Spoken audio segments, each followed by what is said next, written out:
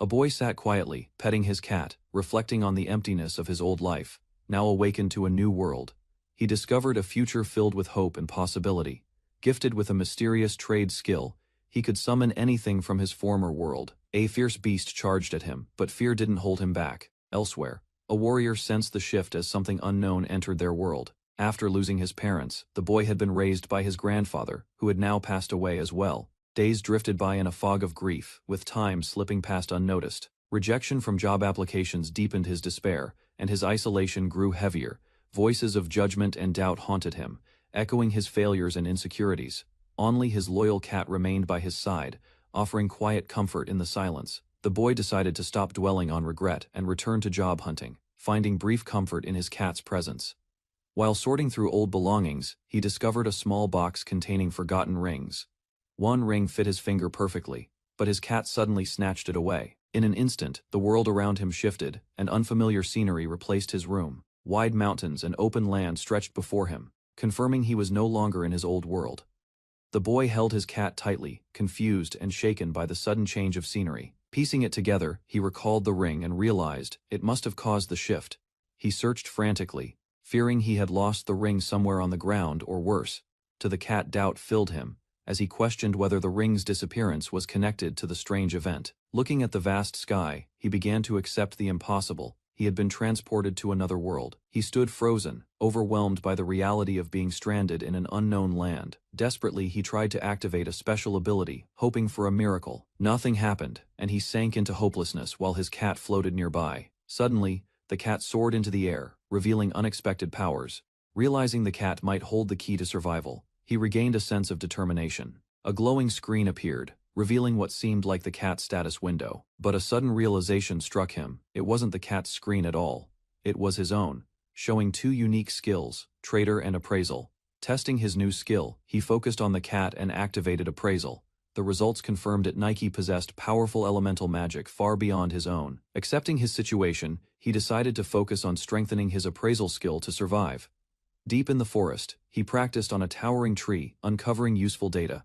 Curious, he switched to the trader skill, hoping for more than basic information. A strange light surrounded him as the trader ability activated with force. Nike reacted defensively, startling him into apologizing for triggering it unexpectedly. He apologized to Nike, asking the cat to stay back as he tested his ability. With focused energy, he unleashed power that split a massive tree in half. As the dust cleared, he looked back with a grin, eager to demonstrate more. Once again, he directed power toward a new tree, drawing out another reaction. Though Nike remained annoyed, he pressed forward, ready to push the skill further. He placed the harvested tree into the item box and selected the trade option. The points accumulated, and he envisioned exactly what he needed. A pair of sneakers materialized in his hand, proving the system worked. Overwhelmed with excitement, he realized the trader skill was his breakthrough. With a clear plan and fresh shoes, he felt ready to survive and profit in this world. Energized by success, he intensified his efforts, destroying trees with precision and focus. He began collecting larger items, including towering trees and even a massive rock. Using his points, he summoned an electric chainsaw to test utility and space. As he turned to eat, Nike hissed sharply, signaling an approaching threat. Something heavy crashed to the ground, forcing both of them to react instantly. A massive black tiger emerged from the woods, radiating power and menace.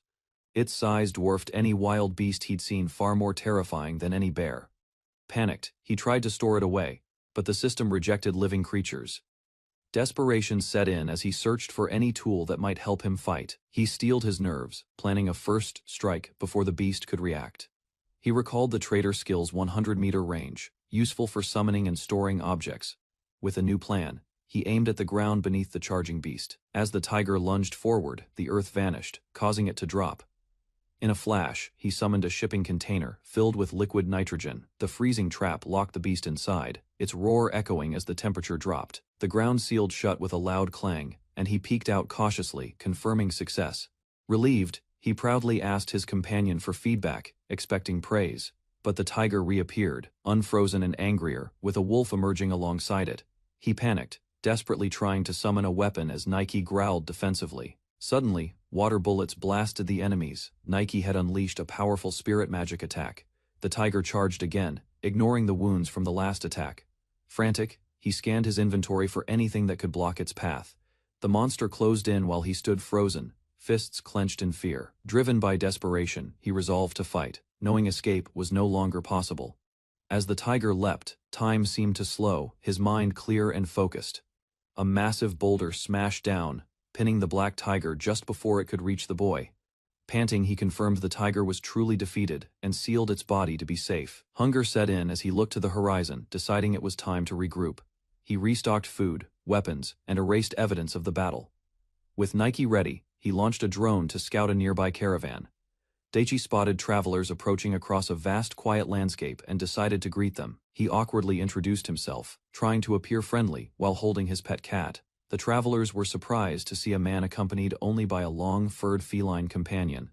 Curious, they asked if cats were rare in the region, prompting Daichi's explanation. Daichi introduced himself and Nike, his partner, as the travelers admired the unique feline. Daichi introduced himself with a flustered expression, as the girl revealed her name, Alicia Heartland.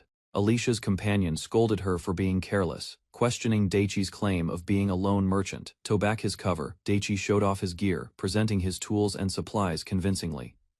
He cleverly displayed a canned drink, confusing them by implying it was a magic tool. Internally, Daichi confirmed that magic tools did exist, validating his assumption from the status screen. Daichi placed his strange tool on the ground, encouraging the two women to inspect it for themselves. Curious, they examined it. One admitted it wasn't magic, the other found it incredible. When Daichi asked to join their journey, they hesitated. He offered to meet their leader in town. Suspicious, one examined his hands and denied his skill with weapons. Daichi laughed off the accusation, exposing his lack of combat experience. Daichi spotted two travelers in the distance and cautiously approached, trying to appear harmless. He greeted them with a nervous smile, holding his cat Nike. One of the girls watched him closely, to ease suspicion, he explained. He was just a man with his pet. The girl asked if he was traveling alone. Daichi confirmed and asked about local cats. She found Nike unusual. She introduced herself as Alicia. Daichi tried to appear casual, explaining his speech as friendly and age-appropriate. He was warned not to act suspiciously, though both women confirmed he did seem questionable. The caravan came into view, a long line of wagons pulled by horses, moving slowly. A stern man emerged, asking Daichi if he was the one seeking to travel with them. Daichi introduced himself. The man, Klaus Bertram, confirmed his identity as the caravan leader and president. Daichi confidently presents his trade proposal, fully aware of its bold nature. He offers a pouch of goods at cost, surprising the merchant with his unexpected generosity. The merchant questions if Daichi understands the product's true value. Daichi explains its commonality back home, yet admits its value depends on location. Impressed, the merchant reveals the pepper's worth in this land is many times higher. The caravan leader explains that pepper is a rare and imported luxury, only affordable by nobles and the wealthy. He quickly realizes Daichi lacks a permit to sell, suspecting him to be a foreigner from another continent. While his origins are confirmed, Daichi asks the group to keep his background secret to avoid unnecessary trouble. Daichi appreciates their understanding as the atmosphere settles, easing the tension slightly. The leader proposes an alternative, offering something other than money in exchange for the pepper. Daichi expressed his intent to become a merchant in this country, despite being a foreigner. He asked for knowledge and support, confident in his ability to build trust. Klaus seemed amused but acknowledged Daichi's attitude. Though interested, Klaus said the offer wasn't enough and hinted more pepper was required to seal the deal. Daichi agreed, offering more goods. Klaus approved, considering him capable and dependable. Recalling his grandfather's words, Daichi committed to surpassing expectations to build strong business ties. The merchant issued a command for Lloyd to collect the goods. Daichi and Karina stood by, awaiting further instructions. The merchant asked Alicia if she was fine escorting Daichi to Kamaru. She agreed without hesitation. Daichi expressed his enthusiasm about the upcoming journey, extending his hand in friendship. Both Alicia and Karina accepted his gesture, signaling a cooperative start to their travels. Karina informed Daichi they needed to explain his background to her superior. Daichi humbly asked his companions to drop the formalities, hoping they'd treat him as a friend. He then introduced his adorable partner Nike, the fluffy cat, capturing Alicia's full attention. As she held Nike, the cat slipped unexpectedly, causing a brief panic. Alicia quickly embraced the cat, enamored by her cuteness.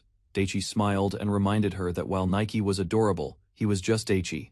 Daichi's warm smile softened Alicia's nerves as she held Nike, the fluffy cat, close to her chest. Embarrassed, she turned away, hiding her flustered face. Daichi suggested they move on, and she quietly agreed. Flustered again, she addressed him formally but quickly corrected herself, calling him just Daichi. She hugged Nike tightly while Daichi teased her. Nike suddenly sensed something and reacted. Far away, the merchant leader discussed Daichi's potential with Lloyd. Two men analyzed the newcomer over dinner, noting his refined hands and quick thinking. They debated whether he was the son of a rich merchant or a naive noble. They speculated the pepper container came from an item box, a rare magical tool. They recalled how item boxes work powered by magic, time, stilled, and usable, only by the owner. In contrast, magical bags were simpler and time-bound. The elders discussed the young outsider's origins and his possession of a rare item box. Despite his unfamiliar background, his knowledge and demeanor earned their cautious respect and silent interest. With confidence and his cat companion, the young boy's new adventure in this world began. The merchant and his companions approached the camp, preparing for the next task. He examined a glass cup, noting its rarity in this world's standards. A girl nearby requested help with the fire, drawing the group's attention. Permission was given, and curiosity rose about how she'd start the fire. With effort and flint, a strong flame erupted, surprising the onlookers. The boy watched fire spirit magic in action, amazed by its daily use and simplicity. He learned that non-fire users relied on magic tools or flint to start fires. Curious, he asked if all magic tools were usable by anyone with magic. She hinted deeper truths. She explained how magic determined job opportunities, leaving non-users disadvantaged and dependent. Memories of financial struggles in his old world resurfaced, mirroring the gap in this one. Asakura realized that magic determined one's worth in this world, a thought that weighed on him. Accidentally saying it aloud, he startled the girl, then quickly covered his mouth in regret. She smiled gently, assuring him that she had grown used to such comments. Despite her limitations, she felt blessed, surrounded by kind people and a supportive job. Inspired, Asakura resolved to use his ability to support those without magic. Asakura became excited at the idea of disrupting the world's values using his knowledge. He planned to help non-magic users by introducing Earth's technology to equalize their lives. He presented a lighter to Colette, claiming it could start fires easily. The group examined it with curiosity, surprised by its gem-like clarity and compact size. Colette hesitated, mistaking it for a rare and expensive magical artifact. The group watched anxiously as the unfamiliar tool clattered to the ground. Asakura calmly reassured Colette, encouraging her to use it without hesitation. She carefully struck the lighter, producing a steady flame that caught the kindling. A warm fire lit up the space. Colette admired the device's simplicity and usefulness. Smiling, she praised his tools and believed his mission to help others would succeed. Asakura offered the lighter as thanks, surprising Colette with the unexpected gift. As he turned to leave, Colette objected, insisting the item was too valuable to accept. Their conversation was interrupted when a towering figure approached the group. The man was introduced as Captain Jeffrey, leader of the escort party assigned to protect them. With a grin, Jeffrey confirmed he would accompany them on the journey to the next town. Alicia confirmed she was tasked with watching over Asakura, who took the comment lightly. As the group walked off, Colette hesitated, staring silently at her empty dishes. Later that night, Asakura lay inside his tent, reflecting on the day's events. He was surprised the lighter's appearance impressed more than its function. Alicia entered, informing him the company president requested his presence immediately. Asakura prepared himself, wondering if there was an issue with the pepper he supplied. Outside, the camp buzzed with laughter and chatter, contrasting his nervous thoughts.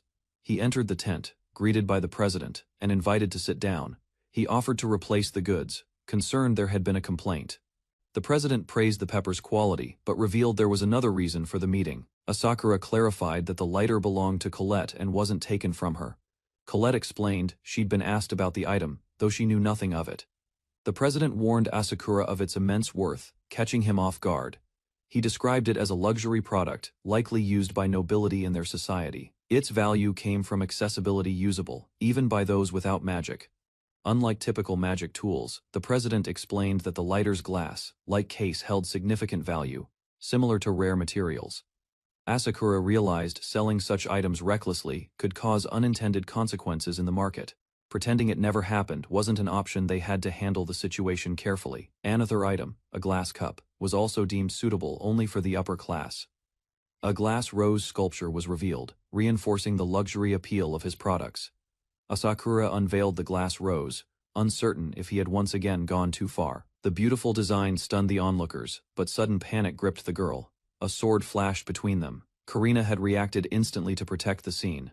She quietly apologized, stating she had simply lost her composure before stepping back. The president and Asakura exchanged apologies, while Karina warned him to stay close for safety. Asakura remained calm, hiding the fact he hadn't grasped how close the sword had come. He suggested Karina stay, and with approval, the tense meeting resumed. The president reminded Karina of their situation, prompting her full attention. Asakura clarified the item's identity, while the president explained its exceptional trade value. Astonished by the variety of items, they admired the glass's unexpected beauty and utility. The president noted the shine of the glass differed from that of the lighter's case. Asakura considered marketing strategies and hinted at offering the lighters as bonuses. He explained his approach, pairing the lighters with high-end glassware to build appeal among nobles. Though the plan was modest, the group saw no better option and agreed to proceed. A formal partnership was sealed with mutual understanding and commitment to work together. With a firm handshake, the merchant and president sealed their partnership, marking the beginning of a new venture. Asakura later apologized to Karina, acknowledging the misunderstanding during the tense moment. Though reassured, Karina still felt uneasy about how things unfolded. She expressed quiet concern, though others believed she handled her role well. To lighten the mood, Asakura offered his cat to Alicia, who gratefully embraced it. Asakura grinned, pleased that his plan to lift Alicia's mood worked effortlessly. Encouraged, she forced a smile, unsure if it looked natural but hopeful it was enough. Her awkward expression flustered her, while Asakura teased her again, drawing a glare from Karina latter. Asakura noticed whispers and stares following him around the camp. Karina explained rumors were spreading about the lighter, and more curiously, about his identity. Rumors about the boy's identity swirled. Some believed he was royalty in hiding. Others thought he was a noble chasing love. The group brushed off the wild stories, amused by the camp's vivid imaginations and curiosity. Suddenly, panicked villagers burst into the area, yelling about a monster threat they couldn't outrun. Horrified, they learned a horde of dangerous king apes was closing in. The knight stepped forward, commanding the others to stay close as battle loomed. A sudden roar from the forest halts everyone. Giant beasts known as king apes charge toward the camp. The commanding officer shouts for the large beast interception formation, prompting soldiers to rush into organized defense. Adventurers and guards take positions, archers lining up at the rear as melee fighters brace up front. Daichi stays behind, assigned to guard Alicia, while the front line prepares for battle. Alicia insists on fighting, but Daichi asks her to leave defense to him.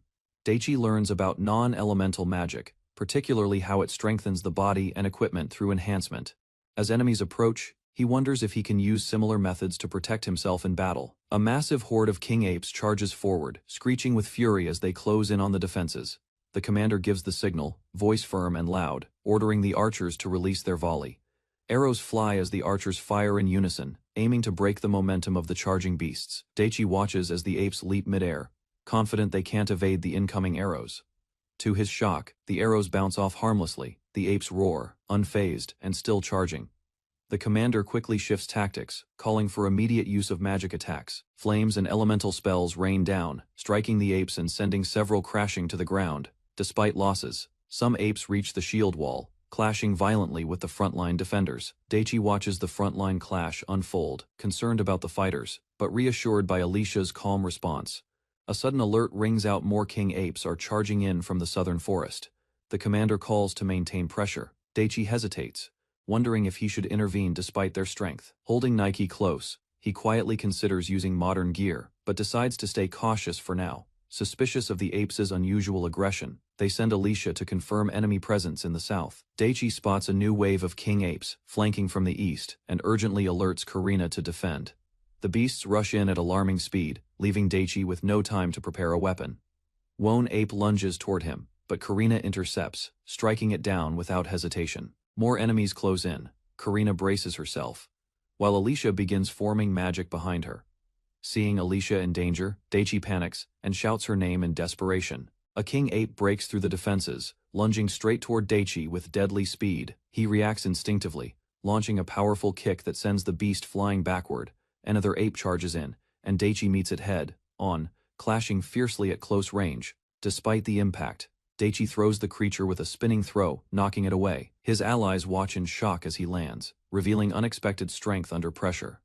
Daichi crashes to the ground, prompting immediate concern from Alicia and Karina as they rush to check on him. Injured and surrounded, the group begins retreating, but the king apes continue their relentless pursuit. One ape closes in, but Daichi strikes back while a soldier intercepts another from the side. Alicia freezes as a king ape appears directly behind her without warning. She turns in shock face with a beast ready to strike. Daichi shields Alicia from the beast's strike, bracing himself for the impact. Karina and Alicia shout in panic, fearing Daichi has been seriously hurt.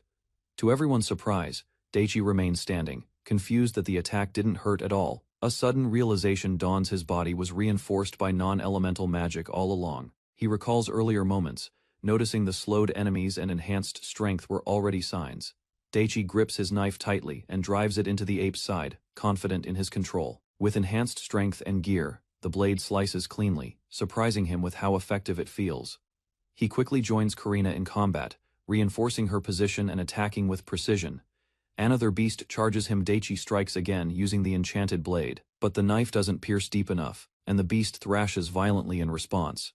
Daichi faces the ape's open jaws, but stays calm as it lunges in close. He smirks silently, confident despite the danger closing in. Karina prepares a counterattack. With swift movement, she slashes through the enemy with precision. After the strike, she calmly collects herself. Daichi, stunned, watches her with newfound admiration, lost in thought. Daichi's trance breaks as the others call out. Concerned he's taken a hit, Daichi checks on the girls, relieved they're unharmed, while they worry more about his condition. They regroup near the tents. The enemies are thinning out, and the defense line holds firm. Daichi urges Karina to support the front. She pauses, silently considering his determination. The enemy's flanking plan has failed. Their retreat begins as morale breaks. Karina smiles gently. Daichi quietly notes how much calmer she looks now. Daichi notices blood and tries to check his injury, but Alicia immediately offers to help. She prepares water magic to clean the wound, ignoring his protest to do it himself. Alicia insists, gently wiping his face while Daichi allows it, flustered but thankful. As she cleans him up, he realizes she's using water spirit magic naturally. Surprised, Alicia shyly responds, while Karina silently observes their growing understanding. Daichi reflects on the difference between elemental and spirit magic, explaining their structure and traits. He deduces Alicia's abilities, realizing spirit magic is more efficient and potent than elemental types. Trying to avoid offense, he casually claims he just assumed she had the superior type. Karina and Alicia stare silently, unconvinced by his reasoning but amused by his logic. A knight nearby explains how rare spirit users are, shocking Daichi with the low numbers. Daichi admits his lack of knowledge and asks for guidance, prompting Alicia's teasing response. The girls agree to help him learn, though Karina seems slightly reluctant. Daichi jokingly offers to honor them with a statue, which both girls firmly reject. With the battle finished, they consider helping the wounded and checking on the aftermath. Karina wonders why the apes attacked. Daichi has guesses, but others may know more. Daichi reflects on the rarity of spirit magic and the danger of revealing his appraisal skill. Walking with the others, he realizes survival is difficult, even with strong abilities. Daichi smiled confidently, ignoring his bruises. She watched from beneath the blanket, puzzled by his relaxed expression. Memories of the battle returned. He had faced the monster unarmed, calmly placing himself between her and danger. Even as the creature attacked, he smiled. She couldn't understand his expression in that moment. It reminded her of fairy tale strong, fearless protectors standing tall without hesitation. But doubt lingered. Was he truly that kind of person? Daichi smiled with ease, unaware that his calm demeanor left others speechless and confused. She sat up in bed, silently watching the glowing camp outside, her thoughts tangled. The morning erupted with surprise as she learned Daichi had never ridden a horse, yet joined the journey anyway. Even while riding in a high-quality coach, he complained, unbothered by the nobles around him. Whispers followed him. Though treated as a guest, Daichi questioned why people kept their distance. A strange glow from Daichi's tent caught everyone's attention. Though confused, he brushed it off casually. He was advised to consult the others before publicly revealing his unusual tools again. Curious, she asked about the device he had used. He teased that she could have just visited his tent. Embarrassed by the thought, she panicked, insisting a night visit would be improper. Realizing his mistake, Daichi awkwardly apologized for offending the young maiden. Daichi was shocked to learn both girls were older than him, despite claiming to be 22. They teased him, amused by his reaction, and quick attempt to appear mature. Flustered, He realized they saw him as a younger boy despite his protests. He dropped the subject, admitting his mistake and moving on as they continued their journey. Later they discussed a failed expedition. Only 5 survivors escaped the wrath of forest beasts. Daichi learned that baby apes were captured, enslaved, and used for labor, especially in the military. He was shocked at their high market price, with the youngest fetching the most gold. Though not criminals, the adventurers were held responsible for the destruction from the recent battle. Those unable to pay faced forced servitude.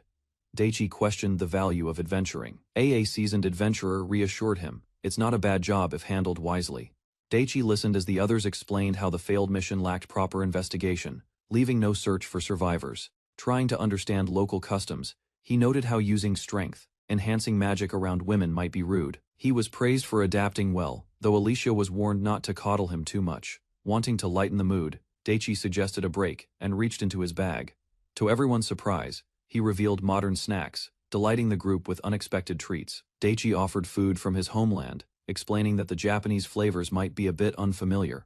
Curious, the girls examined the snacks, while Daichi eagerly awaited their reactions. He unpacked more items from his item box, made accessible through a disguised magic bag. As they chatted, Daichi noticed something odd in their expressions. Sensing a change in tone, they reached Takura village, ending their break as the road ahead demanded their focus. Daichi joked about how some modern items, like sandwich wrappers, weren't meant for just anyone to see. With a break ahead, he suggested a walk through the outskirts of the village.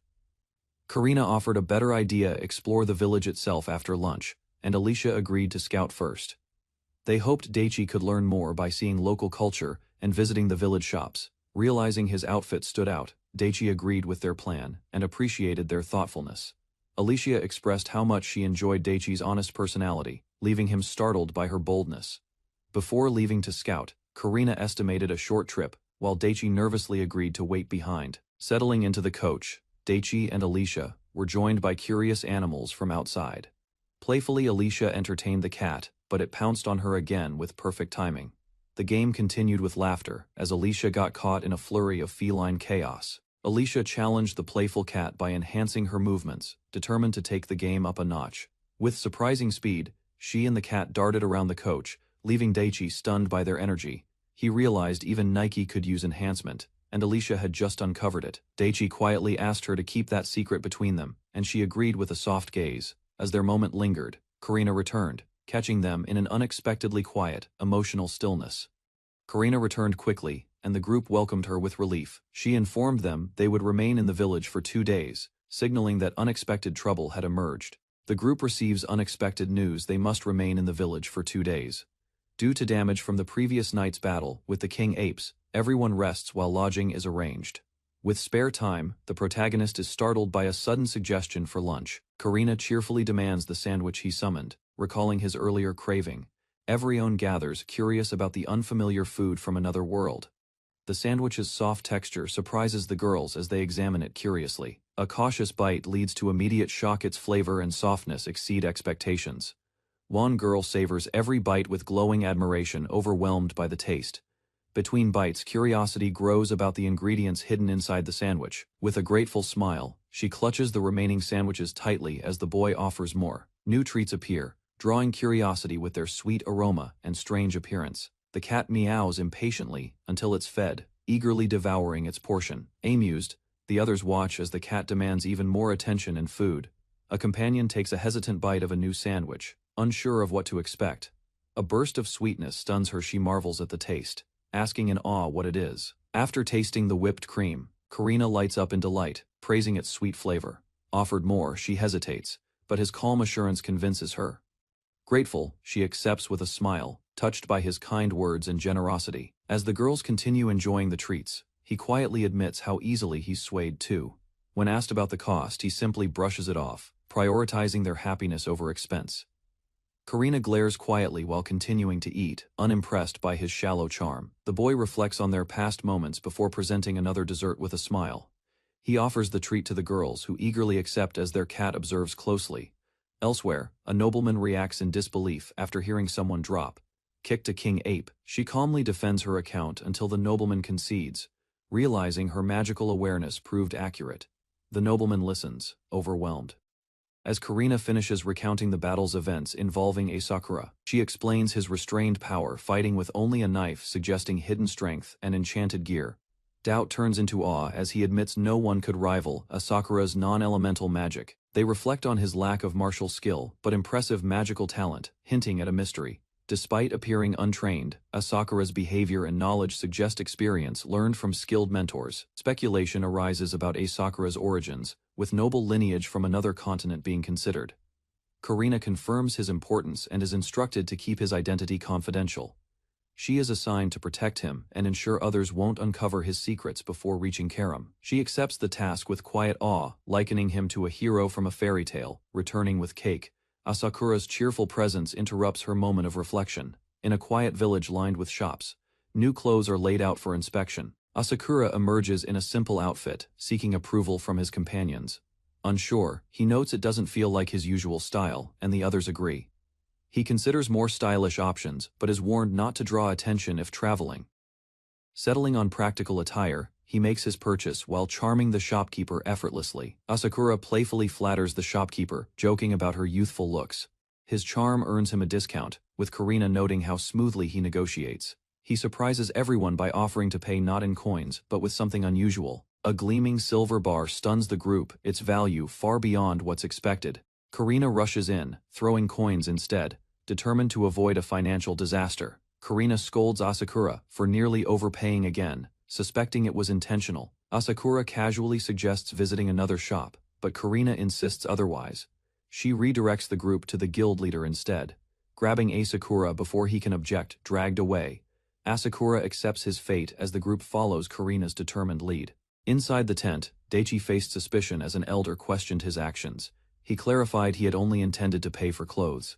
Latter rang from outside, contrasting the tension within. Daichi revealed a silver ingot, causing surprise. Unfazed, he mentioned that silver bars were a common form of payment back home. Having relied on his item box for essentials, he'd never needed to spend money before. Needing cash now, he quickly pivoted, offering goods for sale instead. Frustration filled the older man's mind as he grappled with Daichi's unfamiliar logic and reckless displays of goods. When asked about her feelings, the knight dismissed any anger, maintaining a cool demeanor. Though she claimed she wasn't upset, Daichi still apologized, recognizing his mistake in acting without permission. He promised to be more cautious, prompting a mixed reaction of forgiveness and mild scolding. In the end, smiles returned as she forgave him, blaming the master, not the cat. Daichi presented a colorful assortment of sweets, offering them with a smile as a form of apology. The knight raised an eyebrow, questioning if food alone could resolve his blunder, prompting Daichi to explain a custom from his world. He admitted that chocolate couldn't solve everything, yet it carried heartfelt intent. Faced with sincerity, they reluctantly accepted. Curious about his culture, delighted by the taste, they eagerly asked for more. Daichi offered a sincere apology, prompting a surprisingly quick acceptance that left him slightly uneasy. The group entered a bustling village, where a crowd of rowdy adventurers filled the streets.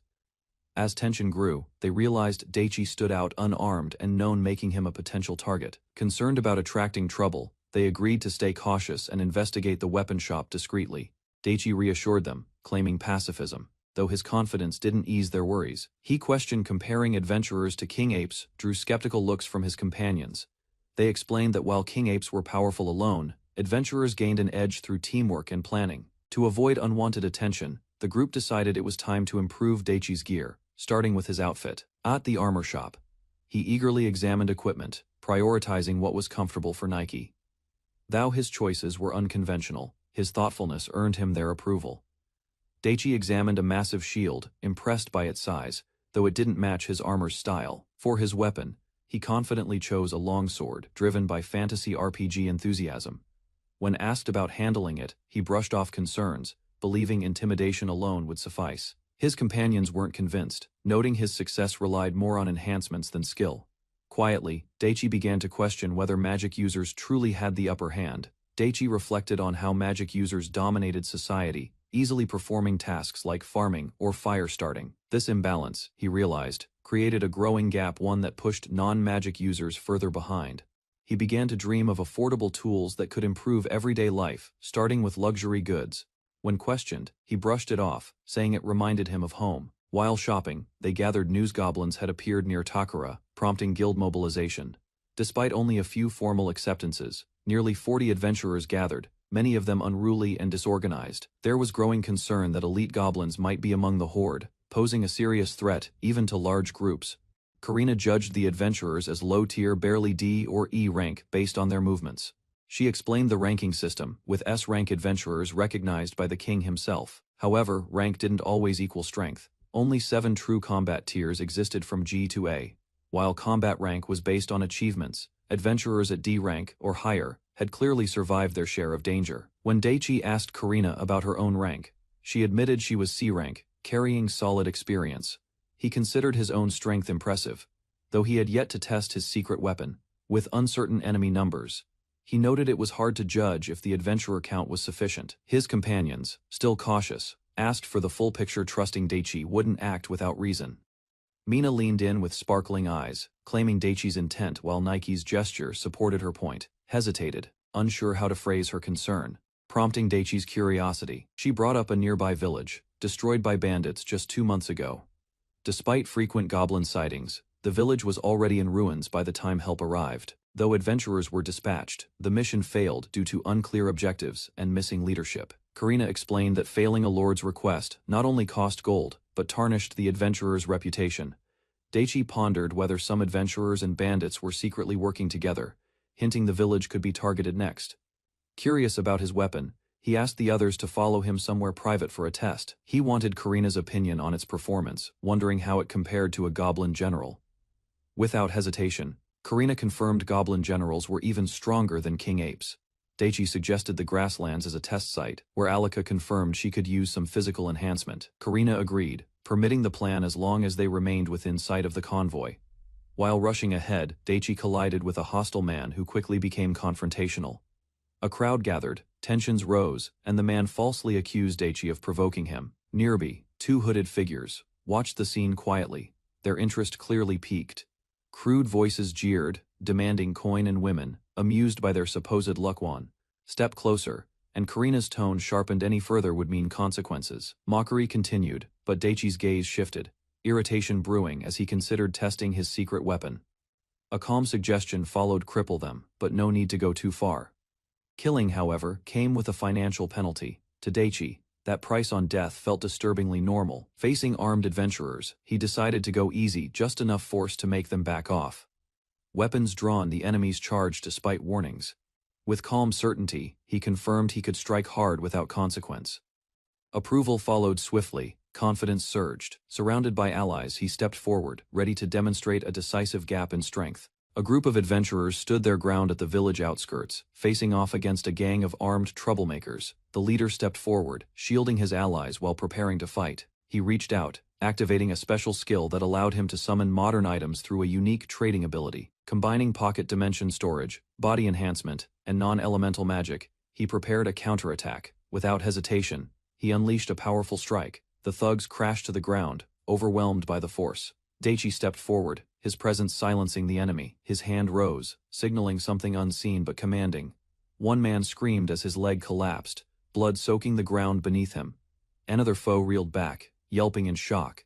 Daichi's gaze remained steady, unfazed by the chaos. From the side, Karina joined the fray, moving with deadly precision, her blade cut swiftly. With calm resolve, she confirmed the task. Every dominant arm tendon was severed, swift, clean, and effective.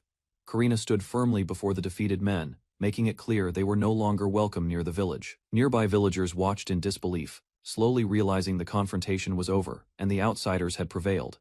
Noticing that the small cat had slept through the entire disturbance, Alicia stepped forward, holding the cat protectively while scolding the offenders for their careless behavior. Aunt's calm returned. Karina checked on Alicia, ensuring she was unharmed as the group prepared to move on. Ordered firmly by Alicia, the trembling men groveled before the cat, shouting apologies with panic in their voices. Everyone watched as Alicia cuddled Nike, praising her mercy. Karina, however, questioned the earlier violence. Daichi casually scratched his head, unsure how to justify his overkill. While cut tendons could be healed with basic magic, regenerating limbs was another matter entirely. Daichi realized the cost of healing was high. Fortunately, Nike's magic might help if she felt like it. Injuries would delay any retaliation, making ambushes more likely than open conflict. That outcome was fully intentional. Concerns shifted toward accommodations, as inns likely wouldn't welcome such a disheveled group. Suspicion rose over the brutal attack. That level of damage couldn't come from basic magic alone. Calmly, he explained it wasn't ordinary. It was a rare, exclusive skill no one else could use. While uncommon, abilities like his weren't unheard of. Both worlds had their exceptions. Learning that only one person on the continent held a unique skill came as a surprise. So much for a few. Pressed for the truth. He admitted to being exiled because of his rare ability, haunted by betrayal. He recalled how even his family turned on him. Talking about it remained difficult. Despite discomfort, he agreed to explain just among trusted company. In his palm, a bullet formed. Fire-powered acceleration completed the deadly skill. Lifting a larger bullet, he explained its force. Bigger meant more damage. A single shot had taken a leg. After the explanation, he asked for thoughts on its combat value, curious to hear honest impressions. Though hesitant, he pushed to test more ideas. Not everyone shared his enthusiasm. To lighten the mood, he offered snacks. Choices included sweet and salty. With a soft smile, Karina chose sweets, relaxing for the first time. Plans for a post-experiment snack were sealed with cheerful agreement. Sweets had clearly won Karina's heart. Before setting up, the group scouted a safe place. Open ground was preferred, but deep forest risks forced them to stop early. Nike was handed over for safekeeping, prompting Alicia's eager delight. Snuggles and snacks followed. The bond between girl and cat had become an obvious unspoken alliance. Eventually, even Alicia had to call out Nike's overzealous affection. Admiring Nike's adorable display, he quickly shifted back into focus, ready to demonstrate serious firepower. From the pocket dimension, he summoned the Desert Eagle, a modern weapon capable of immense damage. AA thought triggered, draw activated the pistol. No hand movement needed. The gun appeared in his palm, ready to fire. One shot ripped through a thick tree trunk. Bark exploded, leaving stunned silence in its wake. Awe spread across both faces. Such force wasn't ordinary. Praise followed immediately. Confirmation followed that the destructive force truly came from a single hunk of lead. No magical chant, no casting delay. Speed, not repetition, was the real challenge. Even seasoned mages couldn't match it. Comparison to a pistol emphasized the threat. Magic users, even at low ranks, had terrifying potential. Among non-magical folk, the ability alone made someone dangerous, regardless of skill tier. Faced with the question, he didn't hesitate. Offensive magic trumped all. Alicia clarified that only those ranked F or higher in the Mage Guild were officially called Mage's Adventurer. Ranks were separate. While snacks were expected, the main course turned out to be another weapon test. He warned them to watch closely. A massive shot blasted through the target zone, leaving everyone stunned by the raw force. Despite the result, he admitted his aim needed work. For reference, even high-ranking mages would struggle to pierce such a large tree. Bringing down a tree wasn't impossible, Karina noted, but piercing it cleanly was far tougher. Even with advanced magic, Alicia casually listed a few capable Earth users, hinting she had more in mind if accuracy wasn't a concern. In this world, Nike's water bullet rivaled high-ranking mage spells, despite seeming average by Isekai standards. Relieved, Karina joked about her fears he'd go further. He smiled. That level of power reserved for his trump card, Nike's spirit magic. With the sun high, the group paused for a snack, enjoying a rare moment of peace. While the others ate, he shifted the topic, hinting at an idea forming in his mind. He declared his plan to open a shop in the village, using his abilities in a new way. In a quiet village, Daichi resolved to launch a new experiment, setting up his first shop using his unique ability. As he shared his idea, curious adventurers gathered, intrigued by the possibility of something new. Reactions varied. Some showed excitement, others wary anticipation, wondering what strange tools he'd produce this time. He sought opinions from Alicia, an expert in magic tools, before approaching the guild leader for approval. He revealed modern tools, unfamiliar to the world, questioning if such items existed in this land. The unfamiliar tools left the group puzzled. They had never seen such objects before, and couldn't guess their purpose. Daichi demonstrated their use, striking a match and lighting a flame without any chant or magic circle. He clarified they weren't magical artifacts, anyone could use them, regardless of magical ability. He explained the science behind them, noting how even a single match could spark a proper fire. Alicia was stunned. These simple items could easily replace complex fire, starting magic tools. Daichi revealed his plan to sell modern tools to people without magic, opening access to practical alternatives. He expressed his desire to improve their lives, despite the market's tendency to ignore such customers. To counter that, he decided to price the items low enough for even the poor to afford.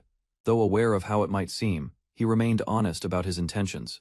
He proposed dividing his business efforts between the rich and poor, to serve both without bias. Concerns arose about supply and credibility if demand surged, but Daichi assured them of ample stock.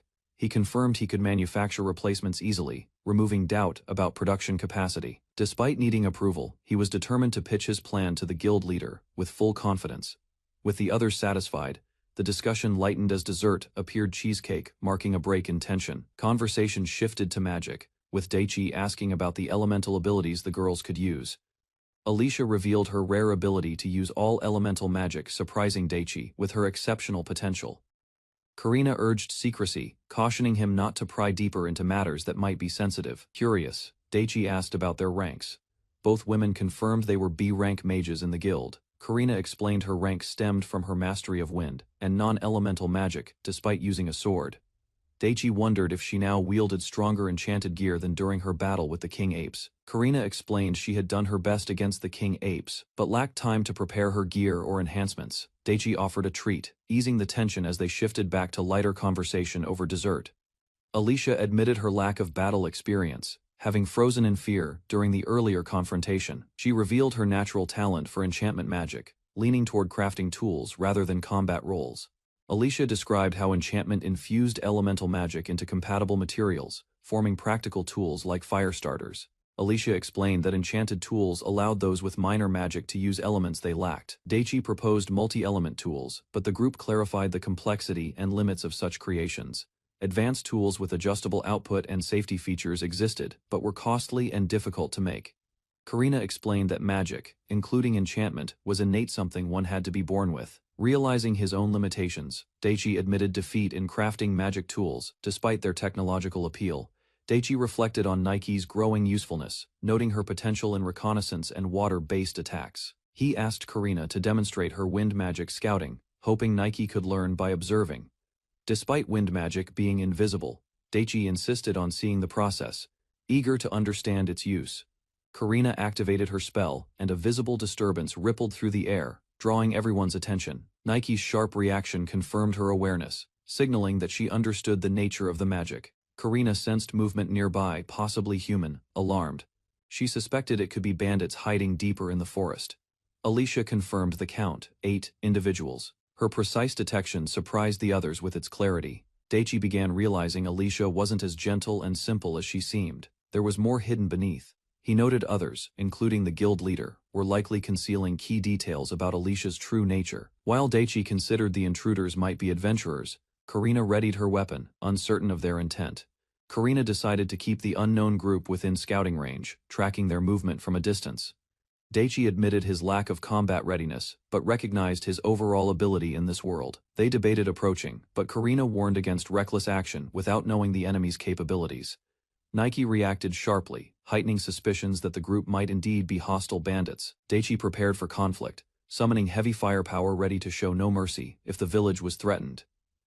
Karina sensed a troubling shift. The group's numbers had grown, prompting concern. With the count now at 20, Daichi considered the implications and guessed their base must be nearby. Alicia offered to assist, but Karina declined, suggesting they report the matter to the guild leadership. The group delivered their findings, prompting the guild leader to forward the alert to Captain Jeffrey. While waiting for the captain, Daichi proposed, discussing a separate issue, hoping to use the time wisely.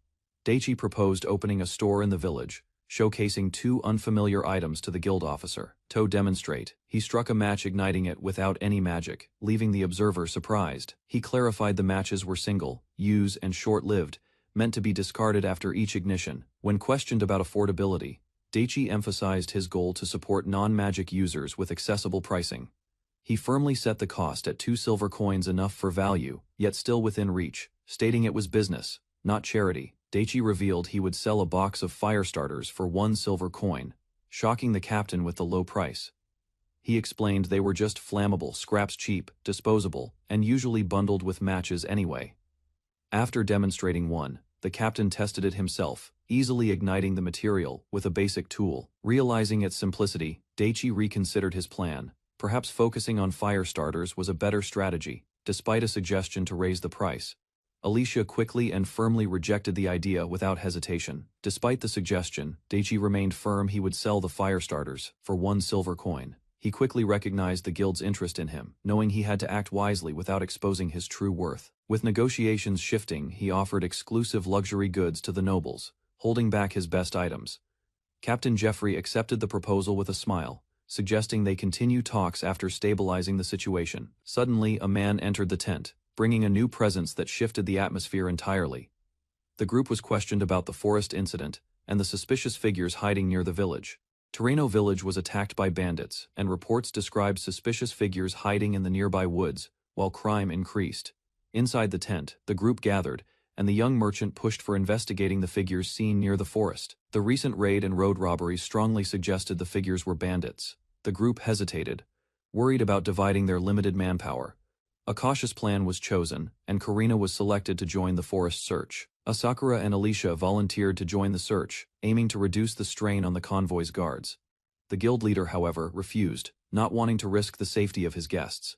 Karina stepped in, pointing out their past achievements and strong magical capabilities in battle. Alicia supported the assessment, noting Asakura's powerful fire magic and ability to retreat if needed.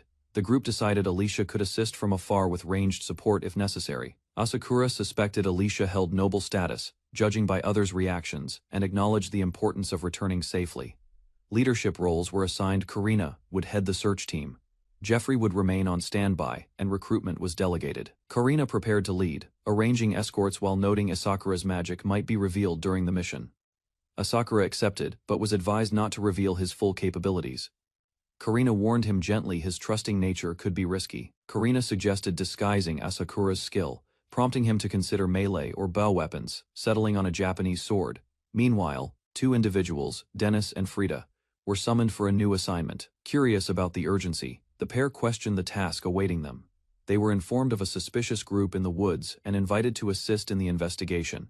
Despite their casual attitude, Asakura observed their exchange and noted their underlying combat readiness. As the group headed out, one asked about the two guests, prompting a vague but deliberate reply. Karina organized the team's formation, assigning herself and Asakura to the vanguard. Alicia took the midguard, while Dennis and Frida were placed in the rearguard to cover all sides. Asakura hesitantly admitted his limited combat experience, despite recent success. Dennis playfully dismissed the concern, praising Asakura's victory over King Apes as proof of real skill.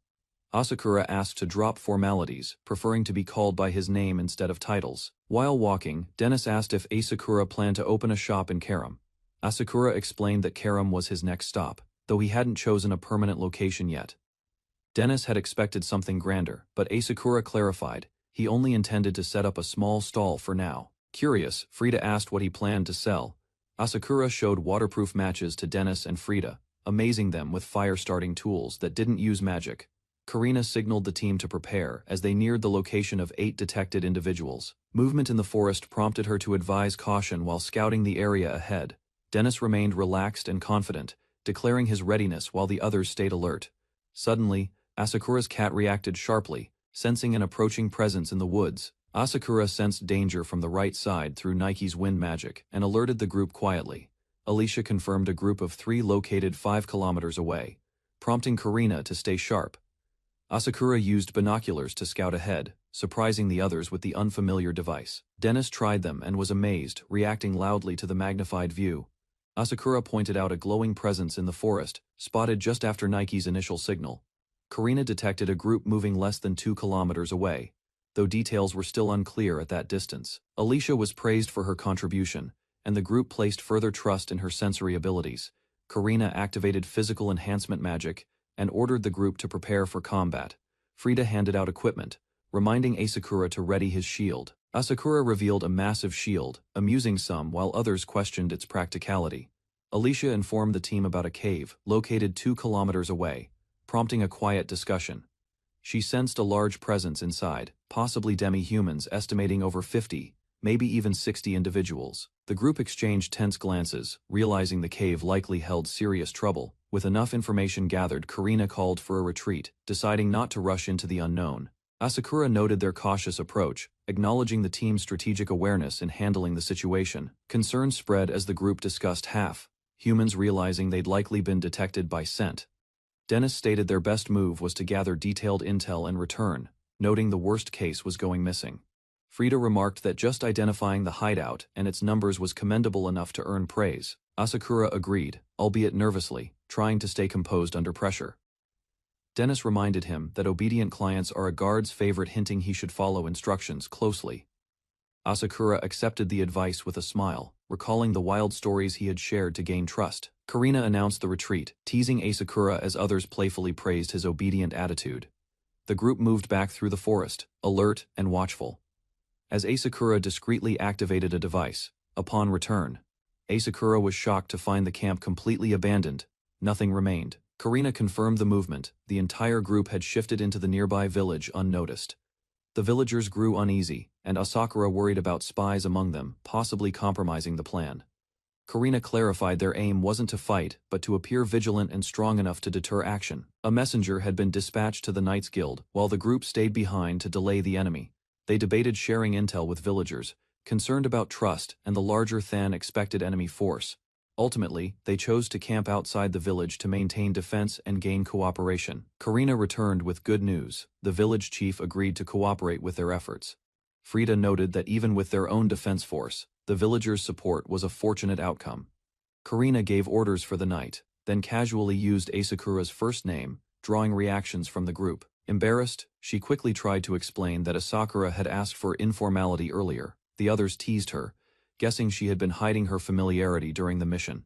Asakura dismissed the teasing, accusing them of setting him up for rejection and playing it off. Frida pulled Karina close for girl talk, while Karina resisted the embarrassing interrogation. The teasing escalated, with Frida openly asking Daichi if he found Karina cute. Asakura gave a soft answer, admitting Karina was cute when nervous and even more so now. Karina froze in shock, overwhelmed by the sudden praise, and everyone's joyful reactions. Asakura announced he was setting up his stall, prompting teasing cheers toward Karina, who panicked over the misunderstanding. The group entered the village marketplace, deciding to observe how the villagers responded within the next 2 hours. Karina was asked if something had happened, but she nervously denied it. Alicia pressed further, sensing her reaction, while Karina struggled to deflect suspicion. Asakura waved them off, reminding them of the time limit and focusing on the stall setup. Daichi greeted the women as he prepared his stall. He explained he was only testing things out today.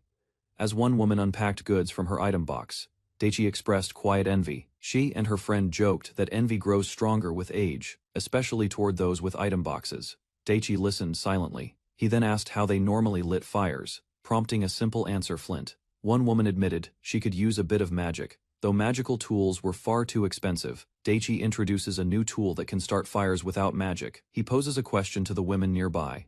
He takes one of the woman's hands and demonstrates the tool, a box of waterproof matches.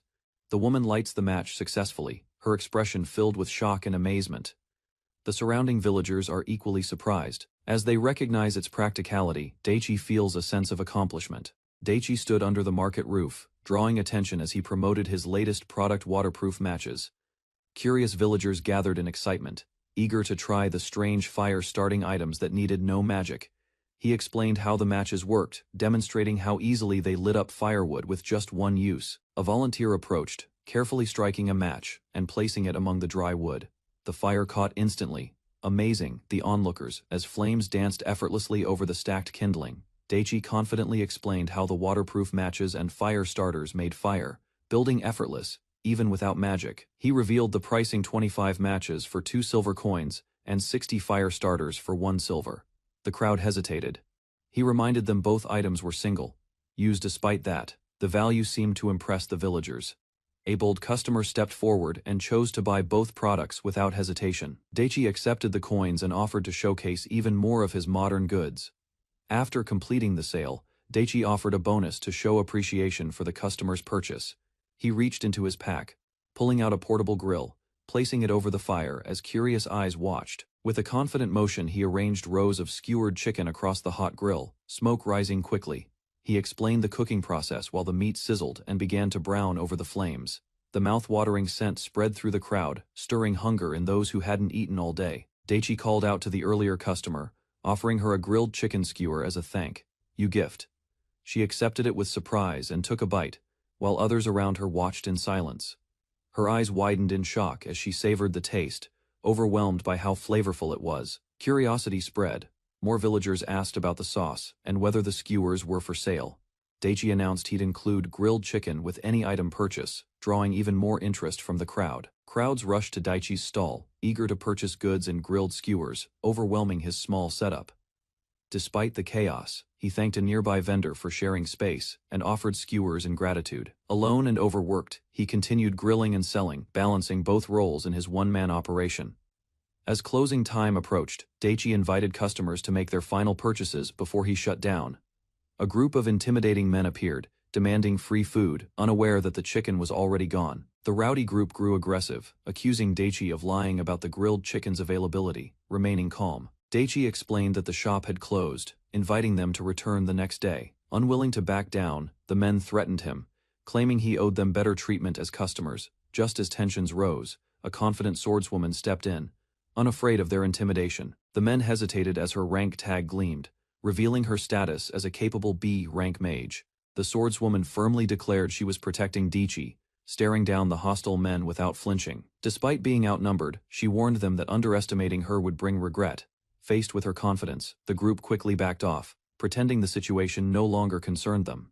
Suddenly another group appeared this time, familiar faces who recognized the trouble brewing. One of them offered support, asking if backup was needed, and received a grateful nod in return. Daichi casually announced their departure, but a threat quickly followed, targeting the swordswoman who stood beside him. Angered by her attitude, the men shouted, blaming Daichi for mocking them and vowing to retaliate. Daichi admitted his joke, unintentionally adding fuel to their rage with a playful tone.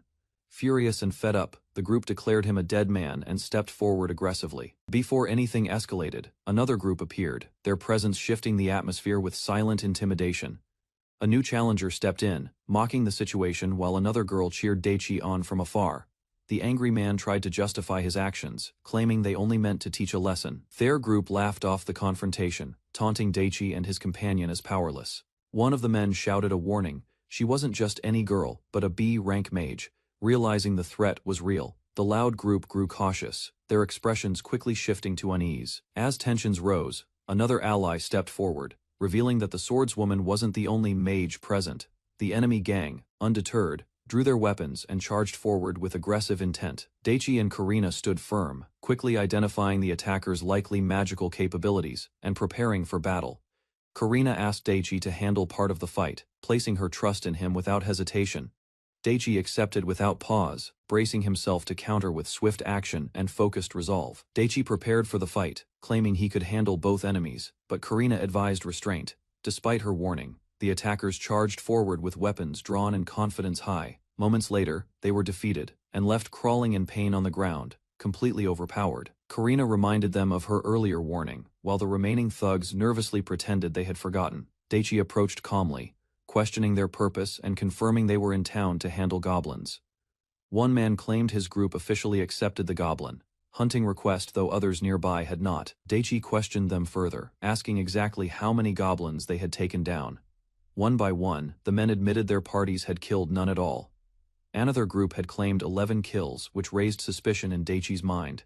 He pressed them for confirmation, and the answer came, yes, they were sure it was 11. Daichi asked for details about the party that claimed to have defeated 11 goblins.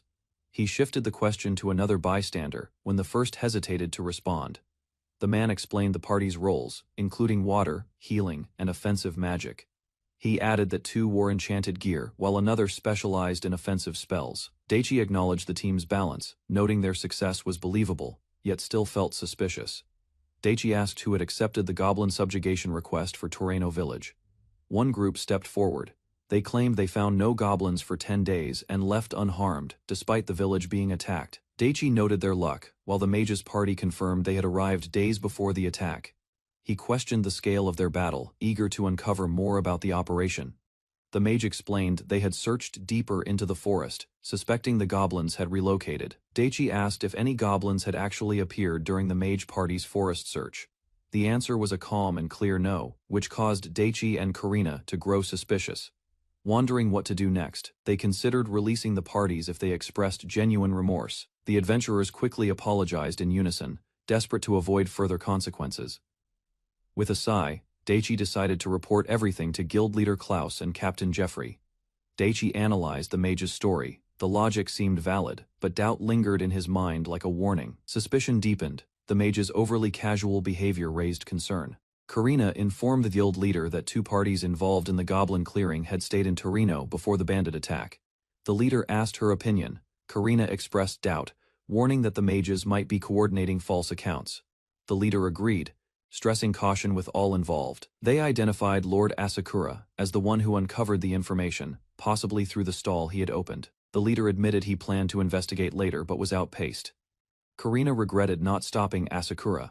They wondered if adventurers noticed. His tactic had fooled everyone. Suspicion stirred as Asakura's inquiries hinted they were prepared for road ambushes, not just village defense. Still, as long as no one questioned too deeply, their intentions remained hidden. The guild leader asked about Asakura's capabilities. The response was direct. His potential seemed limitless. There was no doubt he held knowledge and education far beyond ordinary reach, not just as a mage but in wisdom. His quick mental calculations done without tools left a lasting impression. Even complex contracts posed no challenge. As a merchant, he showed unmatched precision. While practicing magic in the forest, Daichi began by writing equations and calculating distances, catching the guild leader's attention. Karina admitted she couldn't understand or recall the formulas. His method was triangulation, and despite rough data, he explained like a professor. Eventually, Daichi used a strange high-tech tool to measure precisely. The guild leader noted its efficiency, impressed. He speculated Daichi might be of noble or royal descent, noting his composed manner. Still, Karina observed that Daichi had a habit of treating serious matters lightly, which puzzled the leader. Karina reflected on Asakura's behavior, noting how he often acted impulsively, forcing others to manage the consequences. Despite this, she proposed they elevate their treatment of him perhaps as royalty in disguise, or an air of significance. She pointed to his item box, containing rare and astonishing goods. In their country, only the elite possessed such magic. His ability to adapt, solve problems, and display refined knowledge suggested deep sophistication beyond ordinary means. Yet, if his tools were carelessly released, they could disrupt the country's balance entirely. Karina speculated that if Asakura were truly foreign royalty with superior magic, his influence would be beyond measure. The guild leader teased her, suggesting her noble lineage might push her to secure his favor at any cost. Shocked, Karina lashed out, demanding an explanation. While the guild leader calmly sipped his drink, she reminded him sternly that her kingdom's current instability was no laughing matter. The guild leader retracted, claiming it was only a joke. Still, he admitted that Asakura's inventions alone could stir both political factions to chase him. Karina warned that whichever faction secured Asakura would gain immense power, but an even greater threat would be if a foreign nation claimed him first. Hearing this, the guild leader resolved they must treat Asakura with the utmost respect and honor. Elsewhere, Asakura noticed 2 companions following him again and questioned their presence casually. One teased him flirtatiously, saying it's better to be around familiar faces. Asakura relaxed, realizing her intent was simple. She joked about replacing Dennis if needed, while he nervously objected to being offered up so easily. Asakura assured them he was fine with Dennis joining, brushing off the joke about choosing someone prettier. Karina explained the plan to ambush bandits by pretending to be drunk. With Asakura's blessing, Dennis could drink freely, much to his delight. Karina noted that both Dennis and Frida were B-rank mages, skilled in both ranged and close combat, placing them on par with her.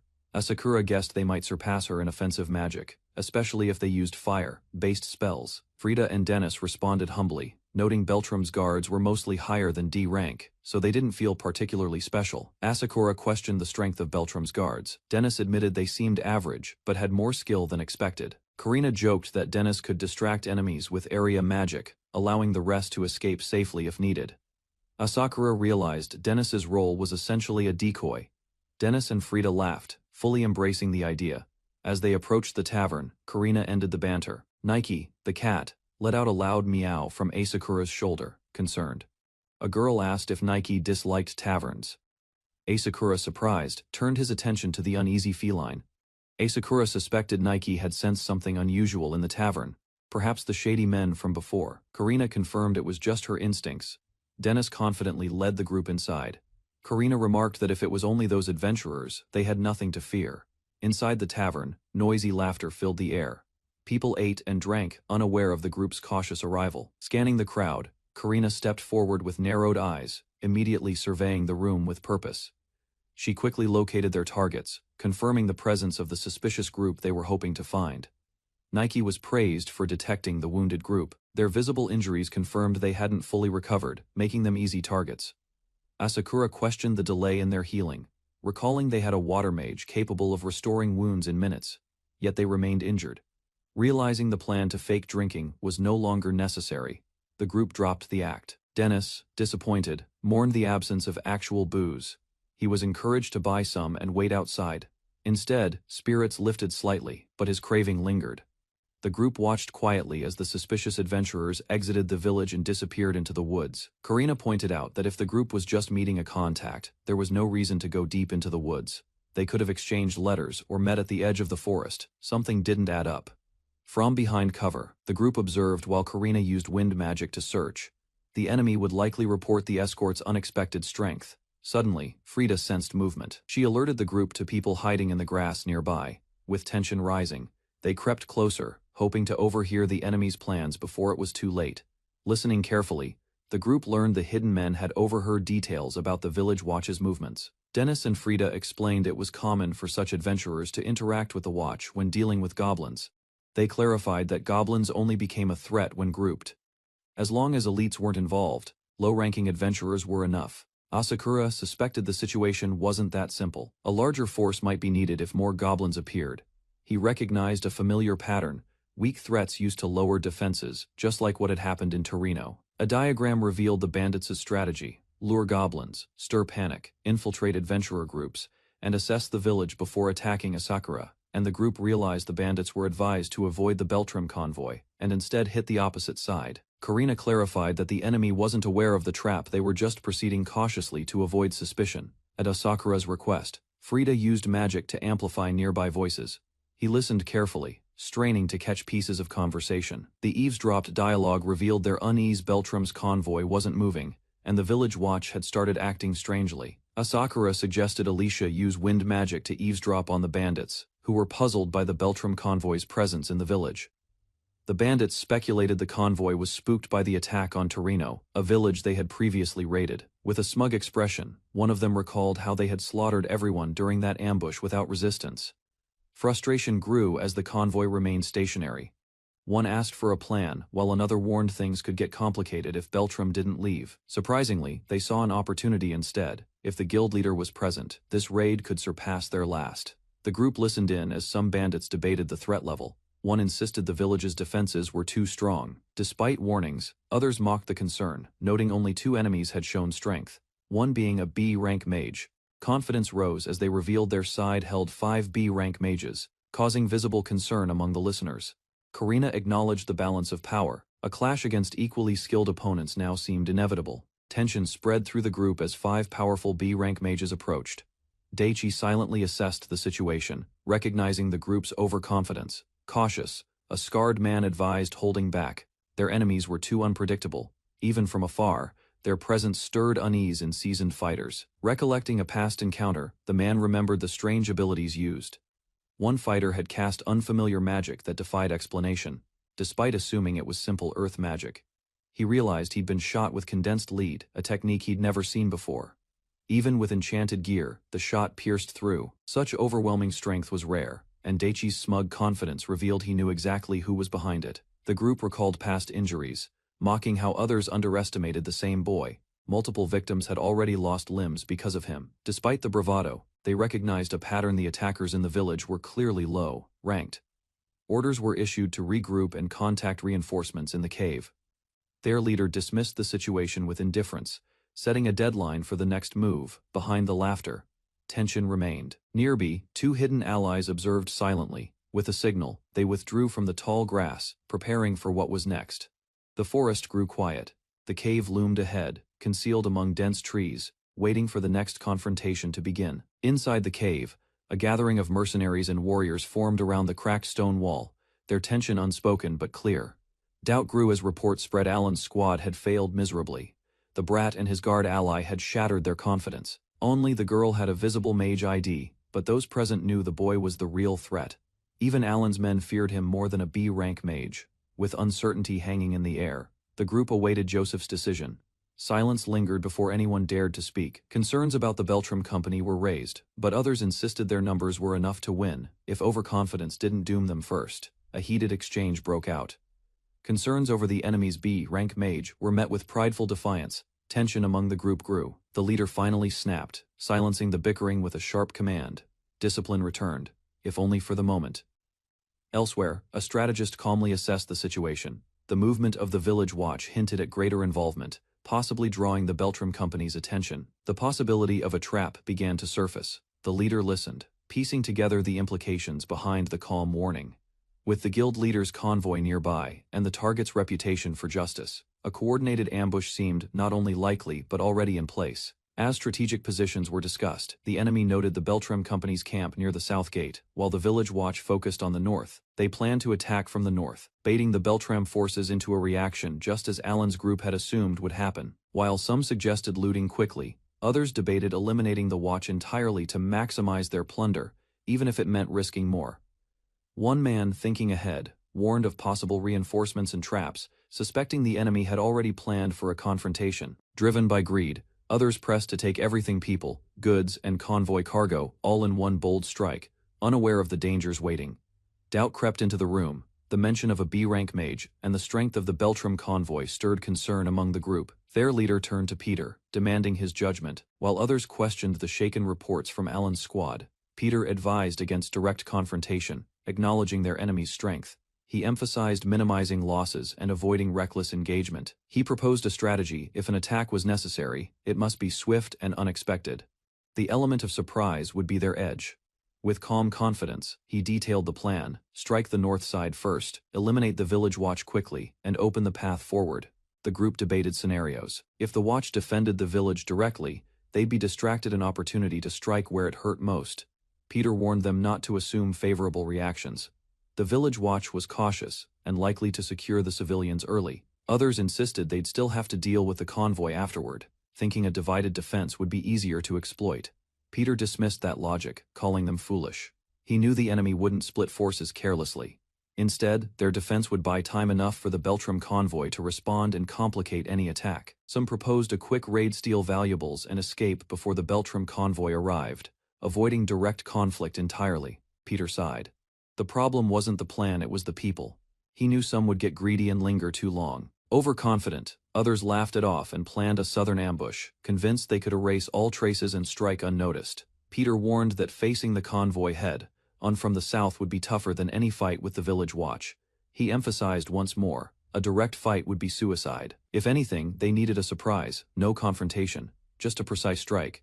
Peter cheerfully declared they'd reached the same ambush strategy, catching others off guard with his sudden enthusiasm. He laid out assumptions: enemy units would likely defend both the south and village center, requiring cautious coordination. Their true objective was to break the village watch's morale. A north gate assault, supported from within, would leave villagers vulnerable. With the Beltram unit distracted or defeated, looting the village would become effortless before reinforcements could arrive. In simple terms, Peter made it clear the plan's core was to eliminate the village watch swiftly and completely.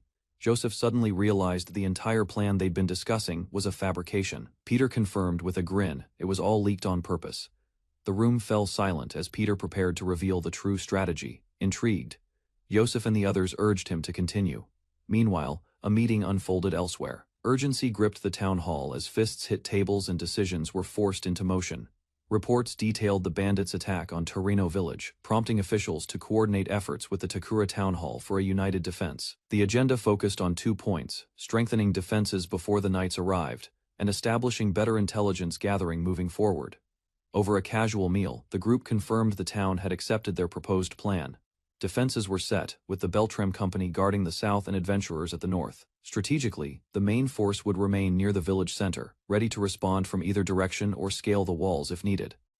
The Beltram Company also advised relocating southern villagers to safety.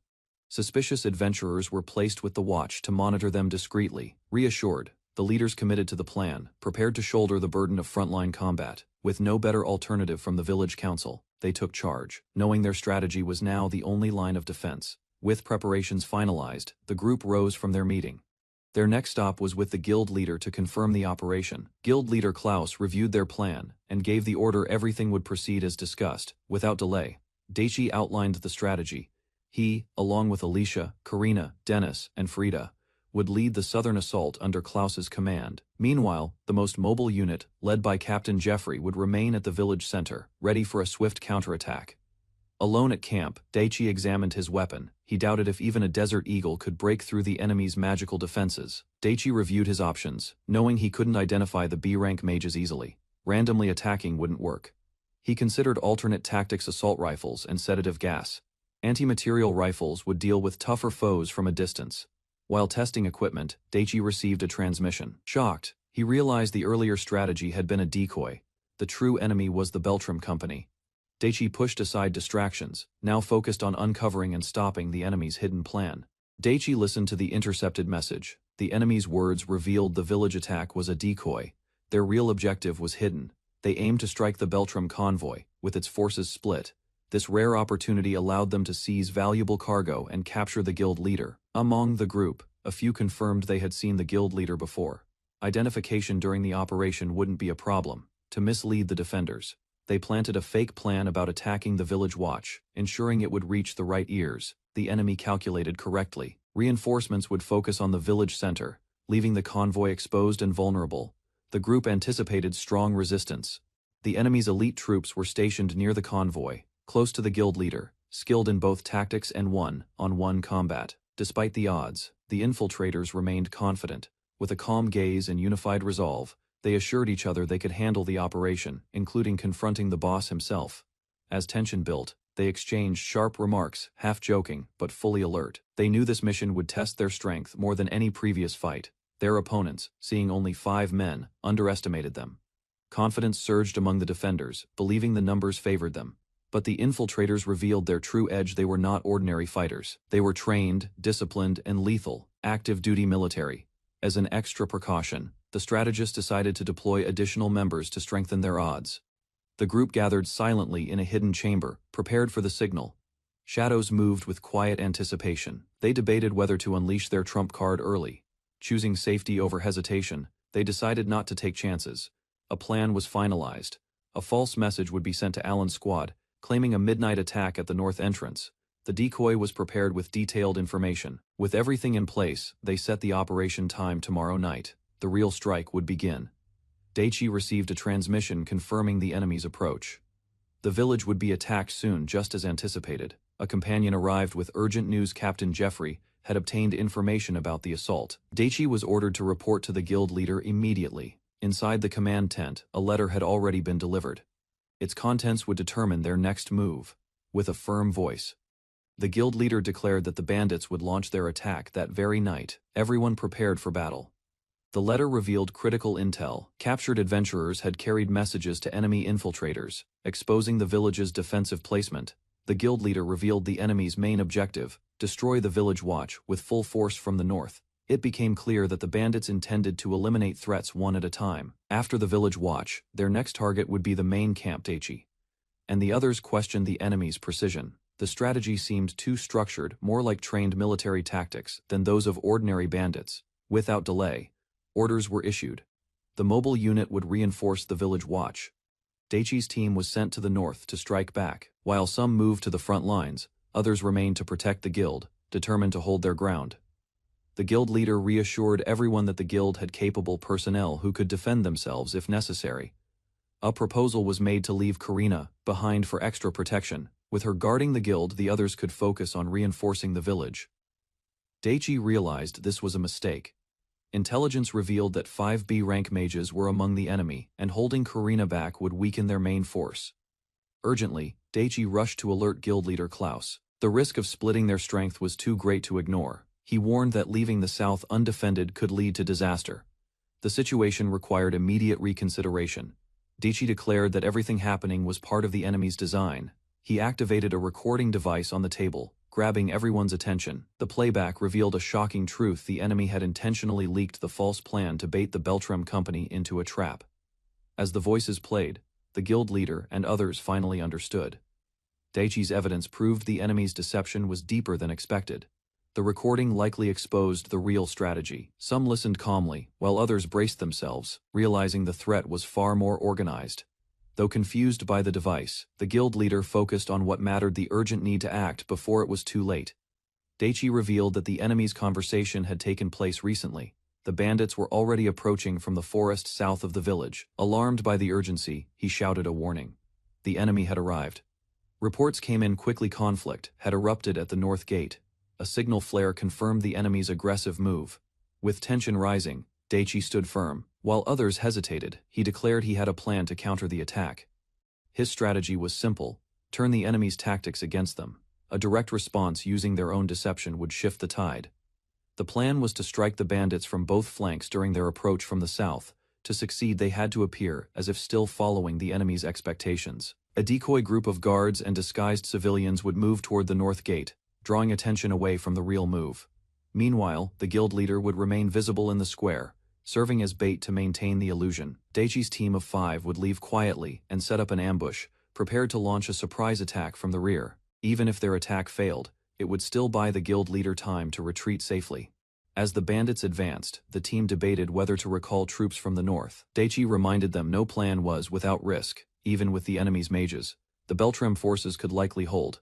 If needed, they could intercept the enemy at the village center, buying time for support. Confidence sparked, but the suggestion didn't convince everyone. Not all concerns were tactical. Some doubted the guild leader would agree. Others felt the plan overlooked deeper implications beyond combat. Daichi clarified, letting bandits into the center unchecked would shift their goal from attack to abduction. Daichi warned that letting the bandits enter would risk more than just the guild leader. They might take remaining villagers as hostages.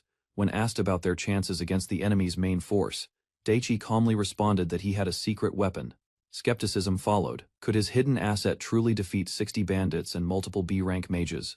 With confidence, Daichi declared he would neutralize every enemy and capture them alive, shocking everyone in the room. Despite his certainty, concern grew. His comrades believed he was underestimating the threat and taking the situation too lightly. The others remained skeptical. Capturing bandits alive sounded even more unrealistic than defeating them outright. Proof was demanded. Daichi admitted he couldn't demonstrate it immediately, but revealed his trump card, a concealed secret weapon. Later, as the squad regrouped outside the village, Daichi noted how guild leader Klaus had hesitated to include Alicia in the strike team. But Alicia reasoned logically her destructive magic was best used away from civilians. Her calm argument won Klaus over. As night approached, Daichi grew cautious. Judging from others' reactions, Alicia's attack magic had a wide and powerful range. Daichi explained his backup plan. If rendering the enemy powerless failed, he would use an assault rifle. He told the others to retreat if things became too dangerous. Alicia, smiling, volunteered to stay behind and help with the mowing down, showing no hesitation. Karina refused to retreat either, insisting she'd stay until backup was needed and would drag Daichi out herself if necessary. Though Daichi acted relaxed, the others reminded him that magic skill wasn't enough. Experience and caution were equally important. Karina emphasized the hard truth. Overconfidence had ended many talented mages. Daichi had to stay sharp. Daichi quoted an old saying from his world: knowing both yourself and the enemy removes fear from any number of battles.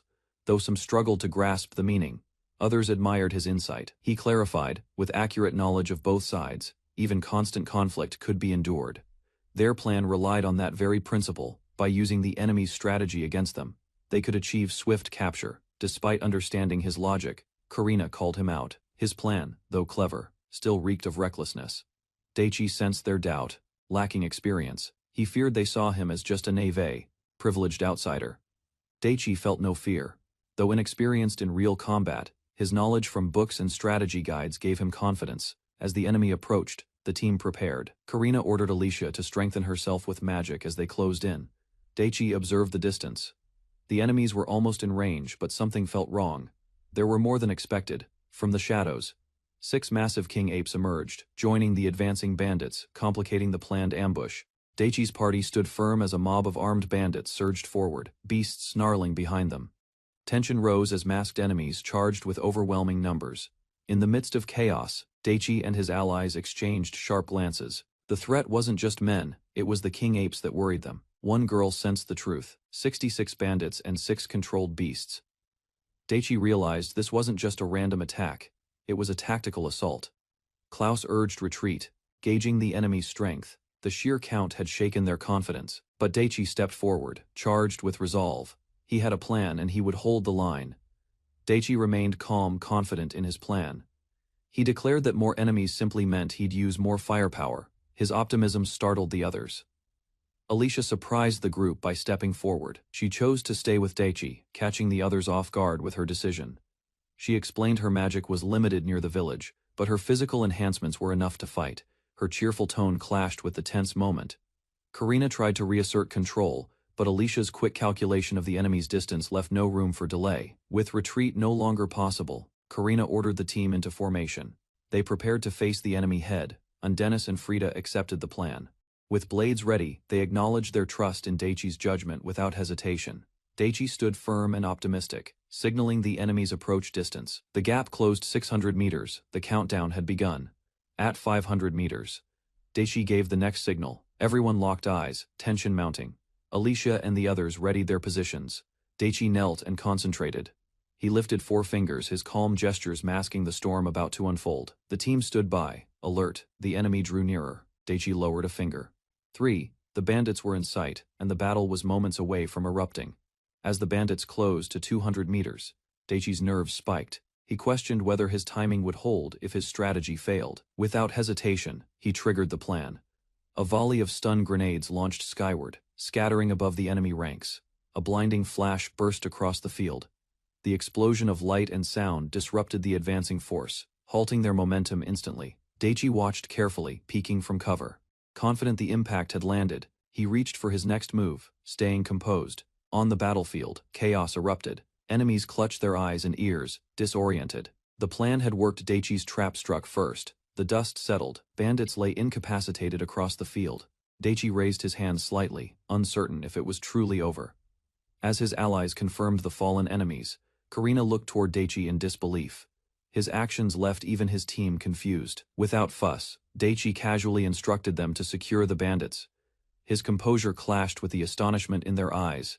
To ensure no one escaped, Daichi prepared another device, this time a net. The team watched as he calmly initiated the next step, but before he could finish, a loud roar shook the air. A monstrous king ape lunged from behind Daichi's moment of peace, vanished instantly. The king ape charged furiously, smashing through debris with wild force. Daichi barely reacted in time as its massive frame loomed closer. Karina and the others shouted for Daichi to retreat. The threat was too close, and they weren't ready to risk his safety. Even Alicia urged him to fall back, as the ape's rampage grew more erratic. Confusion spread. The beast didn't even seem to recognize friend from foe, but Daichi stood firm. He signaled he was fine and turned to face the beast directly, his eyes locked with resolve. With fire in his grasp, another ally stepped in, launching an explosive counter. The king ape was engulfed in flames mid-charge. Karina slashed fiercely at the king ape, her sword cutting deep. The beast reeled but held its ground with unnatural endurance.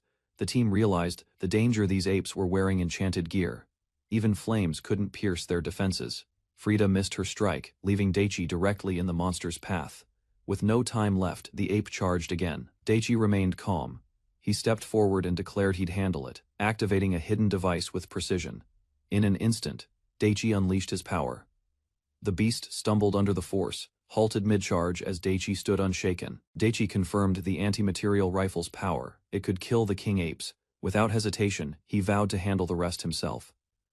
As another ape charged, Daichi prepared. Karina stood ready, watching him closely as the monster closed the distance. A well-placed shot tore into the ape's chest. The enchanted armor failed to protect it. Shock filled its wide eyes. Everyone paused. One shot had been enough. Karina stared in disbelief as Daichi reloaded calmly, eyes sharp and focused. Another beast appeared in the distance. But now, they knew Daichi was more than ready. Daichi remained composed as another king ape fell. With only 3 left, his focus sharpened. He assessed the situation. The enchanted gear was tougher than expected. Only direct shots through the mouth had any effect. Adjusting his aim, he fired precisely.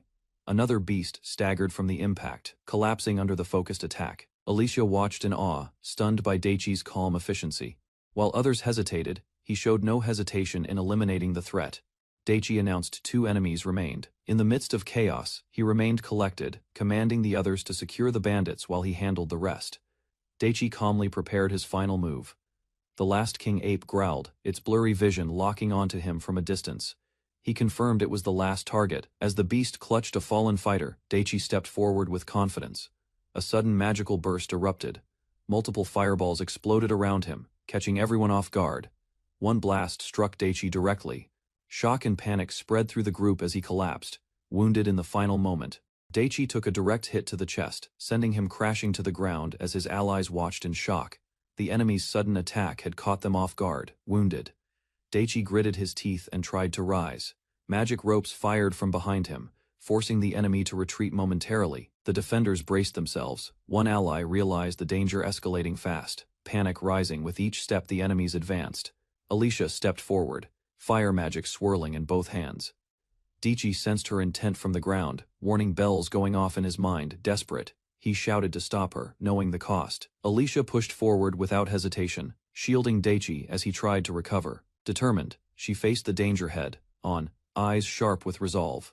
As the situation worsened, an ally called for retreat. Daichi, still injured, was pulled back with Alicia, the group escaping the battlefield together. Once at a safe distance, Daichi checked on Alicia. She reassured him, her enchanted gear having protected her from harm during the clash.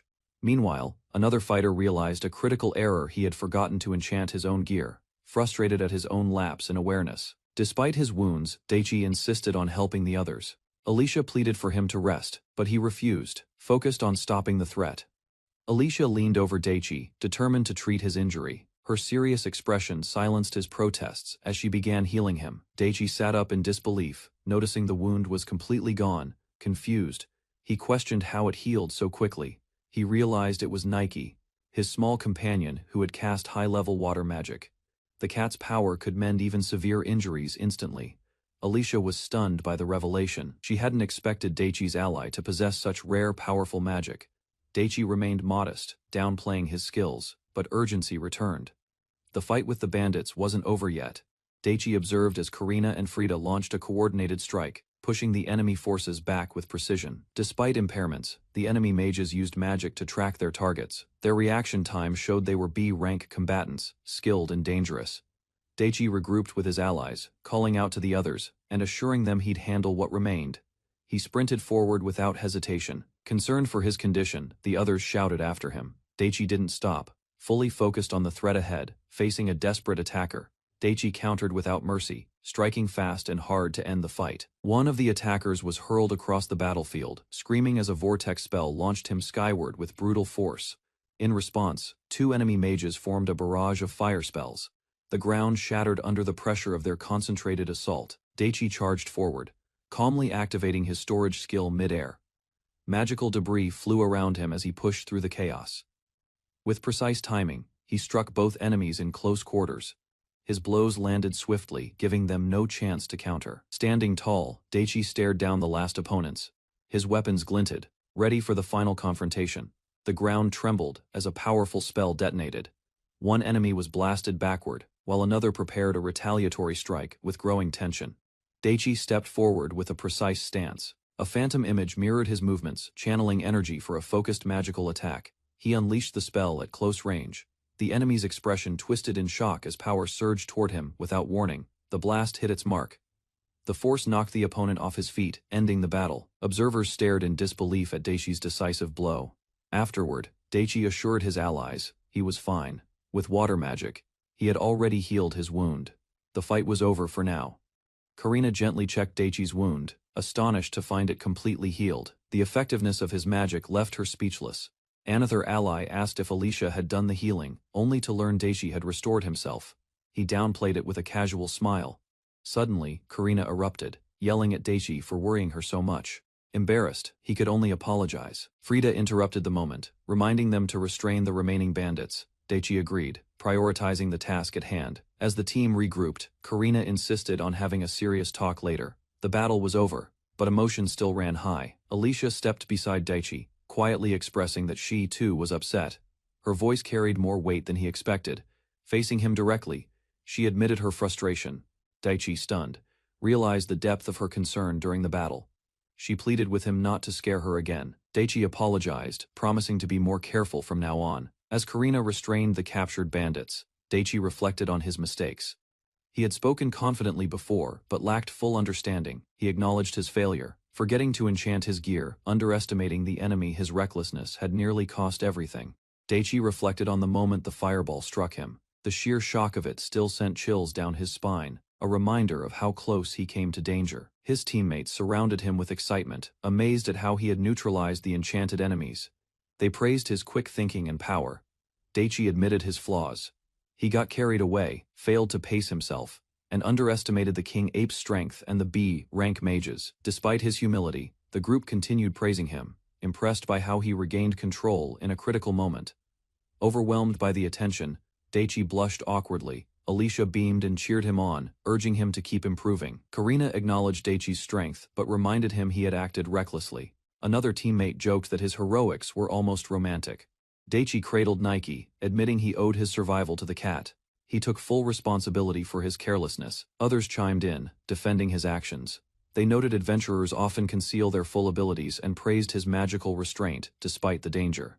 Daichi apologized for hiding his strength, but Karina forgave him.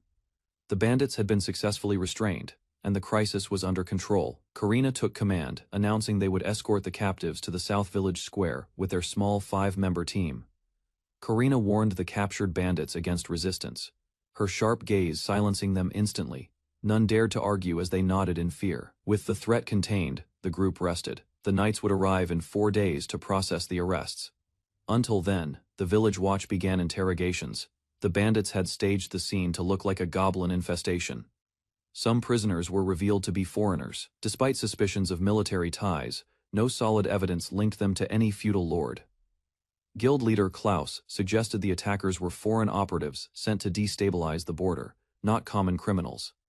As the convoy resumed travel, the group left behind tense borderlands. Villagers waved them off with relief, though unease lingered in the air. Daichi yawned while riding, glad for the promise of an inn that night. Alicia informed him that Karam was just ahead. He peeked from the carriage to see a town in the distance. Curious about their destination, Karam, the second largest town near the border, was a prime hub for new merchants. 20 days east lay the commercial city of Byron. Karina announced their schedule. They'd remain in Karam for 10 days before departing for the royal capital. A long journey still awaited them. Karina asked if Daichi had made up his mind. Though Klaus offered to take him to the capital, Alicia had invited him to stay. Daichi smiled, choosing to follow his original plan. He would open a shop in Karam, just as he envisioned. Alicia reminded him of his dream to trade with multiple countries. Karam, at the border, was the perfect place. Daichi acknowledged her words, realizing how far he had come. His dream was beginning to take shape. Karina, supportive as ever, encouraged him warmly. Daichi's journey was only just beginning. Daichi shared his plan to start as a humble street vendor. Karina raised an eyebrow, curious what unusual items he planned to sell. He promised to only offer approved goods. Karina remained suspicious, teasing him about her lack of trust. Jokingly, they compared him to a child. Alicia agreed with a smile, noting how unpredictable he could be. Their playful teasing continued. Daichi admitted he was reckless, while the others insisted even kids had more restraint. Undeterred, Daichi invited them to help him and Alicia set up shop, hoping for guidance and support. Karina agreed to help set up the shop, but only if Daichi bought her sweets. Alicia quickly joined in, smiling brightly at the idea. The group continued through town, chatting cheerfully as Karina rode beside the carriage. Excitement built as they neared their destination. They arrived at a bustling town street near an inn. Daichi stepped out and looked around, taking in the vibrant surroundings. After a good stretch, he felt fully recharged. With Nike perched on his shoulder, he declared himself ready to begin. Elsewhere, a mysterious message on a desk caught someone's attention, hinting at events yet to unfold. A cheerful girl bursts onto the scene, sensing the presence of a new customer. Her enthusiasm fills the air instantly. Daichi extended his hand, sealing a deal that marked the beginning of his journey in a new town. The merchant firmly returned the handshake, confident that Daichi's modern products would thrive in the royal capital's market. After 10 days in Karam, the Beltram convoy departed, leaving behind familiar faces and mixed emotions among the townspeople. A local woman warmly wished Daichi success as he prepared to establish his stall, offering support with a smile and a handshake. Daichi, looking ahead, planned to gain experience here before expanding to the capital, determined to grow step by step. As Daichi pondered his next steps, someone casually suggested Piran, stirring curiosity and concern among the group. The city of Piran, bustling with commerce and controlling key trade routes, stood as the second largest in the kingdom. Daichi considered the idea seriously. Although Piran seemed promising, he admitted the plan was still far off and bid farewell with a cheerful tone. Karina, watching him go, voiced her worry. She knew his ambitions but feared he might take reckless risks without support.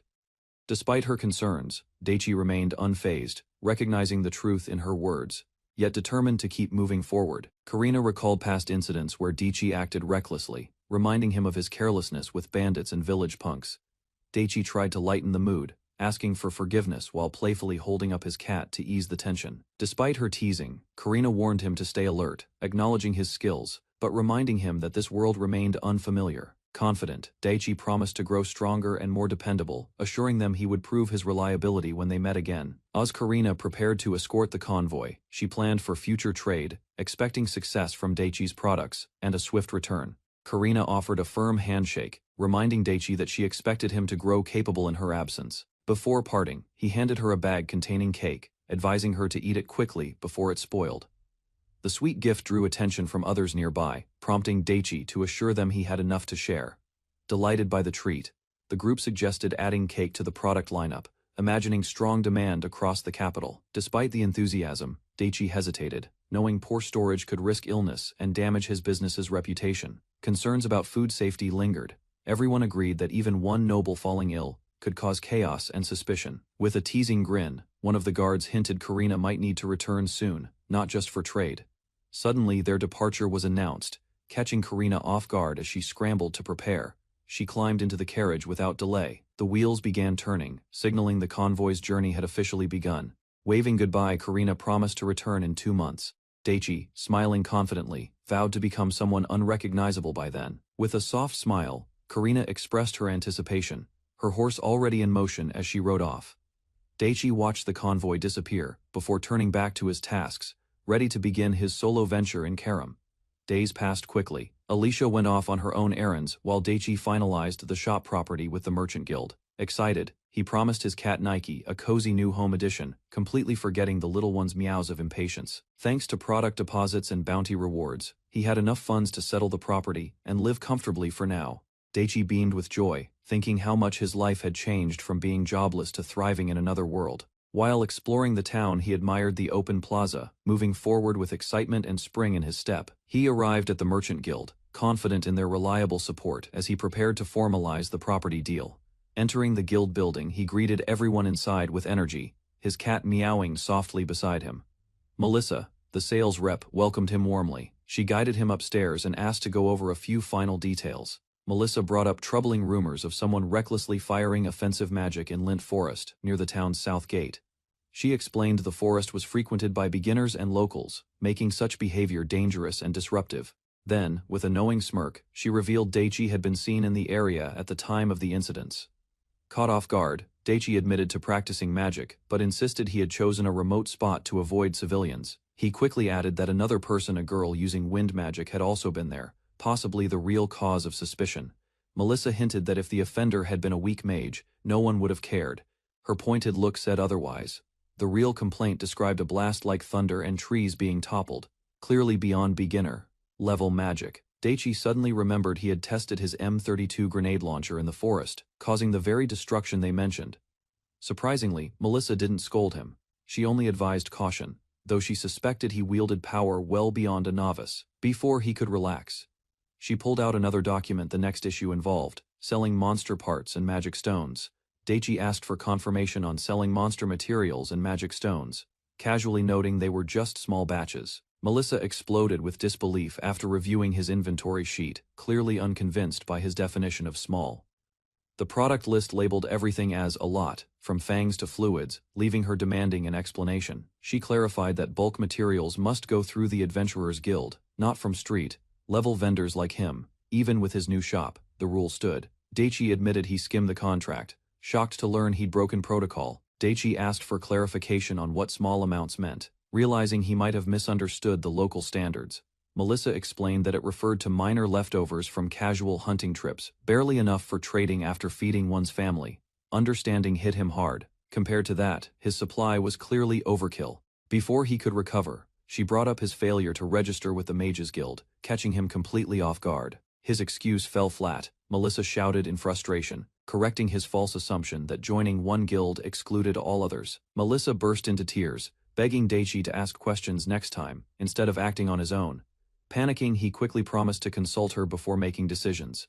Pleading with her to stop crying, she sniffled and wiped her face, slowly calming down while Daichi watched nervously. Suddenly, she muttered about the Mages Guild with glazed eyes, overwhelmed and barely coherent.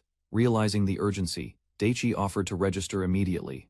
Melissa weakly insisted they go together, still recovering from her meltdown. Before finalizing the property, Melissa insisted they stop by the Mages Guild, still wiping away her tears.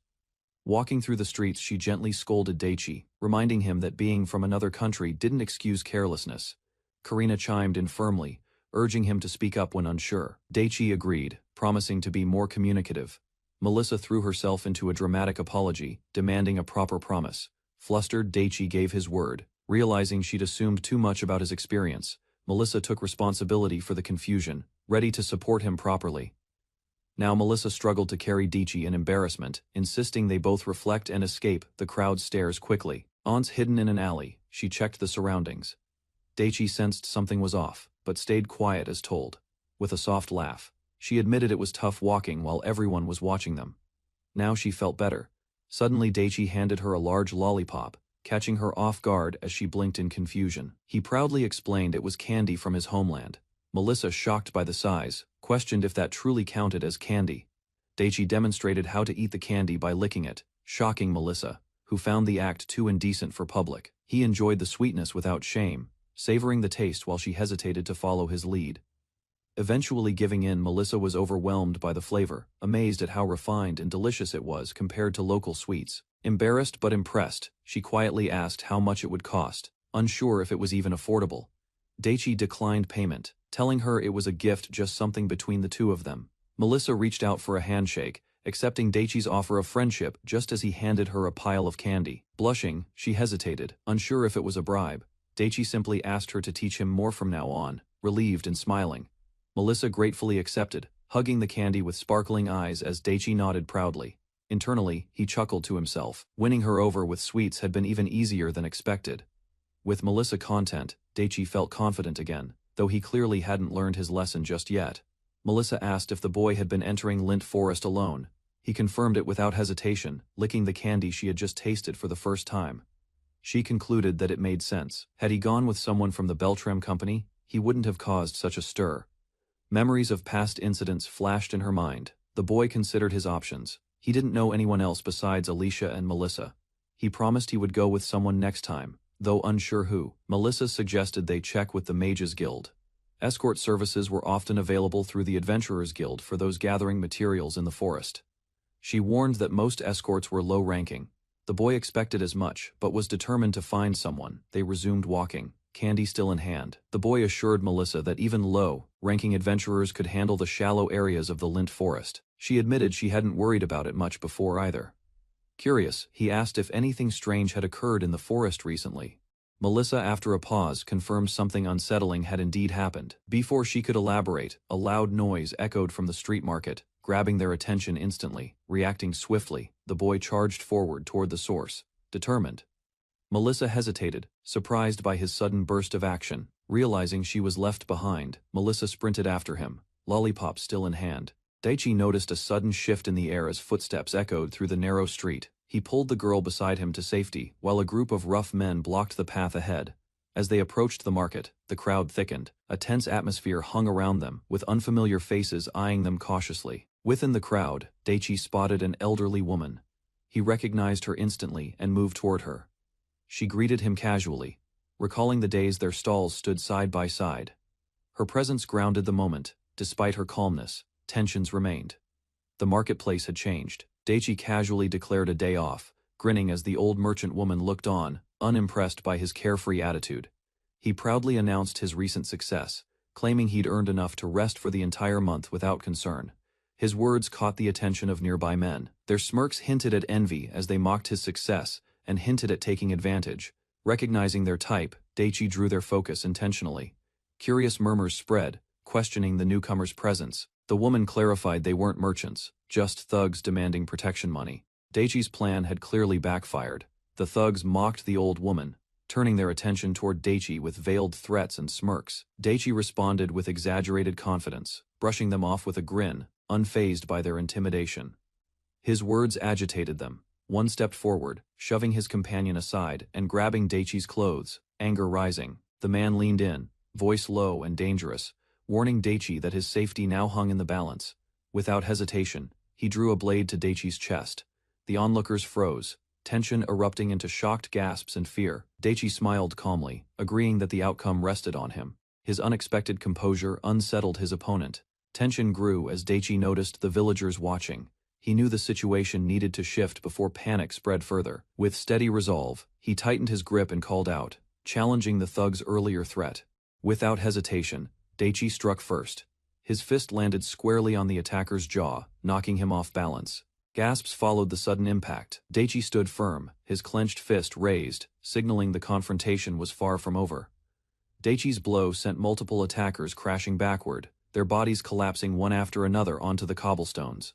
He turned to regroup, but a sharp cry from behind snapped his attention toward the girl, warning him. A sudden threat was launched toward them, but Daichi watched as an unexpected figure intervened with force. Alicia stepped forward with unwavering focus, her presence halting the chaos momentarily as Daichi called her name.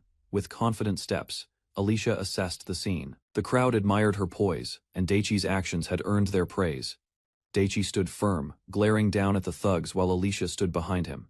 His challenge silenced their bravado instantly. Cornered by his confidence, the lead thug denied everything, trembling under the eyes of nearby merchants and villagers.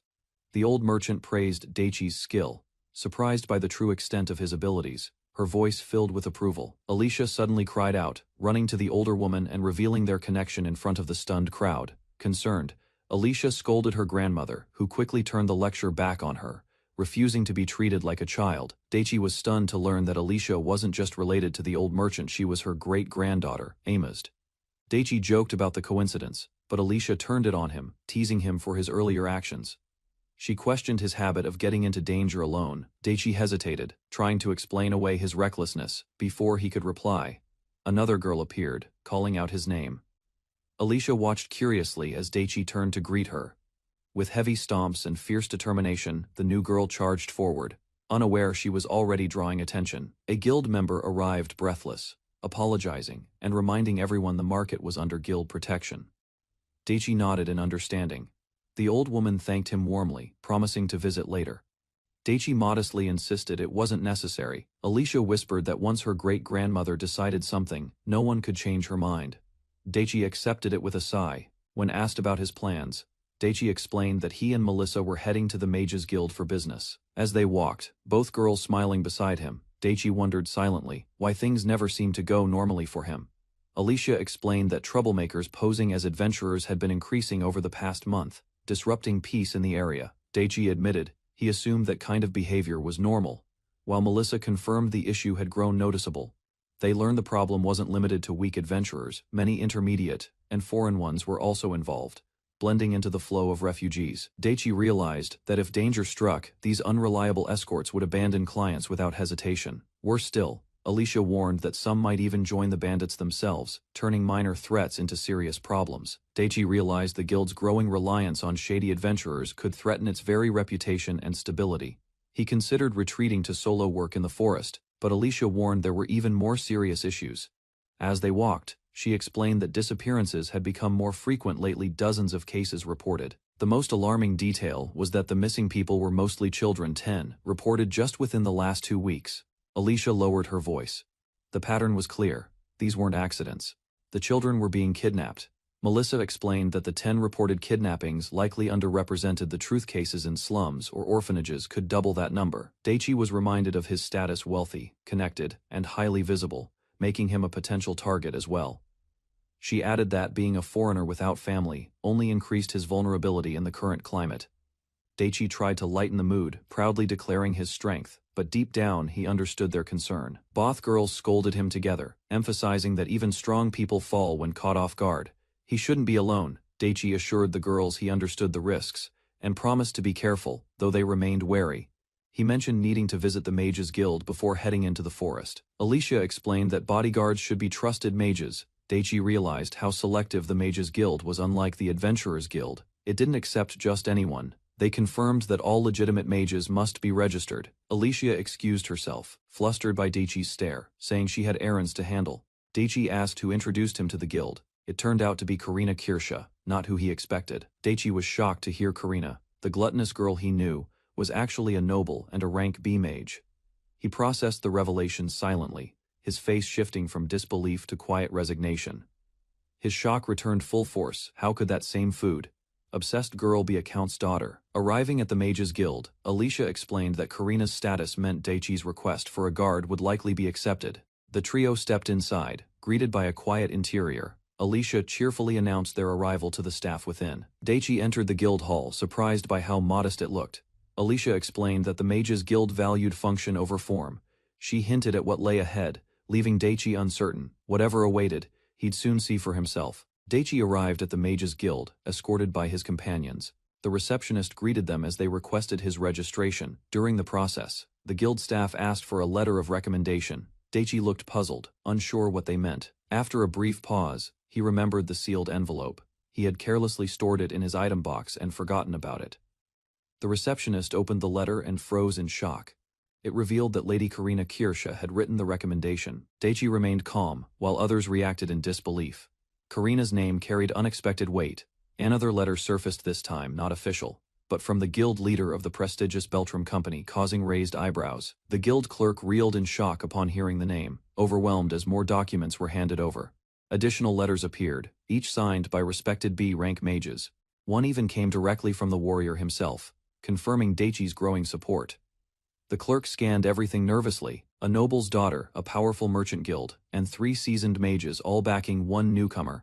Curiosity spread. With whispers rising, the clerk leaned closer and quietly questioned the boy's identity. The clerk leaned in, asking about Daichi's identity. His companion simply deflected the question, keeping things vague. Daichi approached the counter and hesitated while filling out the form. With help from his companions, he left several parts blank. Once completed, he handed the form back. The clerk, rushing to check it, stumbled dramatically while trying to remain composed. Recovering quickly, the clerk apologized for the delay and politely thanked Daichi for his patience while reviewing the details. Just then, a fluffy cat appeared. The clerk stared in awe, confused by the unusual breed and its sudden presence. The fluffy cat sat quietly, its presence oddly intense. The clerk, clearly unsettled, called it adorable but couldn't shake the tension. Still flipping through paperwork, the clerk was again startled. The situation was becoming increasingly confusing. The cat began to float midair, drawing skeptical looks. Daichi casually dismissed the behavior, insisting it was just a normal kitty.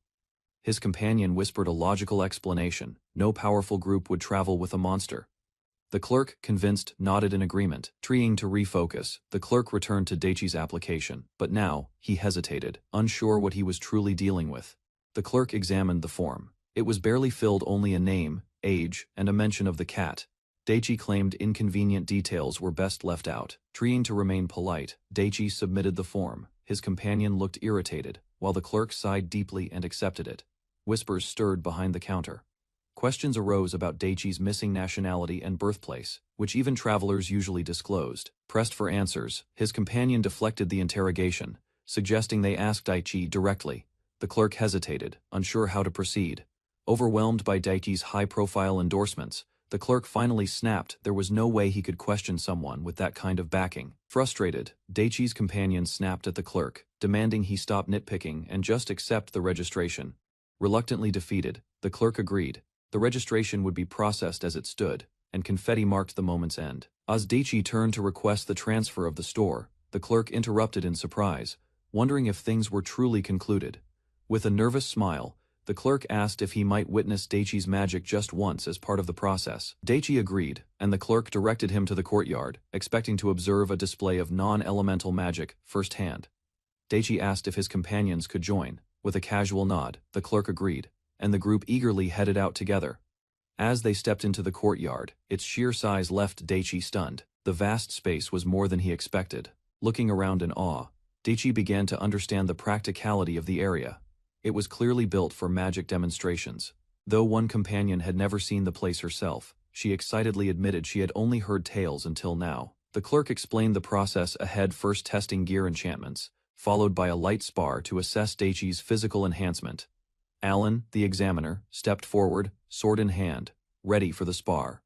The group observed from above, Daichi questioned if his opponent was a swordsman. The clerk clarified Alan used non-elemental magic like Daichi. Despite appearances, Alan greeted Daichi warmly.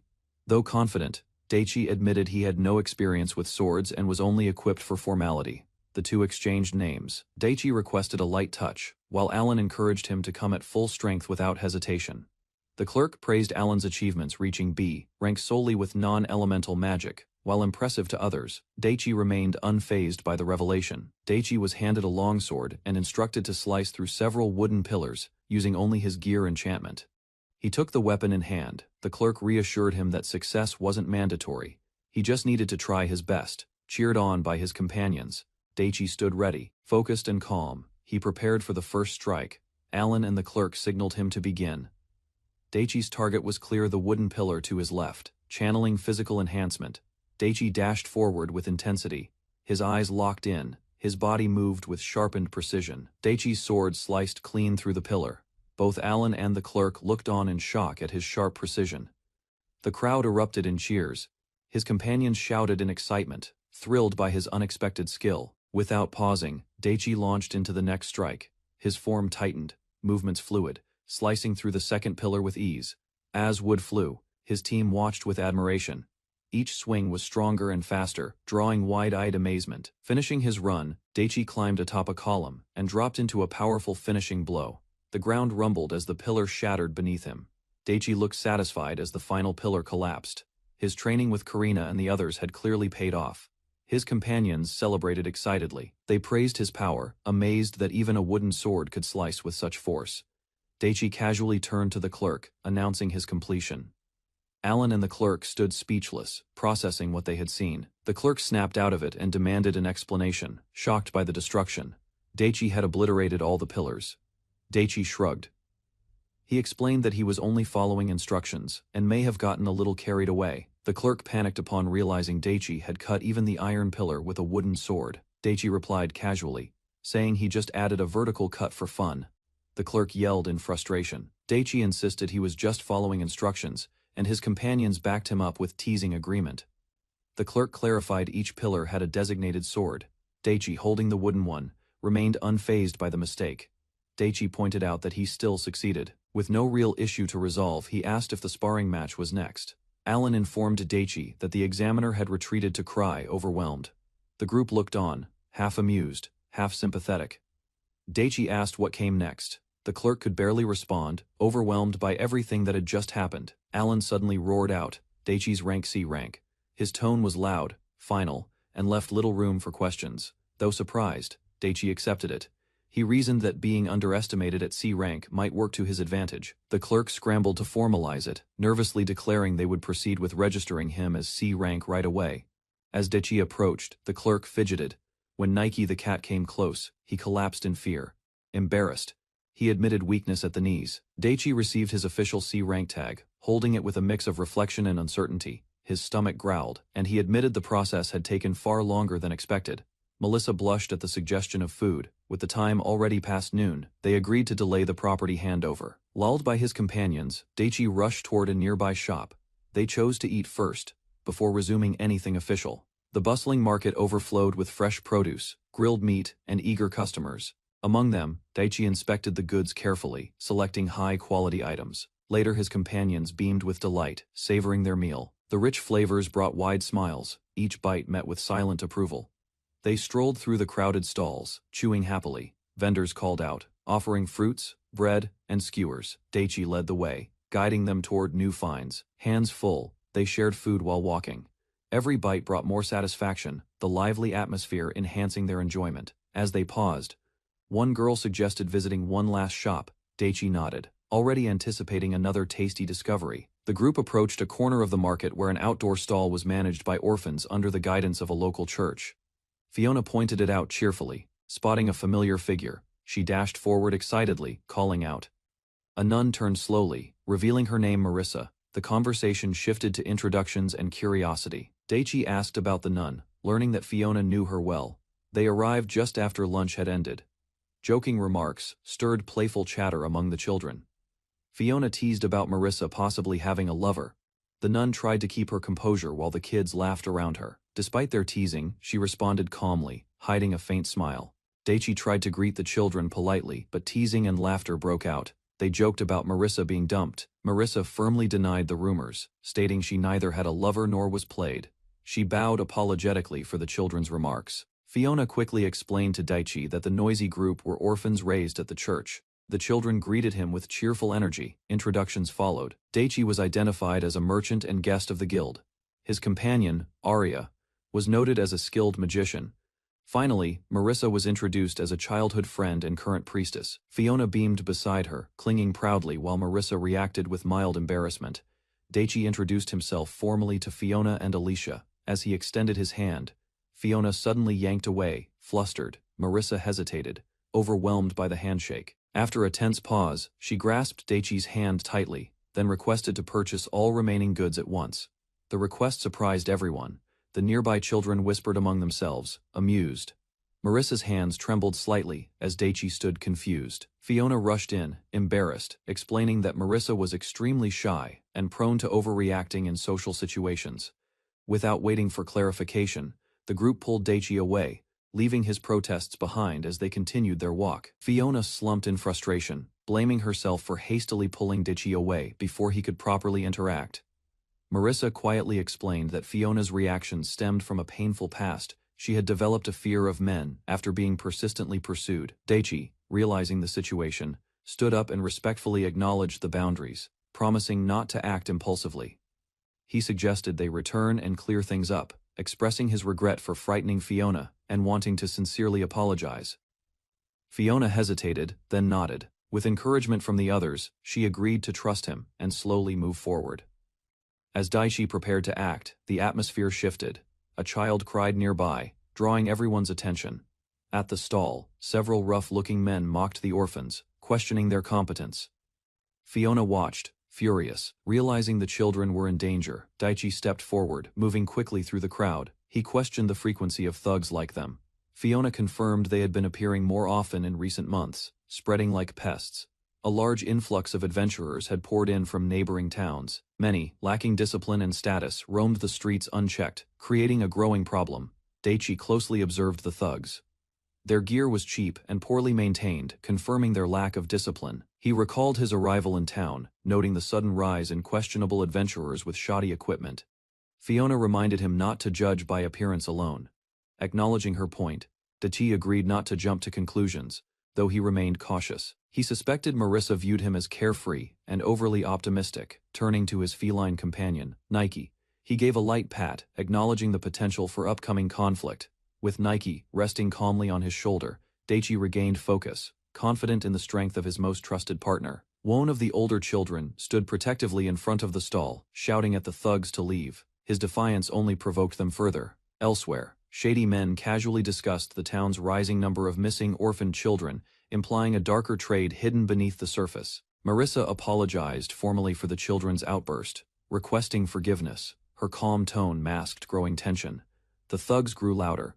Frightened children clung together, crying. Marissa tried to comfort them, urging them not to panic. Just as a thug reached toward Marissa, she pulled a child away in time, her eyes blazing with fierce resolve. Daichi grabbed the thug's arm mid-motion, stopping him cold. With calm fury, he twisted it upward, restraining him. Marissa gasped as Daichi smiled, gently, apologizing for the fear his sudden action may have caused, yet never loosening his grip. Overwhelmed, Marissa teared up silently, behind her. The others stood firm, Daichi still holding the attacker in place. The thug cried out in pain as Daichi applied more pressure, threatening to snap the arm if needed. He coldly reflected that while this man preyed on children, he now begged like one. Daichi had no sympathy. The thugs lashed out verbally, accusing Daichi of assault. They threatened to call the guards, claiming innocence. Daichi stared in disbelief, questioning how these aggressors could claim the moral high ground. Fiona stepped forward with authority, declaring she saw everything. As a merchant guild official, she offered her testimony without hesitation. Voices from the crowd joined in. Several witnesses confirmed the thugs were the ones who initiated the attack against the nun. Furious, the lead thug swore revenge. He warned everyone to remember his face, promising retribution once the guards arrived. The thug pressed closer to Fiona, mocking her connection to the merchant guild and demanding her name with a sneer. Nearby, Daichi was warned that revealing his name might cause trouble when the guards arrived. He showed no concern, Without hesitation, Daichi broke the thug's arm, the sickening crack silencing the crowd. As the thug screamed, Daichi observed the shifting crowd and realized they had ties to the town's guard. The situation was more complicated. Daichi stepped forward, voice steady, daring them to believe they'd remain unharmed until the guards actually showed up. The thugs, confused by Daichi's calm threat, mocked him and questioned his sanity as he advanced with quiet intensity. Marissa stepped forward and pleaded with Daichi not to escalate further. She feared jeopardizing the orphanage. Daichi introduced himself calmly and suggested they wait for the guards. Marissa, still tense, agreed with visible unease. The children urged Daichi to listen to the nun. Fiona also encouraged him to pause, reminding him the thug's bluff about guard connections might be false. With a soft smile, Alicia reassured Daichi, telling him to leave the rest to her. Surrounded by a curious crowd, Daichi became the center of attention. The thugs mocked his silence, mistaking it for fear. Without emotion, Daichi pinched his nose and called out the source the thugs stank. Laughter erupted from the crowd. Daichi questioned whether the men ever bathed, prompting even bystanders to mock them. He mocked their false bravado, accusing them of using the guard's authority to threaten women and children. To him, they reeked of cowardice, the thug shouted angrily. But Daichi interrupted, drawing a blade and declaring the next move was his. A gang of furious men storms in, yelling as they threaten the people inside. Panic spreads among the women and children as the intruders close in. Daichi steps forward, silently positioning himself between the attackers and the orphanage. His focus sharpens as he prepares to act. In a flash, a machine appears from thin air. The enemies pause, startled by the sudden arrival of unfamiliar technology. Barrels fire, launching canisters that strike the thugs directly. They're knocked back with force, unable to react. Daichi stands calmly, danger now neutralized. The crowd watches in shock as Daichi confronts the remaining thugs. One of the girls calls out his name, while others react to the sudden clash unfolding before them. Daichi spins and lands a solid strike on one enemy, knocking him back with force. The attack is swift and clean, catching everyone off guard. Pain spreads through the thugs as they grab their heads, overwhelmed. Their leader shouts in frustration, realizing things aren't going their way. Daichi stands firm, facing the group. The attackers hesitate, injured and confused. As he quietly delivers his warning, one of the men clenches his fist in rage, unable to accept defeat. His frustration boiling over Daichi, blocks the thug's incoming punch and counters with a powerful strike of his own. His expression remains focused as his fist connects cleanly. The impact sends the attacker flying backward into the street. Others nearby flinch as their ally collapses beside them, groaning in pain. More enemies rush forward, shouting in anger. One of them draws a sword, escalating the threat with lethal intent. Daichi reacts instantly, landing a devastating punch to another man's stomach, forcing the weapon from his grip as he doubles over. The battlefield clears, bodies lie on the ground. Trembling, Daichi stands firm, showing no hesitation. One thug loses balance as Daichi swiftly steps forward. The ground beneath shifts, catching the man off guard as he stumbles. Daichi seizes the moment and delivers a powerful upward kick to the man's chest, lifting him off his feet with full force. The thug lands awkwardly, stunned, but still standing. For a brief second he freezes, trying to regain control. Without delay, Daichi finishes him with a clean blow. The man collapses among the other defeated attackers, motionless. Onlookers stare in awe. Some whisper in amazement as Daichi calmly turns away. The fight already decided, the townspeople gather, stunned by what they just witnessed. Whispers of awe ripple through the crowd as they try to make sense of Daichi's strength. Daichi turns to Alicia, who silently watches him. She gives a small nod, signaling her relief, now that the danger has passed. With a calm smile, Daichi thanks her. Alicia responds with trust in her eyes, saying she believed in him from the start. Suddenly, the crowd shifts. Guards push through, shouting for space as they move with urgency. From above, armored soldiers flood the street. Their arrival brings silence as the situation escalates once more. The guards observe the aftermath, surprised by how one person defeated the group so completely. One injured thug weakly points toward Daichi. Daichi stands still, his expression calm. Alicia watches silently from behind, uncertain of what will happen next. The soldiers, misunderstanding the situation, accuse Daichi of excessive violence. Their tone sharpens as they prepare to act. Before they advance, the nun steps forward, explaining that Daichi saved them. Her voice is shaky but firm. Overwhelmed with emotion, she trembles. Daichi looks at her gently, sensing her sincerity and relief. The children raise their voices, shouting in Daichi's defense. Their words echo through the street, drawing the attention of everyone nearby. Others in the crowd join in, backing the children. They explain that the attackers acted first and Daichi was only defending them. A guard barks an order, telling everyone to stay out of it. The nun flinches as she's harshly scolded, her expression turning anxious. Daichi steps forward calmly and warns the guard not to threaten women or children. His voice is firm and unwavering. Among the soldiers, doubt rises. 2 guards in particular are eyed suspiciously by their peers, their actions now under scrutiny. One guard glares at Daichi, accusing him of siding with the wrong people. Daichi remains calm, unmoved by the provocation. Alicia steps between them, insisting there's a misunderstanding. She spreads her arms to shield Daichi from the growing tension. Marissa from the Merchant Guild speaks up, stating she witnessed everything.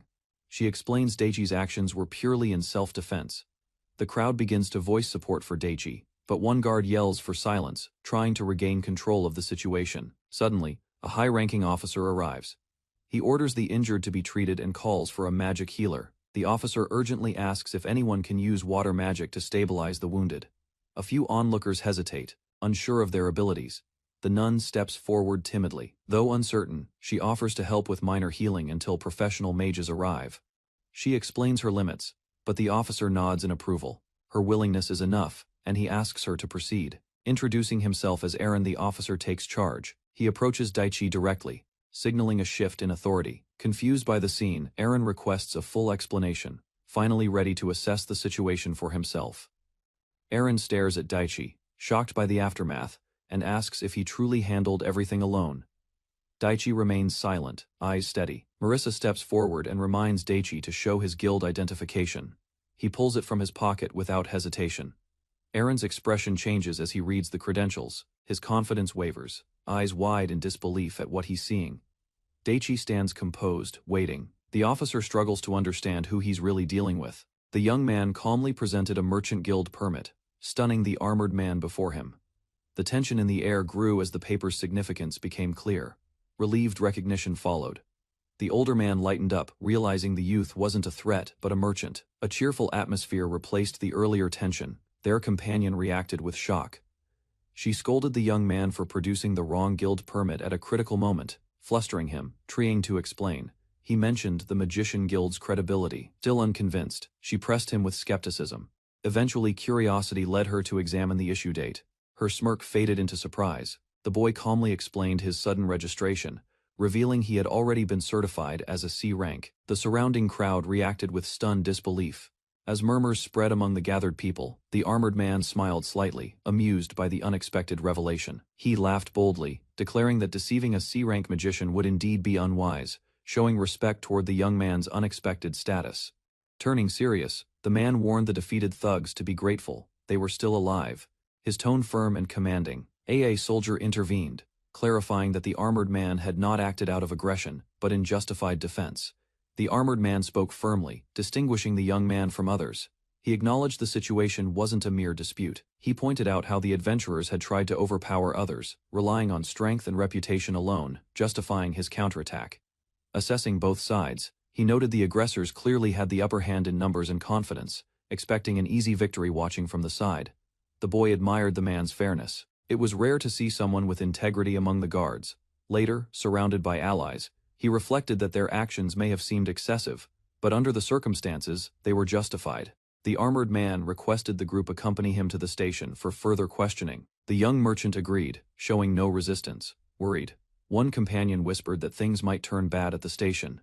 Her dramatic reaction added tension. Suddenly, she announced that the boy had backing from both a powerful merchant guild president and a noble family. His startled expression said it all. The others were shocked. They hadn't realized such strong figures supported him. The boy advised caution when mentioning such affiliations. The armored man considered this seriously, asking what the consequences would be if such power were mishandled. The young man deflected attention by gesturing toward the unconscious troublemakers, hinting they might have useful answers. The armored man remarked on the boy's boldness. Calmly, the boy replied that, as long as one handled things correctly, there'd be no issue.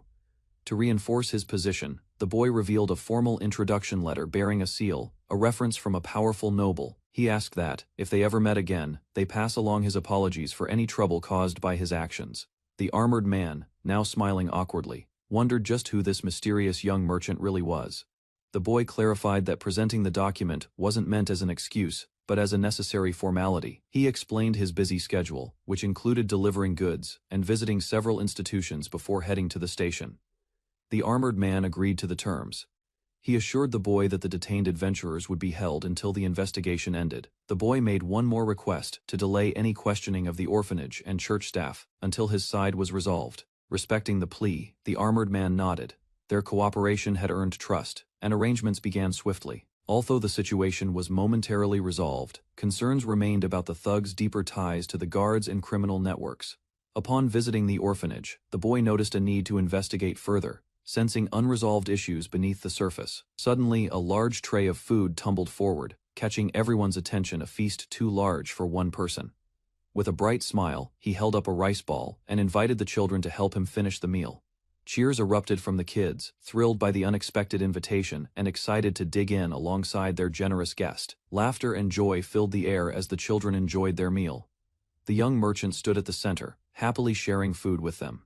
Later, he was shown a recommended property, a stone-built structure tucked among sturdier buildings in the area. Impressed by its solid construction, he listened as his companion explained the previous owner was known for being rather eccentric. Reassured that the building was reliable, he asked about someone missing from the group. Learning they had left for another errand, looking over the detailed floor plan, he quietly evaluated the space. Despite some oddities, the house seemed like a perfect fit. Curious about the home's short occupancy, the boy asked what became of the previous owner. The realtor quickly retrieved the records. They revealed he was a noble's fifth son, now a university researcher and professor in the capital's academic circles. Impressed, the boy noted the solid craftsmanship of the house, built with top-grade materials by skilled hands. Nearby he observed a well-built structure next door, and his companion confirmed it was just as sturdy. She added that the neighbor was a top-ranked magic tool craftsman. The boy found that surprisingly intriguing. As they walked between buildings, the boy expressed a strong interest in magical tools, piquing the realtor's curiosity. He reflected on his unique skill to summon modern goods, realizing a partnership with a local magic tool craftsman could unlock vast potential. She reminded him that Arigia also aspired to become a magic tool artisan, a detail he'd nearly forgotten but planned to revisit. Inside the spacious interior, she explained the store's layout was ideal for both pharmacy and general goods, suiting his ambitions well. Eventually, they reached the workshop. As he entered, he noted how dark it was and flicked on a flashlight to explore further. Suddenly, the boy pushed the door open, letting light flood into the dim workshop. His companion followed, startled but curious. They discussed potential merchandise for the shop, focusing on items with low visibility in the capital. Lighting tools became the first topic. He asked if the guild could handle renovations. She confirmed it with confidence, then led him to the storage area. Though the boy remarked the space was narrow, she assured him it was more than enough for store operations. She playfully suggested converting the unused workshop into extra storage, striking a triumphant pose while he looked on, mildly exasperated. The boy explained he originally planned to turn the workshop into the main store, adapting the layout to his needs. Surprising his companion, he revealed that thanks to his item box, there was no need for a large warehouse at all.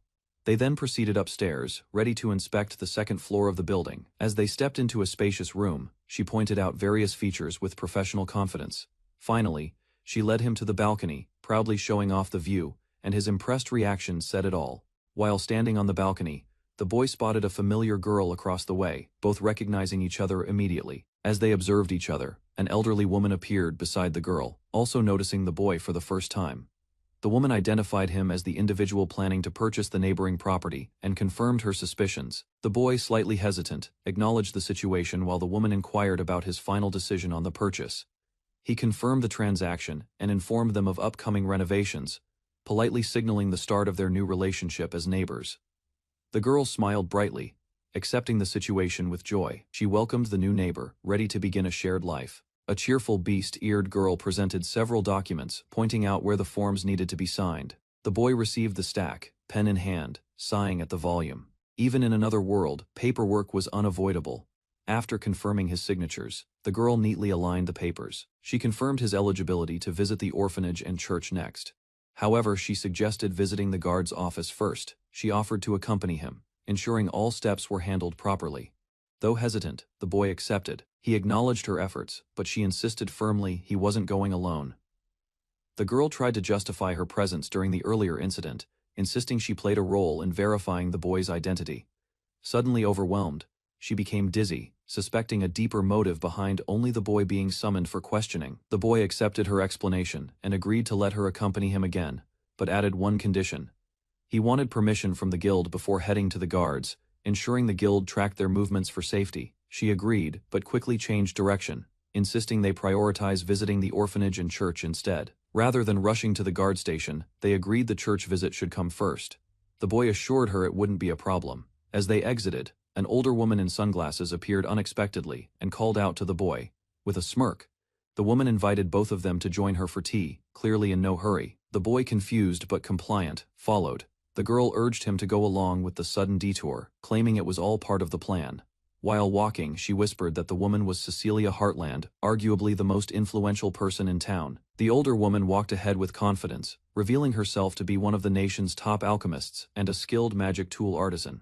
The boy was stunned. The friendly shopkeeper next door turned out to be someone far more important than expected. Grateful for the guidance, he accepted her offer and followed her to a new destination, trailed by his feline companion. Soon, they arrived at a cozy tea room where a cheerful girl named Alicia warmly welcomed him by name. The elder watched silently, amused, deciding not to interfere in the affairs of the younger pair.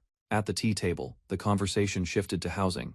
Alicia revealed she had already signed a new contract earlier that day. While sipping tea, the boy casually offered a suggestion, and his companion thanked him with a relaxed smile.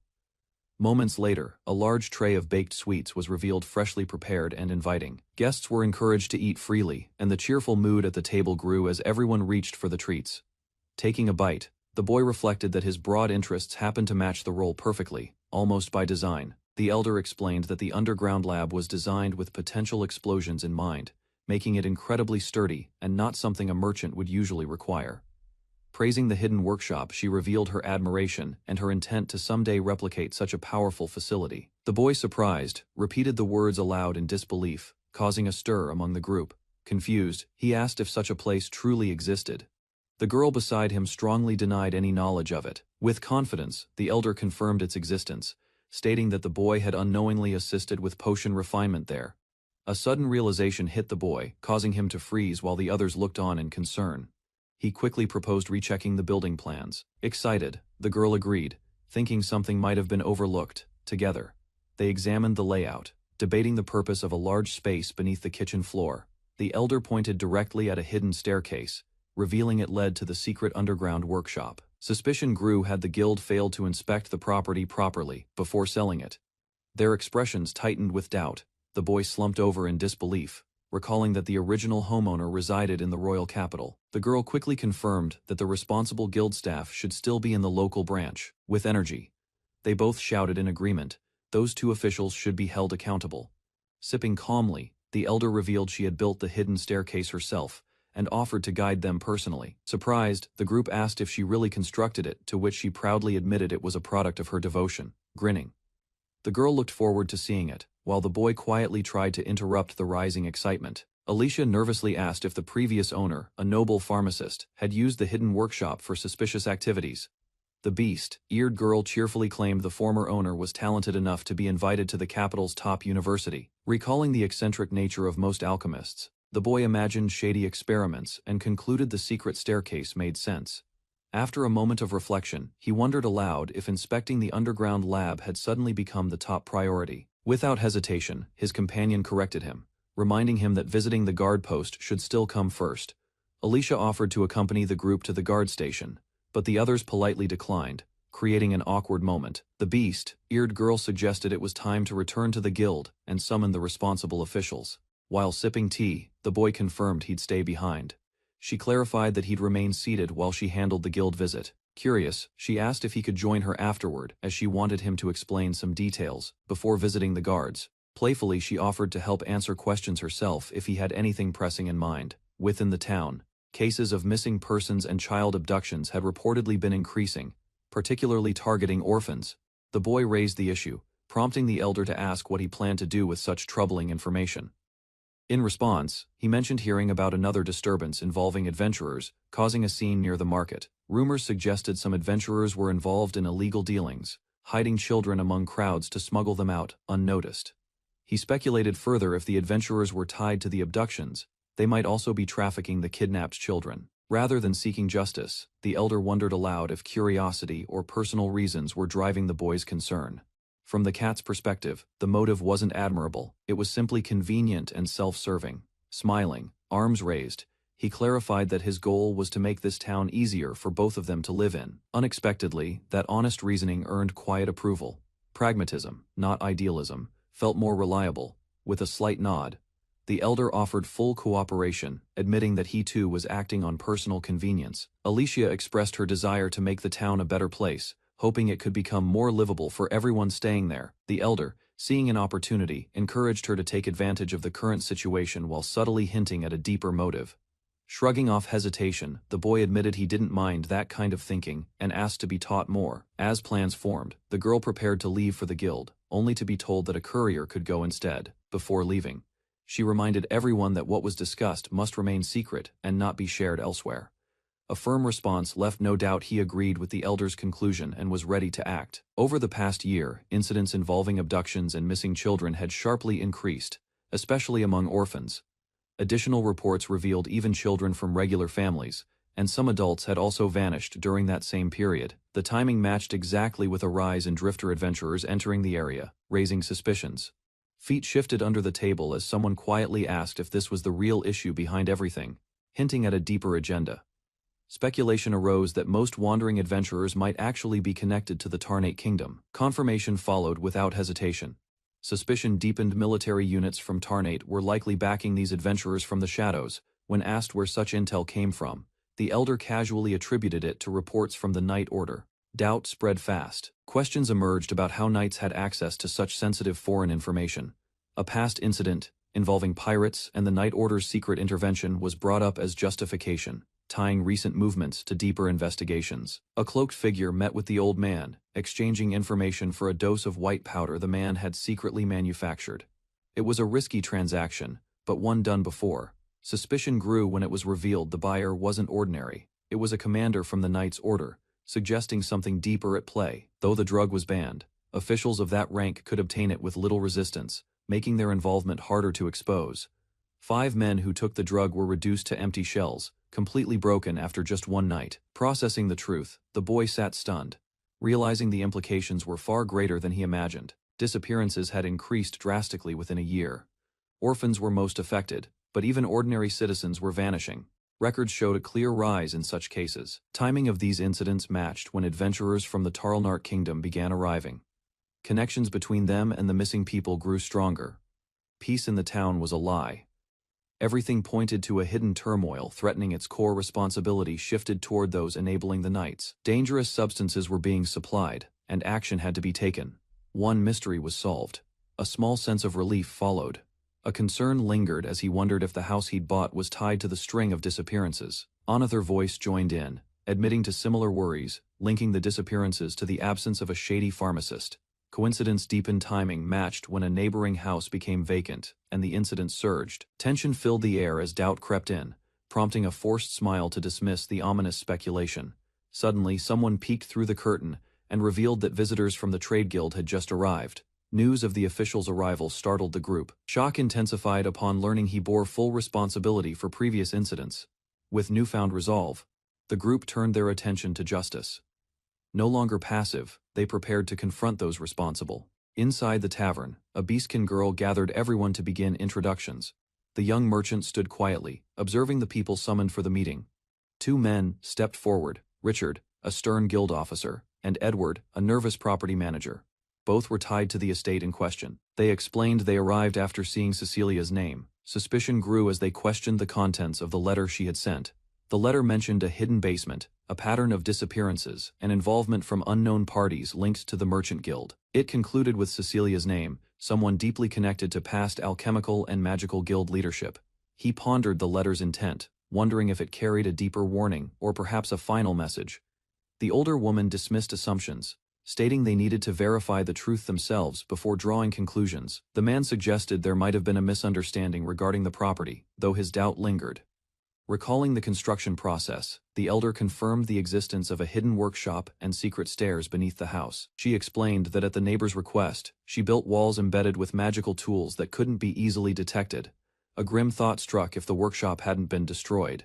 Remnants of it might still exist beneath the structure. Despite the urgency, Edward claimed ignorance. Neither the hidden stairs nor the underground room appeared in the original blueprints. Casting suspicion, Richard pressed further, suggesting that the construction team must have known something. Although he admitted hearing rumors, Edward insisted nothing solid had ever surfaced. Even the workers had remained silent about Cecilia's ties. Convinced they needed proof, the group agreed to stop speculating and conduct a proper investigation at the site itself. The group entered the house and followed the elder toward the workshop located on the first floor. At the end of the hallway, she stopped and pointed at a specific spot on the wooden floor. Despite the guidance, nothing appeared unusual, just a plain surface stretching before them. The elder explained the hidden stairway wouldn't be so easily revealed. He began suspecting Cecilia's involvement once again. Without delay, the young man knelt and pressed his palm to the floor, channeling magic through it as instructed. A sudden vibration shook the floorboards, startling everyone as the hidden mechanism activated beneath their feet. Panels slid apart with a deep rumble, revealing a dark staircase stretching downward into the unknown. No one had expected such a response. Just a touch of magic had triggered the concealed passage to emerge. The group stared in awe, some shocked, others thrilled, while the elder confidently stepped forward, urging them to follow. Before descending, the boy called out, asking them to wait. Caution was necessary until they knew what awaited below. Amused by his caution, the elder teased him, calling him kind for worrying about everyone's safety in a stranger's home. Taking the lead, the boy instructed the others to follow carefully as he descended the hidden stairs. Down in the underground space, they began exploring the passage lit by flickering lantern light and silent anticipation. Holding up the lamp, he advanced slowly while the others remained close behind, wary but curious. At first glance, nothing seemed off until an unfamiliar wall caught the elder's attention. Something she didn't recognize being there before. They stopped in front of an unfamiliar wall. The elder denied building it, stirring confusion among the group. She clarified that her work involved only magical enhancements, not constructing barriers. The wall wasn't part of her original design. Outraged, the boy realized the added magic not only masked the wall but also silenced movement and sent classic concealment tactics. The girl burst out, furious that the elder had accepted such shady work without question. Shocked by the implications, pressing her hands to the surface, she focused. The elder asked her to identify the enchantment hidden within the wall. As she examined the wall, the girl noticed something odd. The craftsmanship felt sloppy and unrefined compared to her grandmother's work. The elder confirmed her suspicion, criticizing the poor execution of the magic and lamenting the wasted potential behind the technique. When asked what she would have done differently, the girl explained the ideal sequence: defensive layers, odor masking, and reinforcement spells. Realizing her earlier outburst was harsh, she offered a quiet apology, cheeks flushed with embarrassment. Looking back, the elder confirmed the wall hadn't existed during her last visit, strengthening the mystery around its sudden appearance. The elder pointed beyond the wall, recalling that a magically enhanced section should exist just behind it. Thinking aloud, the boy deduced that the visible structure might only be a reinforced cover, hiding the original wall a few meters further. With growing realization, he envisioned the space layout. It had to be a secret room hidden between walls. His conclusion drew knowing expressions from the group, their sarcastic stares confirming the obvious. Yes, it was clearly a hidden chamber. Upon touch, the poorly built wall cracked slightly, drawing criticism for its careless construction and weak craftsmanship. The wall rumbled as bricks shifted away, slowly revealing a shadowed corridor concealed behind the false structure. Everyone leaned in, eyes wide with disbelief, as the hidden space finally came into view. Inside lay rows of prison-like cells. An empty food bowl and cold iron bars hinted at past confinement. Suspicion deepened. The boy muttered a thought aloud. Someone had clearly used this space for twisted experimentation. Staring through the bars, he asked what the others thought. The only answer was a nervous guess. Maybe a storage room. After a moment of hesitation, she corrected herself. The area wasn't a storage room. It was unmistakably a prison. Panic spread across the officials' faces. They had no explanation for why such a facility existed beneath the property. Peering through the bars, the elder remained silent. Inside, a rat scurried past a moldy dish, evidence of recent use. Judging by the remains, they estimated the food wasn't older than 2 weeks. Something had been happening here very recently. Realizing it was beyond their ability to handle, the group agreed it was time to call the guards. After observing the prison, the elder decided guards weren't enough. The situation now required the authority of the night order. Nearby, Edward trembled uncontrollably, overwhelmed by fear and confusion, as the consequences of the discovery sank in. Without hesitation, The elder struck him with her cane and ordered him to notify the knights immediately. Leaning in close, she clarified it wasn't just a message. He had to bring them back in person. Motivated by panic, Edward bolted away at full speed. The group watched, unsure if he'd actually returned. The beastkin girl casually guessed the worst, while the older man stood frozen, unable to deny the possibility. Turning sharply, the elder warned him if things went south, he'd bear the full weight of responsibility alone. As tempers flared, she scolded her granddaughter for lacking seriousness. The boy, meanwhile, noted the elder's dark sense of humor. Realizing the situation had spiraled, they agreed to leave the investigation to the Knight Order. There was nothing more they could do here. With tension behind them, the boy smiled and suggested they return upstairs for tea before diving deeper into the mystery. Inside a cozy room, the young merchant revealed a covered table to his curious companions. Their eyes followed his every movement. An elder, impressed by the merchant's preparedness, acknowledged the presence of a complete tea set stored in the magical item box. Without delay, the merchant unveiled a tray of vibrant modern pastries, each one unfamiliar to this world. The guests stared in amazement. They leaned forward, drawn to the soft textures and sweet scent. One pointed at the fluffy white cream with fascination. A noblewoman observed with interest, noting the rarity of these desserts. Few in the kingdom had ever tasted such treats. Encouraged by the merchant, another guest hesitantly accepted the invitation to taste the unfamiliar dessert. She opened wide, unsure of what to expect. The first bite sent a shock through her senses.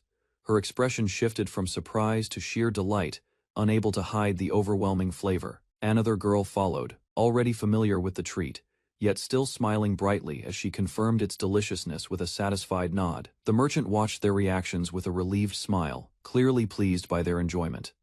An elder, flustered, recalled their 5 days of past rivalry, subtly masking his admiration behind stern words. The merchant questioned the elder's teasing, suggesting he was being treated like a soft-hearted fool smitten with cute girls. The elder smirked in agreement. Nearby, one girl silently observed, unsure how to react, her fork pausing midair as she listened. The merchant reflected seriously, realizing the impression he gave off. One girl clearly didn't match the imagined type. He quickly denied any favoritism, insisting his behavior wasn't motivated by affection, though his expression betrayed mild frustration. Another scene played out in his mind. Selling cakes in a crowded street would only end in chaos and trouble. To prove his point, the merchant boldly unveiled a new batch of colorful sweets. His determination was clear. He wouldn't hold back anymore. As the girls quietly resumed eating, he noticed the atmosphere shift. One remained reserved while the other happily devoured her dessert. With a confident smile, he praised Arya's charm without hesitation. The unexpected compliment caught her off guard, eyes wide with surprise. Her face turned red as she looked down, embarrassed. Meanwhile, the others continued enjoying the food, unaware of the tension. Requests quickly followed. One wanted the white pastry next, another the yellow. The table once again buzzed with sweet anticipation. The merchant warned the elder about consuming too much sugar, but the elder laughed it off, confident he could craft medicine if needed. Around the table, the merchant's concern grew, but the elder teased that the merchant cared more for Arya's feelings than his own health. Despite having cried earlier, the girl now seemed carefree. The merchant sighed, recognizing how easily responsibility shifted once trust was formed. Arya calmly drank her tea, reflecting on a missed opportunity. The group's presence softened her disappointment about losing the property deal. The elder accepted the outcome with surprising warmth. The moment ended with laughter. Tea. The merchant stared in disbelief, shocked that everyone had forgotten the earlier chaos. The empty bowl only deepened his confusion. Outside, a sudden announcement echoed the knights had arrived. Arya paused mid-sip, glancing toward the street as footsteps approached quickly. The elder frowned, frustrated by the timing. The girl still had cake in her mouth, unwilling to be rushed.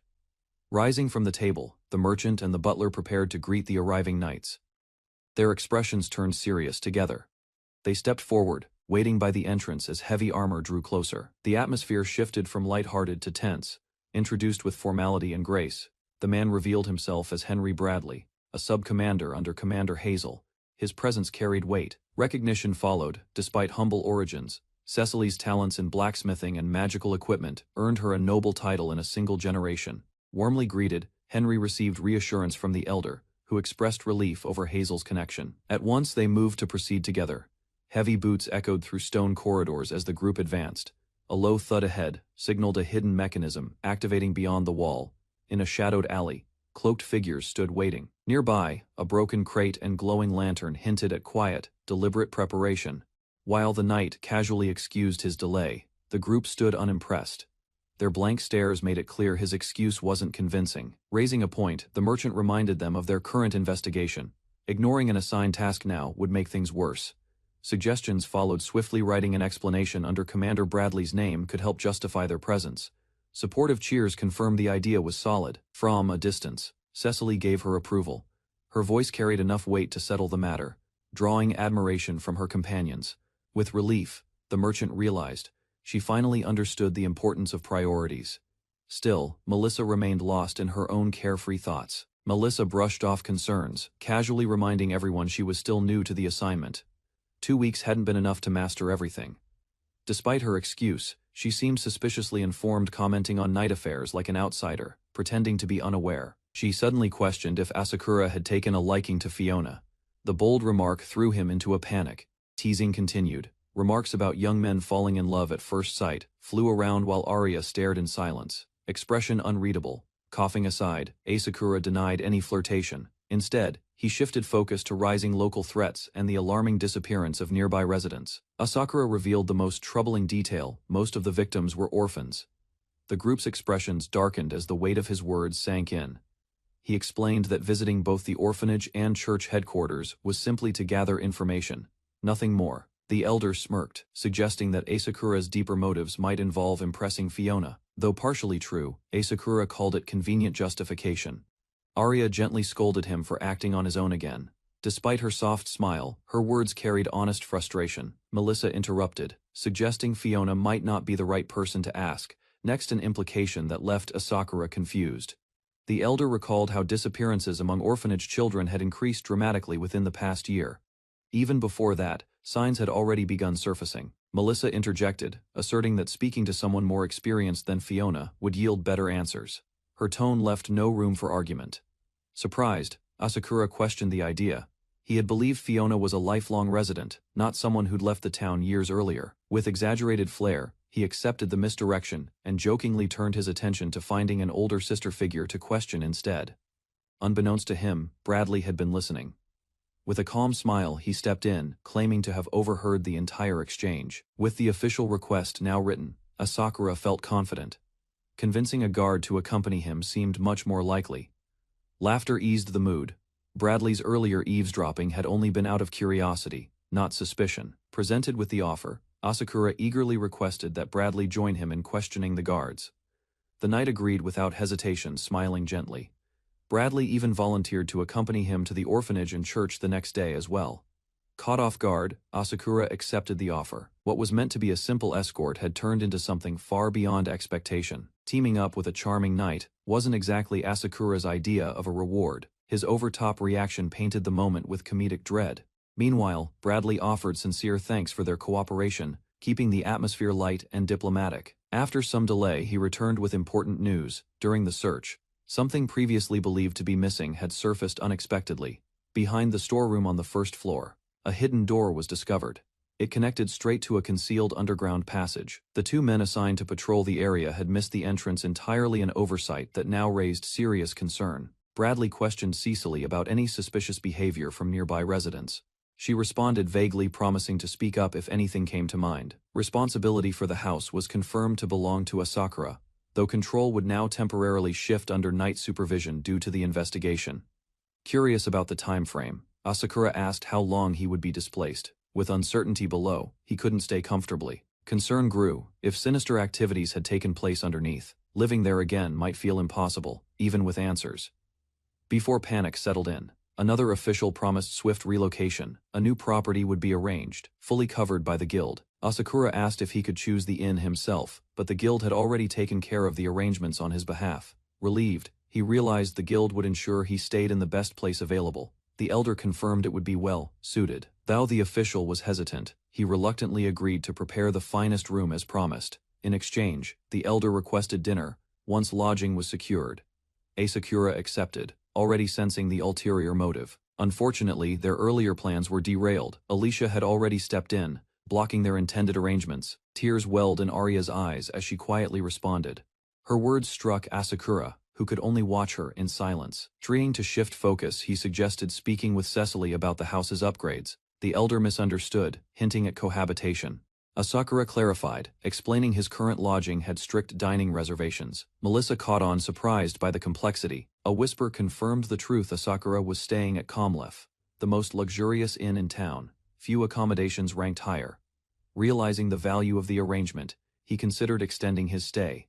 Melissa agreed, hinting it would be wise to remain. Edward bolted off at top speed after receiving urgent instructions to secure a private dinner reservation. His superior, visibly agitated, made it clear failure wasn't an option. With confidence, the merchant declared that all expenses for the current luxury stay would be covered by the guild, including previous costs. Responsibility shifted to Melissa, now appointed as the new liaison. She stood beside the guest, a forced smile hiding her nerves. Startled by the sudden task, she voiced concern. Still, her superior reassured her, praising her potential. Instead of backing down, she demanded a promotion once the task was complete. An agreement was struck between the older man and the cat-eared girl. She demanded a formal document to secure her promotion if the task succeeded. She yelled for the letter to be written immediately, waving it frantically once it was prepared. Up on the terrace, Asakura gazed across the city, lost in thought. The old man beside him warned him about the sly woman. A noble-looking knight suddenly appeared behind Asakura, startling him with a sly smile. Talk shifted to corruption among knights. Disgust filled Asakura's face as reality set in. Excited and ready, the cat girl cheers loudly. Her enthusiasm spreads quickly as the girl beside her jumps in, eager to join. Instructions are given calmly, urging the group forward. One participant eyes the speaker warily, unimpressed by the confident attitude. A fortified structure loomed as the group stepped inside for an official meeting. Plush furniture, a crest, marked table, and guarded expressions set the tone. Silence filled the room, eyes locked as the seated man observed their faces. Fingers steepled in deep suspicion. Curiosity sparked while glancing at the surroundings. Refined, polished, yet strangely sterile in atmosphere. Breaking the quiet, the man clarified this wasn't an interrogation room. According to him, it served as a reception chamber. Brows furrowed. Doubt surfaced instantly, but feigned innocence met with a stern command to stop pretending. A sealed letter floated into memory as Captain Guise mentioned a previous encounter involving a formal introduction. Daichi responded with a cheerful expression, clarifying the letter's purpose had been nothing more than a formality. Two guards entered the discussion, reminding everyone they had once attempted to arrest Daichi without proper cause. Guise narrowed his eyes, explaining those men acted on impulse, without considering the consequences of their actions. Shifting blame, Guise insisted those guards weren't his subordinates.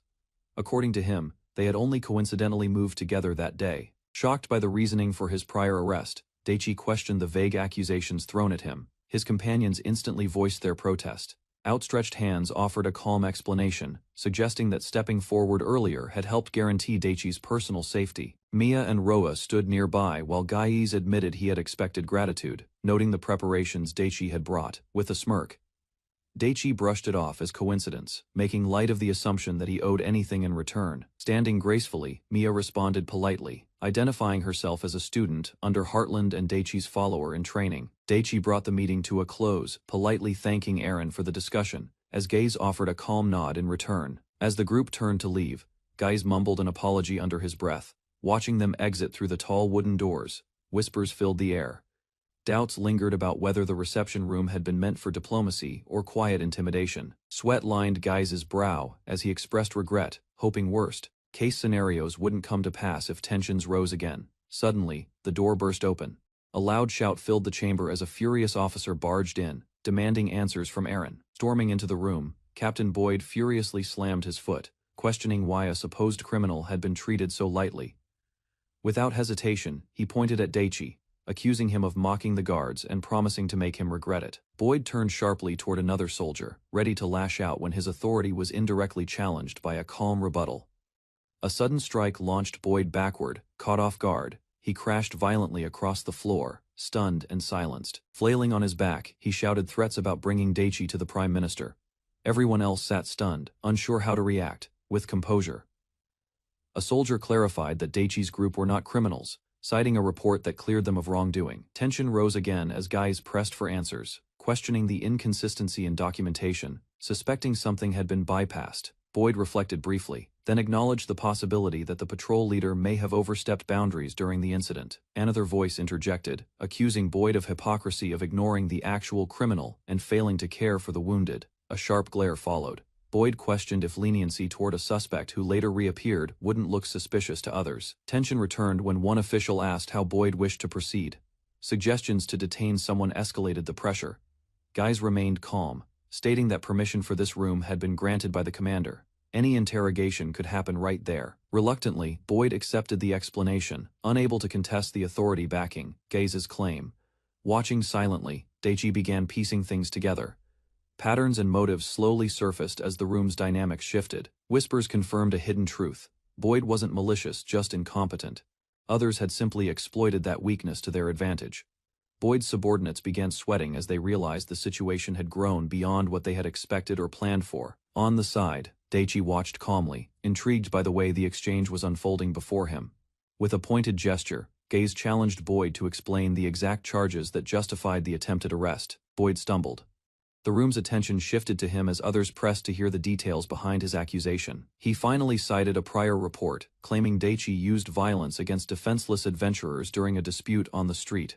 Boyd doubled down, citing testimony from Stone and Lever as confirmation that the report's claims were valid. Gaze calmly countered, noting Boyd's lack of judgment and stating that he himself had handled the investigation directly. With confidence, Gaze produced a new report, his own, documenting the incident with clearer, first-hand detail. He identified Daichi as the victim, with Arya and Melissa listed as eyewitnesses who had corroborated everything in that very room.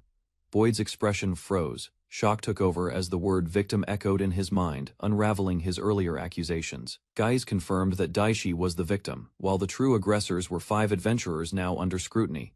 Details from the official report clarified that the incident occurred on the open market street, involving registered guild members. Further testimony revealed the adventurers had harassed both an orphanage, Runstall, and its attendant, escalating to criminal threats.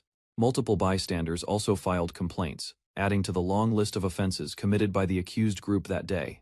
In the end, it was Daichi's defensive actions during his shopping that had halted the situation before it worsened. Conflicted, Boyd struggled to accept that Daichi's retaliation had overpowered 5 trained adventurers during the incident. Gaze corrected him, stating that it wasn't accidental. All 5 had initiated the violence, backed by eyewitnesses. Boyd slammed his fist down, insisting the accused were B and C rank adventurers, 2 of whom were mages. In response, Daichi casually revealed his own magical tool, implying he had abilities of his own, despite appearances. Even after learning Daichi was a mage, Boyd couldn't accept the outcome, frustrated that it still made logical sense. Melissa raised her hand to speak, receiving a calm gesture from Gaze allowing her to continue. Without hesitation, she declared that Daichi's magic capability likely ranked at a level, shocking everyone in the room. When challenged, she mentioned the guild's rank examiner, known as one of the town's most reliable magic testers. With confidence, she revealed that Daichi had completely overpowered that examiner during the test. Daichi confirmed it himself, explaining that he was registered that very day after defeating Ariane, the respected examiner. Daichi raised his hand gently toward Arya, cautioning her to stay calm as she vividly imagined an escalating brawl. Silence gripped the room. Boyd, overwhelmed, tried to maintain composure, but sweat betrayed his growing uncertainty. Gaze calmly placed a thick stack of testimonies on the table, revealing they had ample witness support. Snapping toward his subordinates, Boyd demanded an explanation, fury now turning to desperation. They lowered their heads in defeat, admitting they struck first and failed to cause harm, even while outnumbering their target. Lever admitted they had trusted the wounded adventurer's claim too easily, despite more compelling testimonies still remaining. Gaze pointed out they rushed in without confirming the situation, siding immediately with the adventurers over verifying facts. A second soldier protested, insisting they only attempted a temporary detainment to prevent Daichi from escaping. Amid the chaos, reviewing the report, Gaze acknowledged their reasoning, but his expression hardened as he prepared to challenge their true intent. He reminded them sharply he had been present. Their actions looked far too biased, focused only on aiding their allies. The 2 soldiers lowered their heads, unable to answer Gaze's pressing question about their flawed judgment. Pressed further, one admitted they had been taking a late lunch at the market during the incident. As Daichi recalled, one of the adventurers had spoken of selling off orphans, shocking the nearby guards. Suspicion mounted. Melissa questioned if the soldiers might be tied to the town's ongoing abduction cases. Panic surged. One guard cried out in denial, visibly trembling as he insisted, He knew nothing about kidnappings. Tension exploded as Boyd suddenly charged and threw a punch, shouting in frustration toward the group. Guards quickly restrained him. Guys warned the soldiers to prepare themselves for questioning, noting their actions had consequences. From the side, a composed figure stepped forward, revealing a chain insignia and requesting to join the interrogation. Recognition dawned he was from the Knight Order. Guys nodded but clarified that the lead would remain with him. Calmly, the Knight announced the Order would take custody of the accused tomorrow for further investigation on the kidnappings. Captain Guise is startled by the revelation that all guard reports must be compiled by morning. Frustration builds in the room. Reed, a knight from the Royal Order, permits the release of some individuals, while Daichi and Luna remain behind for questioning.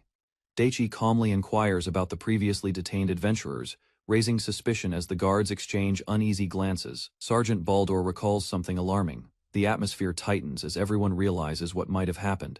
Baldur admits the adventurers were released. Guise snaps, ordering immediate warrants. Chaos erupts as they scramble to regain control. The castle bustled with urgency as guards shouted across the walls. A tense atmosphere gripped the stronghold. Outside the walls, Daichi stretched his arms, clearly exhausted. Rina and Melissa stood beside him, commenting on the situation's resolution and how things could have worsened. Rina announced she would return to the guild to file a report, leaving the other two with a curious look. Daichi smiled and invited Melissa to a hotel dinner. Rina silently observed their chemistry with mild exasperation. Daichi froze in place as Karina suddenly rushed at him, her presence sharp and overwhelming. He reacted too slowly. Each swing from Karina sent shocks through his arms, forcing him back with every clash.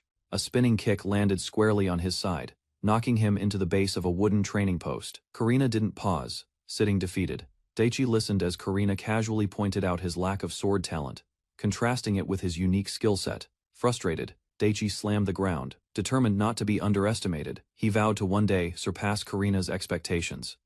Daichi attempted to teach a move, demonstrating it on a stunned volunteer while Karina watched with suspicion. Another teammate tried calming the subject, but Daichi's chaotic method failed to ease tension. Even the cat stared in disbelief. The next day, Daichi challenged Karina to a baseball-style accuracy match, declaring victory conditions with exaggerated confidence. Shouting their terms, both charged into the game. Daichi gloated early, convinced he had the upper hand. Karina calmly struck her target dead. Her win was decisive, leaving Daichi stunned and speechless, as stats confirmed her overwhelming skill. Daichi regretted not checking Karina's stats beforehand. Her precise throw left him defeated and flustered. The next day, he challenged her to a new competition shogi. Confident this would play to his strengths, he proudly presented the board. Explaining complex rules from his homeland, Daichi boasted about mastering strategic board games. Certain victory was assured. Both dressed in traditional attire, they faced off. Karina looked annoyed but accepted, unaware Daichi was hiding full confidence behind a smirk. Moments later, Karina declared victory. Daichi stared blankly at the board, speechless, realizing he had been defeated, yet again. Daichi sat stunned after his defeat in shogi, vowing to never lose again. Karina remained composed, already moving on. The next day, Daichi burst in with a new idea this time, a cooking contest. Fired up, he shouted the challenge with full enthusiasm. Confident in his knowledge of modern recipes, he swore victory through science-backed gourmet techniques. Karina, unimpressed, casually agreed. Daichi presented a sparkling seafood dish. The judges were instantly won over, praising its taste. His face lit up with hope. But Karina countered with a packed sandwich, bursting with flavor. One bite in, the judges were left speechless once more. Daichi watched in disbelief as the judges devoured Karina's sandwich, overwhelmed by its nostalgic flavor. Karina was declared the winner again. Daichi protested, calling her dish unfairly soul food, while she teased him about wasting time. Though others suggested he give up, Daichi refused. He proposed one final contest, his last chance to claim victory. They sat at a table, facing a plate of fluffy pancakes. The challenge: resist eating the sweets. The longest. Daichi outlasted Karina at last. He cried out in joy, savoring his first win. Karina, though defeated, smiled faintly at his determination. Bradley arrives with a smug smile, interrupting the tense moment. Daichi and his group react with confusion, as Bradley greets them like an old friend. Bradley casually announces they are headed to the church. Daichi looks annoyed, unsure when Bradley decided to join. Bradley deflects the reaction, pretending nothing is strange. Despite the confusion, he insists on coming along, overriding any protest. At the church entrance, Sister Fiona greets them. Her calm but questioning tone halts the group's advance. Bradley introduces himself formally. Fiona bows politely, recognizing him as a knight. Bradley offers thanks to Daichi for his cooperation the day before. His words sound polite, but Daichi silently questions the truth behind them. Fiona suggests postponing the church visit. Daichi hesitates, but Bradley responds swiftly, brushing aside the idea. Bradley confidently claims that his discussion with Daichi doesn't require the church's involvement. Fiona gives in, deferring to his lead. 2 new companions join the group. With introductions settled, the entire party prepares to depart together. While walking, Bradley whispers to Daichi, suggesting a private topic about the guard station. Daichi seems concerned by the subtle shift. Bradley requests that his status as a knight be kept secret during the church visit. Daichi and Fiona are puzzled but agree, trying to appear formal. Bradley extends a hand toward Fiona, with exaggerated politeness. She is caught off guard but plays along reluctantly. Bradley suddenly pulls Daichi aside. Daichi, irritated, questions why he's being dragged. Daichi confronts Bradley with suspicion, recalling an earlier incident involving 2 men and a captain named Boyd. Bradley admits the connection between those men and the adventurers involved, revealing ties that Daichi didn't expect. By accepting bribes, corrupt guards ignored the behavior of adventurers and offered them unchecked freedom. The practice appeared routine and unremarkable. Daichi questioned whether only 2 men were involved, prompting Bradley to reveal that over 10 individuals, including a squad leader, were implicated. Although the arrest count was high, Bradley's emotionless expression made the outcome feel strangely hollow to Daichi. Instead of the guards, it was the freed adventurers who held the real information. Bradley stated he had focused his efforts on them. Rather than just agreeing, Daichi proposed that Bradley take pride in exposing such hidden corruption and show it more clearly. Bradley jokingly asks if Daichi is pleased by his rise in status. Without hesitation, Daichi firmly denies any joy. The scale of the enemy's influence becomes clearer, as Bradley explains how difficult it is to buy off so many guards without a powerful backer. He speculates further, suggesting that an external force like the Tarlnot Kingdom's military might be involved. Even if adventurers know more than guards, Bradley believes there is a deeper network. He suspects a connection to the trafficking of orphans. While Bradley discusses future cooperation, Daichi bluntly asks when he will get his house back. An innkeeper reminds Daichi that the guild is covering expenses, easing his burden. Still, he admits wanting his home and store back soon. Bradley praises the house's value and location, noting it meets unique conditions and can't be easily replaced. Suddenly, Bradley mentions hearing something from Aaron. Daichi reacts with suspicion, unsure what was discussed. According to the guard, Aaron has helped them multiple times. Daichi brushes off the praise but listens carefully. Bradley reveals Aaron is a top-tier mage even by national standards, and possesses exceptional magic abilities. Daichi scratches his head and clarifies that overpowering his opponent was a misunderstanding, not an intentional feat. He explains that Aaron witnessed him break iron pillars with ease and, without further testing, deemed him fit for a C-rank mage. Bradley leans in, recounting how Aaron had never even heard rumors of someone destroying steel with a wooden blade. Although Bradley claims ignorance, he questions if Daichi might be closer to a rank than he admits. Daichi silently reflects on that possibility. With a calm expression, Daichi recalls his homeland, where he rarely left the house and had little to compare himself with. Daichi admits he doesn't know where his abilities truly rank, leaving his companions in quiet thought. Bradley insists Daichi should understand his strength better. He turns to Arya, seeking her agreement on the matter. Caught off guard, Arya nervously agrees, admitting she also has doubts about her own potential, and avoids judging others. Bradley teases her about the difficulty of the priestess test, but Daichi quickly redirects the conversation back to himself.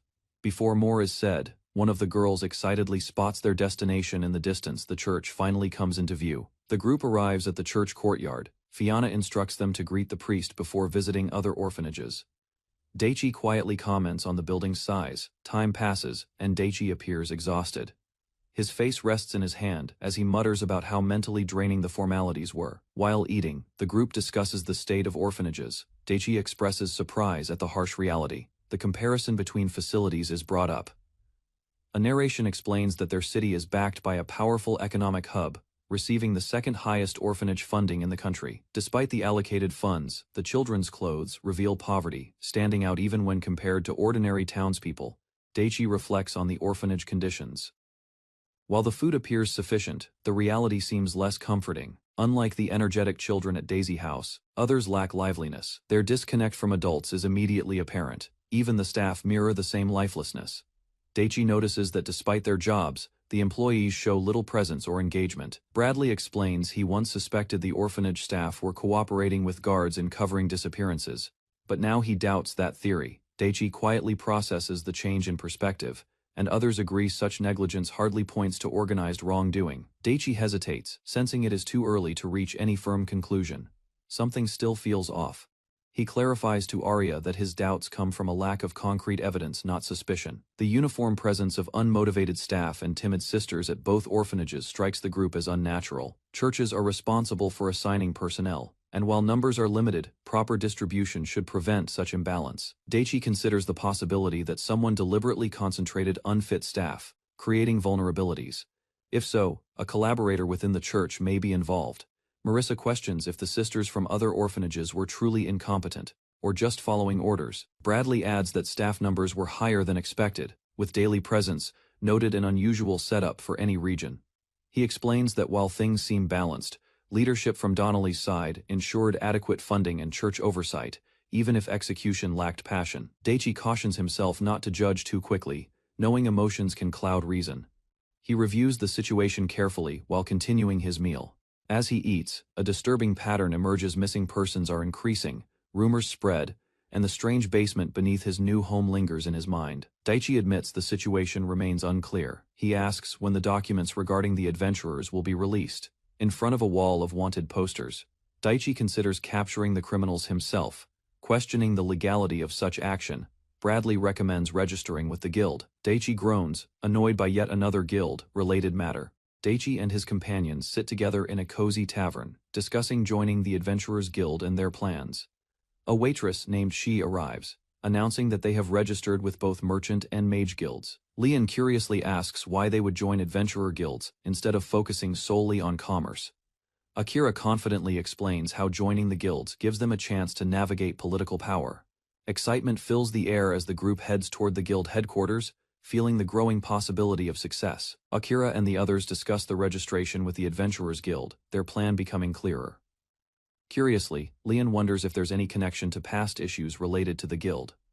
Daichi recalls the magical stone and materials sold at the store, realizing the potential problem. In response, Akira assures them that the guild's involvement doesn't cause any real issues. Daichi looks uneasy. Later, they receive instructions from the guild, with a dragon accepting the task and providing guidance. As they continue their journey, Daichi and Leon realize the value of magical stones for future guild missions. The group gathers around, discussing how selling magical materials directly to the Adventurers Guild is prohibited due to the guild's regulations. Akira questions the reason behind their desire to avoid taxes, but the others remain focused on the guild's purpose. After hearing the strict rules, Leon points out that adhering to guild regulations is necessary for their continued success. Excited, they reach the Adventurers Guild, impressed by its towering presence and the opportunity it offers. An old man, with a beard, enthusiastically recalls how the guild leader built a grand hall 10 years ago. Daichi is taken aback by the sheer size of the guild and the luxury it represents. Curious, he asks about the guild's rules, unaware of the unexpected situation unfolding inside. Akira notices a board filled with guild notices, signaling the increasing complexity of their mission. Daichi, now enthusiastic, remembers the skills he learned back in the lab, knowing they'll be useful here. Entering the Adventurers Guild, Daichi and Akira are greeted by the guild's eccentric leader, who shares his excitement. A sign is noticed by Akira, signaling the start of the guild's registration process, with a curious twist. The friendly receptionist welcomes them warmly, offering assistance with their guild registration, ready to guide them. In an unexpected moment, the receptionist realizes she made a mistake, apologizing for the confusion caused. Daichi, amused by the situation, wonders if the guild environment will always be this lively, thinking about what comes next. A guild member recognizes Daichi, recalling how he sold magical stones without permission, creating tension. Daichi calmly defends himself, explaining that they were merely following the guild's rules, despite conflict. At the guild desk, Daichi confirms his registration, wondering if this procedure will be simple. With a cheerful smile, Melissa requests the registration for 2, leaving Daichi slightly confused by the decision. As Melissa considers joining, Daichi and the others discuss whether Melissa should register now or wait. Daichi excitedly welcomes Melissa into their team, holding Nike, his cat, as they prepare for the next step. Melissa is delighted, asking if Daichi's cat is a magical creature, unsure of its true nature. The registration form is finally completed, but Daichi looks puzzled when asked about personal details. Upon reviewing their C-rank magic abilities, Daichi questions if basic spells truly qualify for such a rank. Melissa explains that C-rank magic can be impressive for someone with special abilities, revealing her own magical prowess. Melissa confirms her noble lineage, as Daichi excitedly introduces his cat companion. Daichi and Melissa are amazed by the prestigious title of Melissa's noble background, setting the tone. After some paperwork, Daichi questions the mistake in his registration, uncertain of the details. The receptionist hurries to fix the error, reassuring Daichi about the process for a successful registration. Melissa humorously points out that registering as a magician is rare, especially at C rank, implying their growing potential. Daichi and Melissa discuss the E-rank magician's registration requirements, aiming to improve their magical skills. Akira points out that even if one is an E-rank, joining the guild is a step toward success. Daichi is shown a pyramid ranking structure, illustrating how magicians are categorized by skill level in the guild. Wondering if there is a test for magicians, Daichi starts to feel the weight of the challenge ahead. Melissa laughs, mentioning her lack of concern for warrior tests, suggesting a more manageable route. Melissa cheerfully describes how she fought enemies in front lines while trying to perfect her skills. Embarrassed, Melissa admits that Daichi was the one who took care of the fighting duties. As Daichi finishes the registration form, Melissa starts to imagine more battles ahead for both of them. Daichi wonders if the guild will conduct mock battles to test their fighting skills like they did for others. Melissa dismisses Daichi's concerns, suggesting mock battles will offer much more than mere practice with opposing teams. A guild official impatiently asks where to go next, eager to discuss the registration process. The receptionist responds, explaining that they are heading to the training grounds for a test. Daichi wonders if Melissa can handle the test as they prepare for a combat trial. The receptionist hurriedly confirms that Daichi and Melissa are selected for rank tests and need to act fast. With a confident smile, Daichi responds to the official, asking for a more flexible approach during the trial. Daichi laughs, as he confidently tells Melissa to take things lightly, sensing the challenge ahead. They are surprised to learn Melissa is somewhat anxious about the upcoming combat trial, unsure of what to expect. They arrive at the training grounds, where Daichi is ready for the test, but Melissa hesitates a bit.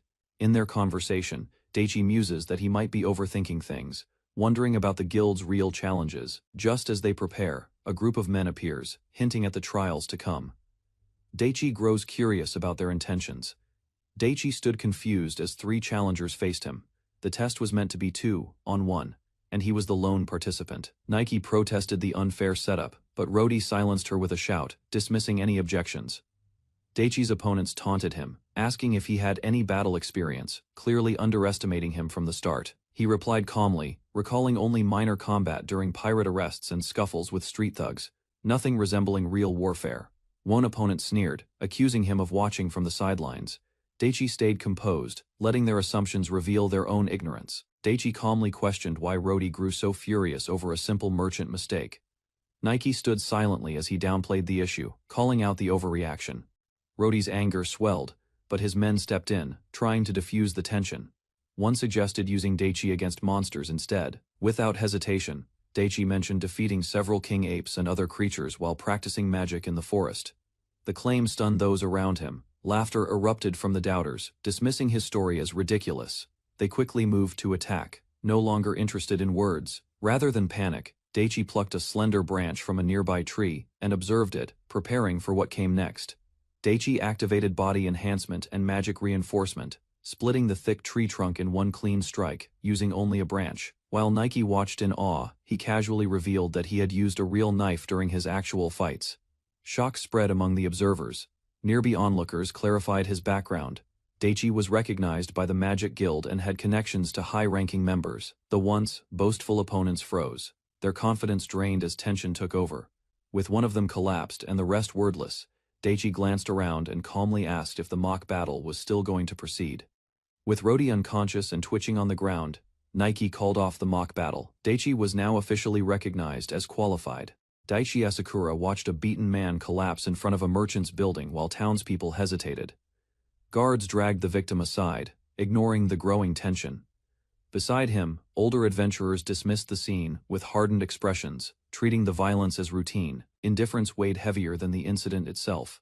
Their leader folded his arms and justified the brutality as necessary discipline, recalling how their 4-Feyman party once learned harsh lessons through bloodshed. Before matters escalated further, a cheerful girl intervened, claiming preparations were complete and redirecting attention toward their assigned task. At that moment, Daichi stepped forward, rolling his sleeve with quiet resolve, ready to involve himself, despite the warning atmosphere. A noble girl gathered her courage, while small companions encouraged her from behind. She turned toward Daichi Asakura, seeking guidance about which spell to use. He allowed her to decide freely, observing her with quiet attention. Nervously, she revealed command over 4 elemental attributes: null magic, enhancement, and alchemy, exposing remarkable talent beyond ordinary adventurers. Veteran onlookers reacted with disbelief, recalling their own hardships and recognizing her rare potential. Resolutely, she activated her power, releasing a blinding surge that shook the surroundings and stunned everyone present. Daichi Asakura noticed a strange presence approaching as the air shifted above the courtyard. Energy gathered overhead, drawing everyone's attention upward. Suddenly, a blazing shape descended at tremendous speed, forcing the girl to flinch as pressure burst outward. Shockwaves scattered dust across the ground. From the fading light, a small winged creature emerged, flames flickering gently around its body, while it perched calmly on her hand. Radiance surrounded the bird as its form stabilized, revealing a rare spirit of blue flame, recognized only in advanced magic records. Witnesses stiffened, understanding the creature's rank and danger, while Daichi observed quietly, aware that such summoned power carried serious consequences. The girl steadied herself, and declared she would begin with wind magic. Power gathered around the training dummy as she thrust her hand forward decisively. A sharp gust shot across the courtyard and struck the target directly. Splinters and debris burst outward under the force. Moments later, confusion crossed her face as the spell spiraled beyond control. Instead of stopping, the wind intensified unpredictably. Daichi, Asakura, and the others watched in stunned silence, while pressure built dangerously fast. Unease spread among the party. When the gale finally settled, the dummy had been scorched into charcoal, leaving Daichi quietly noting the unexpected destructive result. Flames continued to swirl around the small blue bird as it chirped confidently, standing atop the scorched remains of the target. The girl proudly explained that the spirit would act on its own, eliminating threats before commands were even given. Daichi listened with a measured expression. While she reconsidered her approach, lingering magic suddenly lashed back and wrapped around her body, leaving her startled and apologetic. Daichi and the others stared blankly as part of the nearby structure collapsed from the uncontrolled aftermath. Dust rose into the sky. By evening, the damaged area stood silent under the fading light, and the group quietly withdrew, aware that the demonstration had gone far beyond expectations. The girl stared at the damaged roof, anxiety rising as she considered the cost of repairs caused by her uncontrolled magic. Daichi Asakura reassured her calmly, explaining that the guild had already accepted responsibility, and she need not burden herself with guilt. Elsewhere, written complaints and reports spread among townspeople, revealing long-standing corruption and daily misconduct within the Adventurers Guild. As rubble was cleared, whispers circulated that fear of the guild had silenced many, and that the girl's display exposed deeper problems. Meanwhile, an injured man lay awake, signaling that unresolved matters still remained despite the temporary calm. Daichi Asakura reviewed the guild's documents and felt relieved that compensation for the roof damage had been approved without dispute. Walking through town, he discussed rumors about a hidden location connected to 3 suspicious individuals who might know more than they appeared. From a rooftop vantage point, he decided to investigate the area directly, tempering expectations while preparing for unexpected resistance. Lowering his voice, Daichi revealed that the true objective involved the kingdom of Ternard and unusual movements near its borders. He concluded that merchants trading between nations could be exchanging more than goods, hinting at concealed information networks, stretching beyond the city. Daichi Asakura spoke calmly about the possibility of manipulating human perception, causing the others to stiffen at the seriousness in his eyes. The cat-eared girl tried to lighten the mood, yet concern remained as they walked across the rooftops overlooking the city. He then proposed assigning Marisa to gather intelligence, but resistance quickly surfaced from the group. Arguments followed, insisting that exchanging information with foreign merchants carried risks beyond simple trade dealings. Ultimately, Daichi decided that 2 of them would search for clues discreetly, advancing without revealing their true objective. With bright determination, the girl announced that their party application had been accepted, urging Daichi Asakura to continue striving together. Soon after, she revealed that the guild had assigned them a dangerous escort mission, forcing Daichi to reconsider the risks involved. Concerned for her safety, he suggested handling the task alone, but she firmly refused to be left behind. Meanwhile, their companion listened calmly, as Daichi proposed seeking permission before departing for the assignment. Later, in a quieter moment, both hesitated awkwardly, realizing that working as a pair carried new feelings neither fully understood.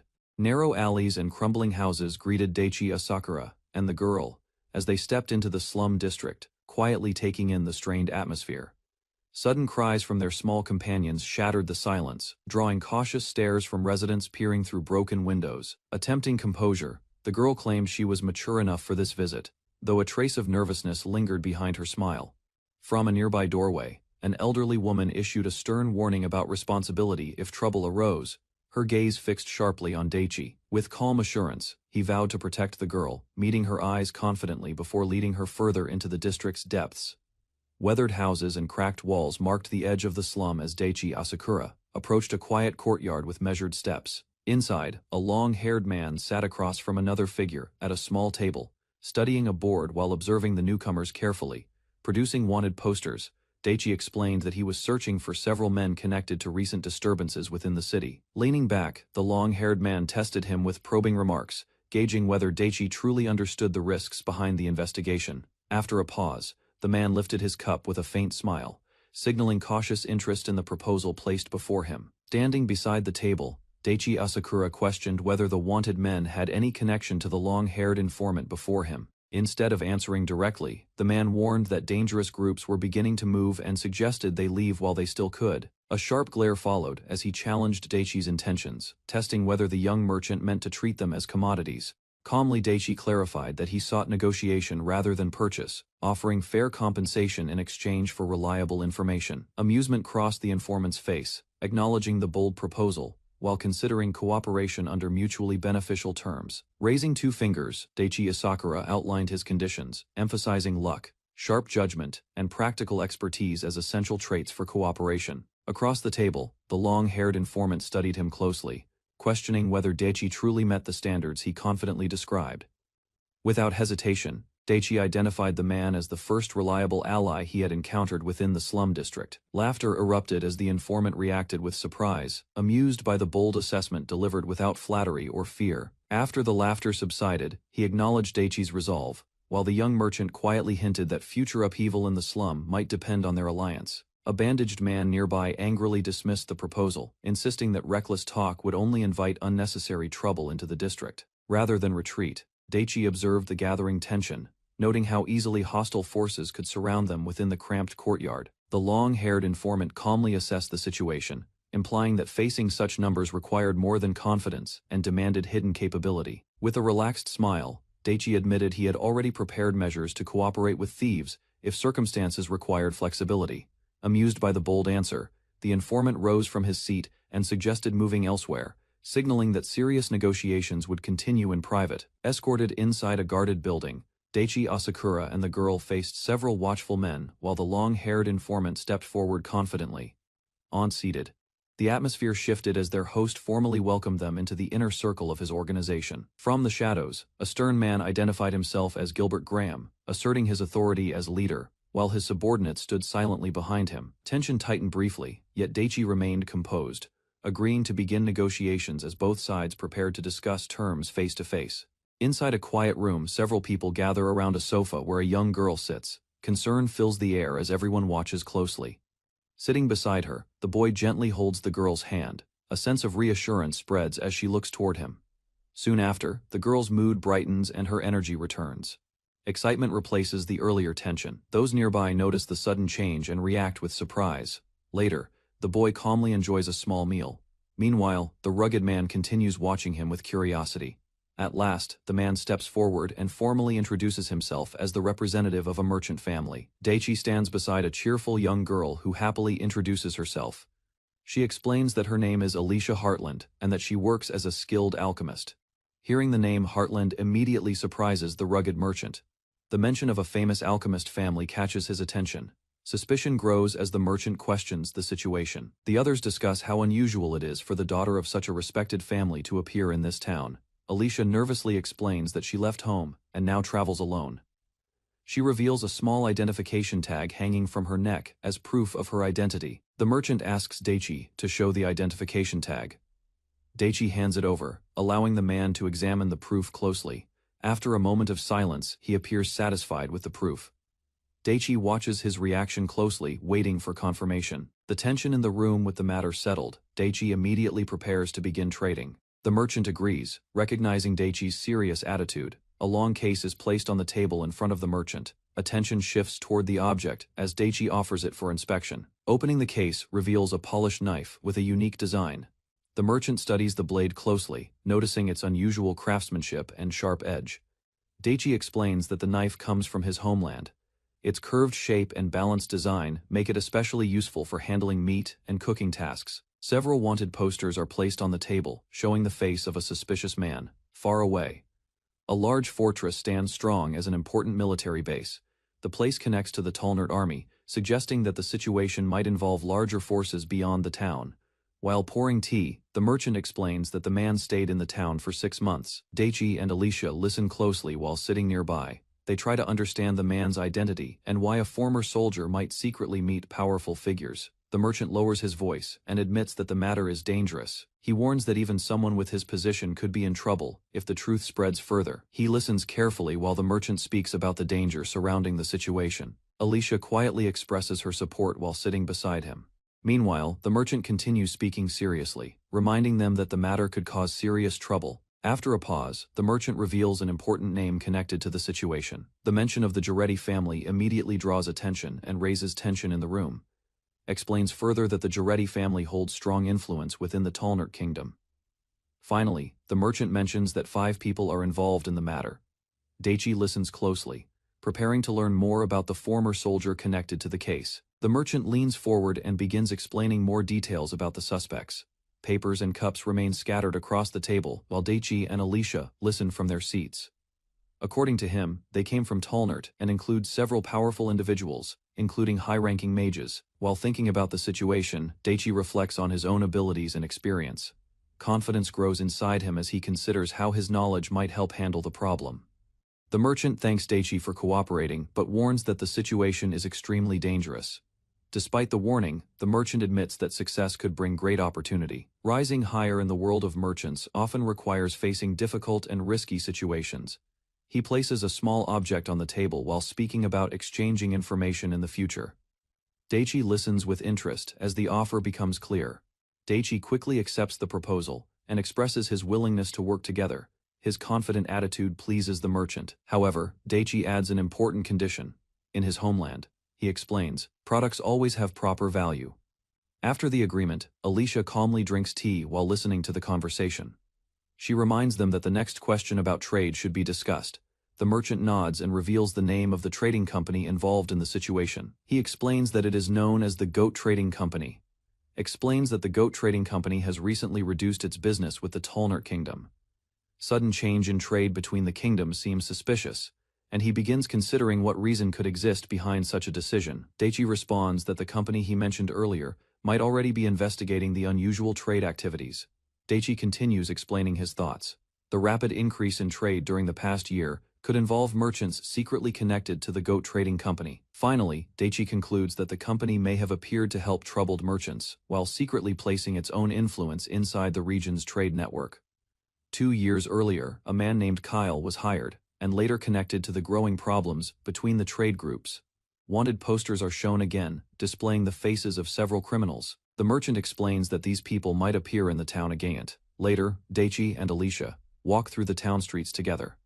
Alicia looks around with excitement, enjoying her first time exploring the city, smiling softly.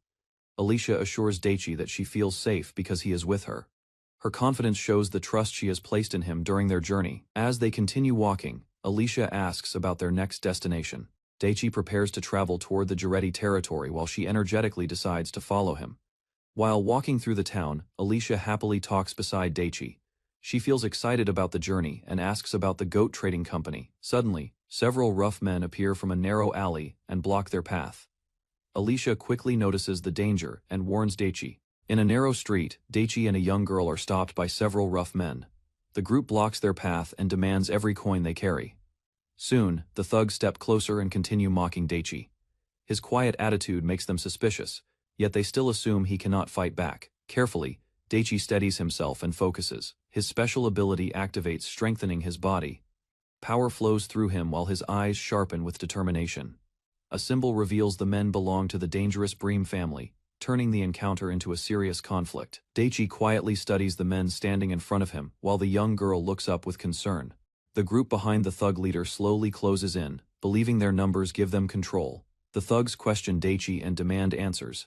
Suspicion spreads among them as they stare at the calm young man. A brief silence follows as Daichi processes the situation and concludes something about the group. He decides to use the encounter to test his ability and steps forward with confidence. The girl watches nervously behind him, realizing escape is impossible in the narrow street. The thugs finally prepare to attack as the confrontation begins. The girl suddenly notices movement and warns Daichi that the attackers are rushing toward them. Weapons swing forward as the thugs charge with confidence. Before the men can strike properly, Daichi moves first. A fast and precise blow lands, sending one attacker flying backward. Another thug staggers from the impact while shock spreads across their faces. One remaining fighter steps forward and unleashes a powerful attack, believing his strike will end the fight. Debris bursts around Daichi as the heavy blow lands. Dust and broken fragments scatter across the ground, yet he remains standing without serious harm. Calmly brushing off the rubble, Daichi explains that he simply reinforced his body with magic. Remaining thugs hesitate as they face Daichi again. Shock spreads across their faces when they begin to suspect he might be a magician. Panic quickly takes over the group, injured and frightened. The men beg for mercy while stepping back from Daichi. Daichi watches them calmly and considers the situation. Taking lives is not something he wants to do, so he decides to give them a chance to correct their mistakes. The thugs immediately apologize and promise they will never attack people again. Their frightened faces show how serious the warning has become. Daichi then gives them a new condition. From now on they must protect the orphanage and work to repay the trouble they caused. Town guards are not far away, and causing more trouble would only bring them greater punishment. Instead of violence, he orders them to leave and stop harassing people. After settling the situation, Daichi turns his attention back to the girl. He decides to visit the orphanage and help them by bringing some supplies and support for their daily life. Meanwhile, the frightened thugs quickly run away from the area, eager to escape, before any guards appear. Watching them disappear, Daichi reflects on the strange events that brought him into this world. With the street finally quiet again, Daichi and the girl walk forward together, continuing their journey through the city. Daichi arrives at the orphanage with the young girl beside him. In the courtyard, a nun pauses her work and looks toward the visitors. The nun approaches and asks about the visitors. Daichi explains the situation, and the men who caused trouble earlier appear nearby, now behaving respectfully after their defeat.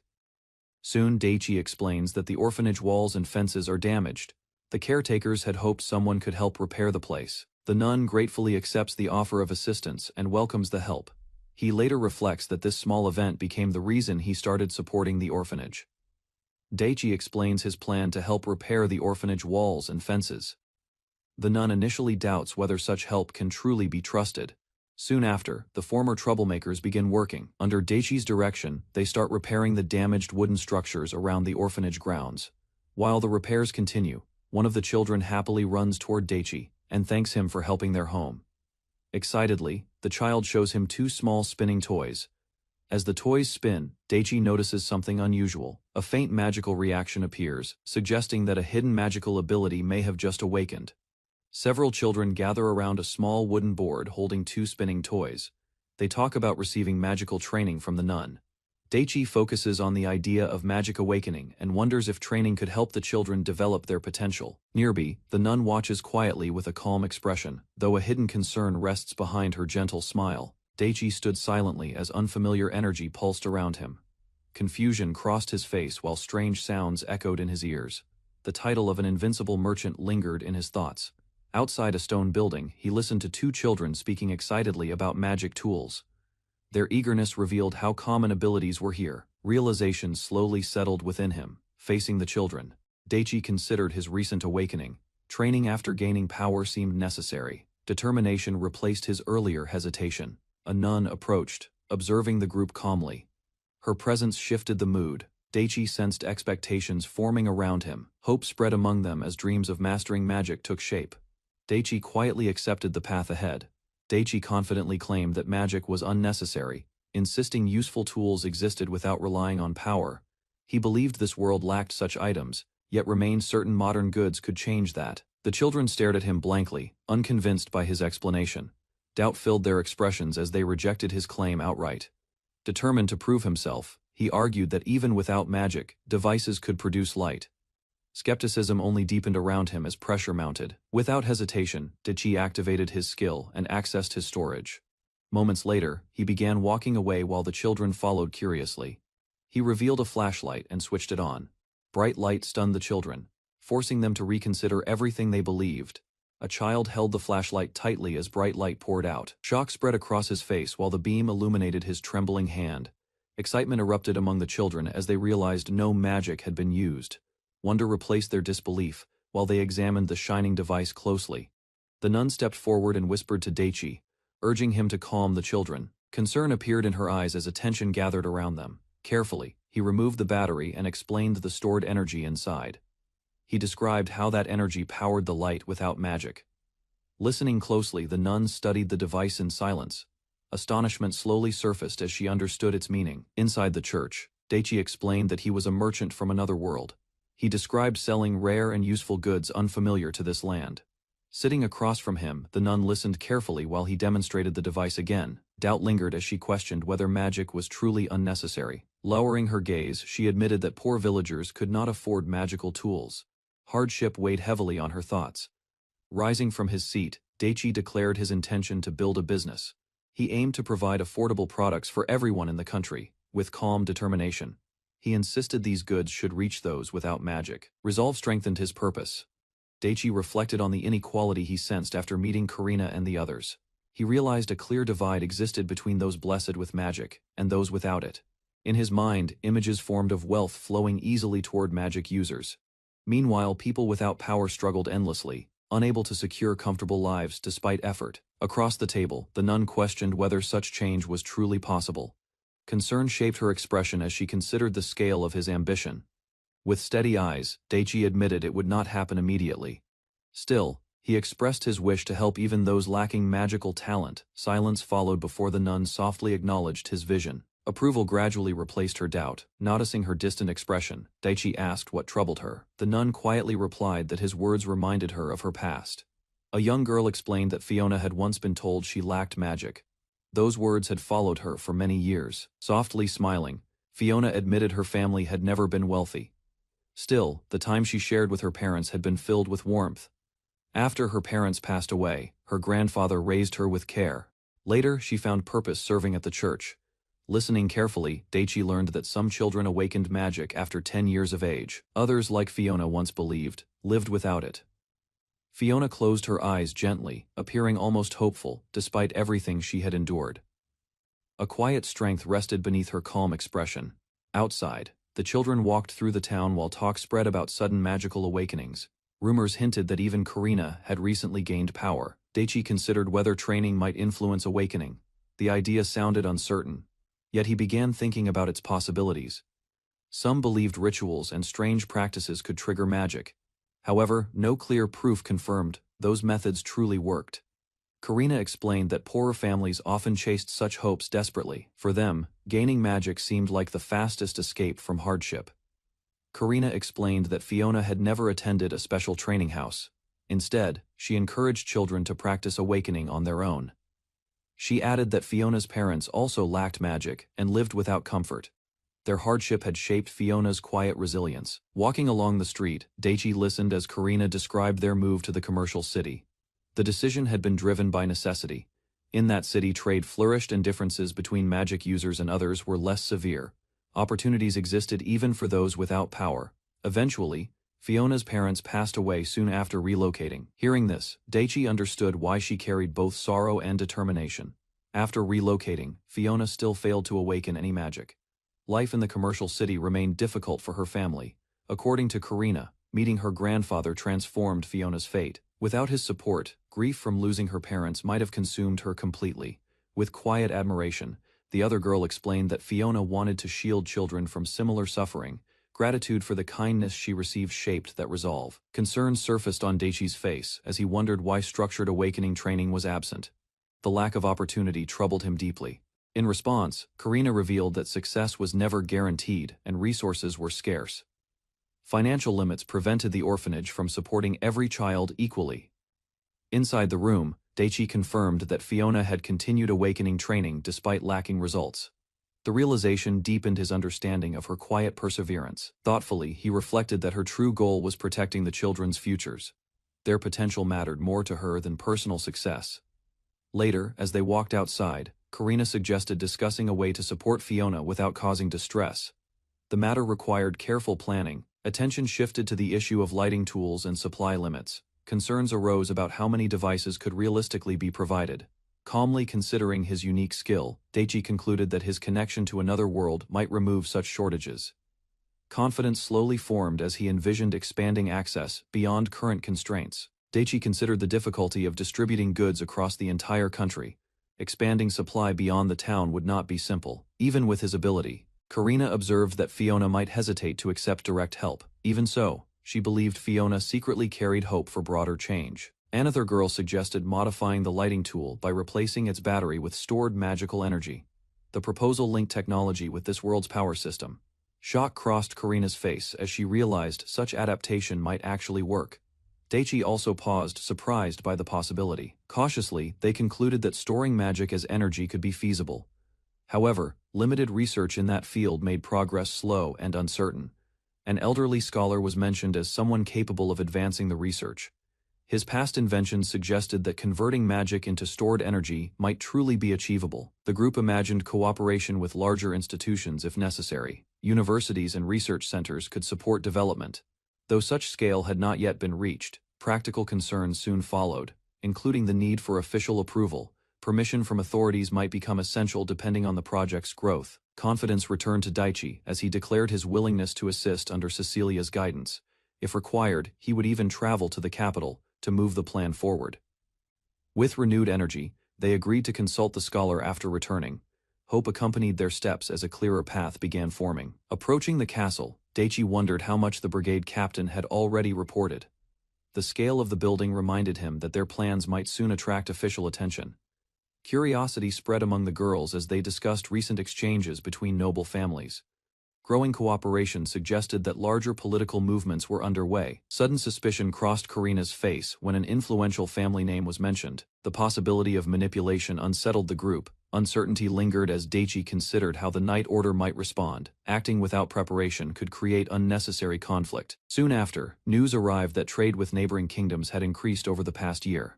Hearing this, Daichi realized their ambitions were becoming tied to wider national interests. Karina warned that if their plans advanced, the Merchant Guild would inevitably learn of them. Concealing information from experienced officials would be nearly impossible. Considering the risks, Daichi acknowledged that larger trading companies might intervene depending on negotiations with influential families. Expanding too quickly could invite pressure from powerful merchants. Thoughtfully, Karina evaluated whether involving trusted allies would create complications. Ensuring that no sensitive details leaked remained her priority. With quiet confidence, she assured him that she would never betray the trust built with Asura. Hearing that promise strengthened his resolve. Moments later, the door opened and a cloaked figure stepped inside.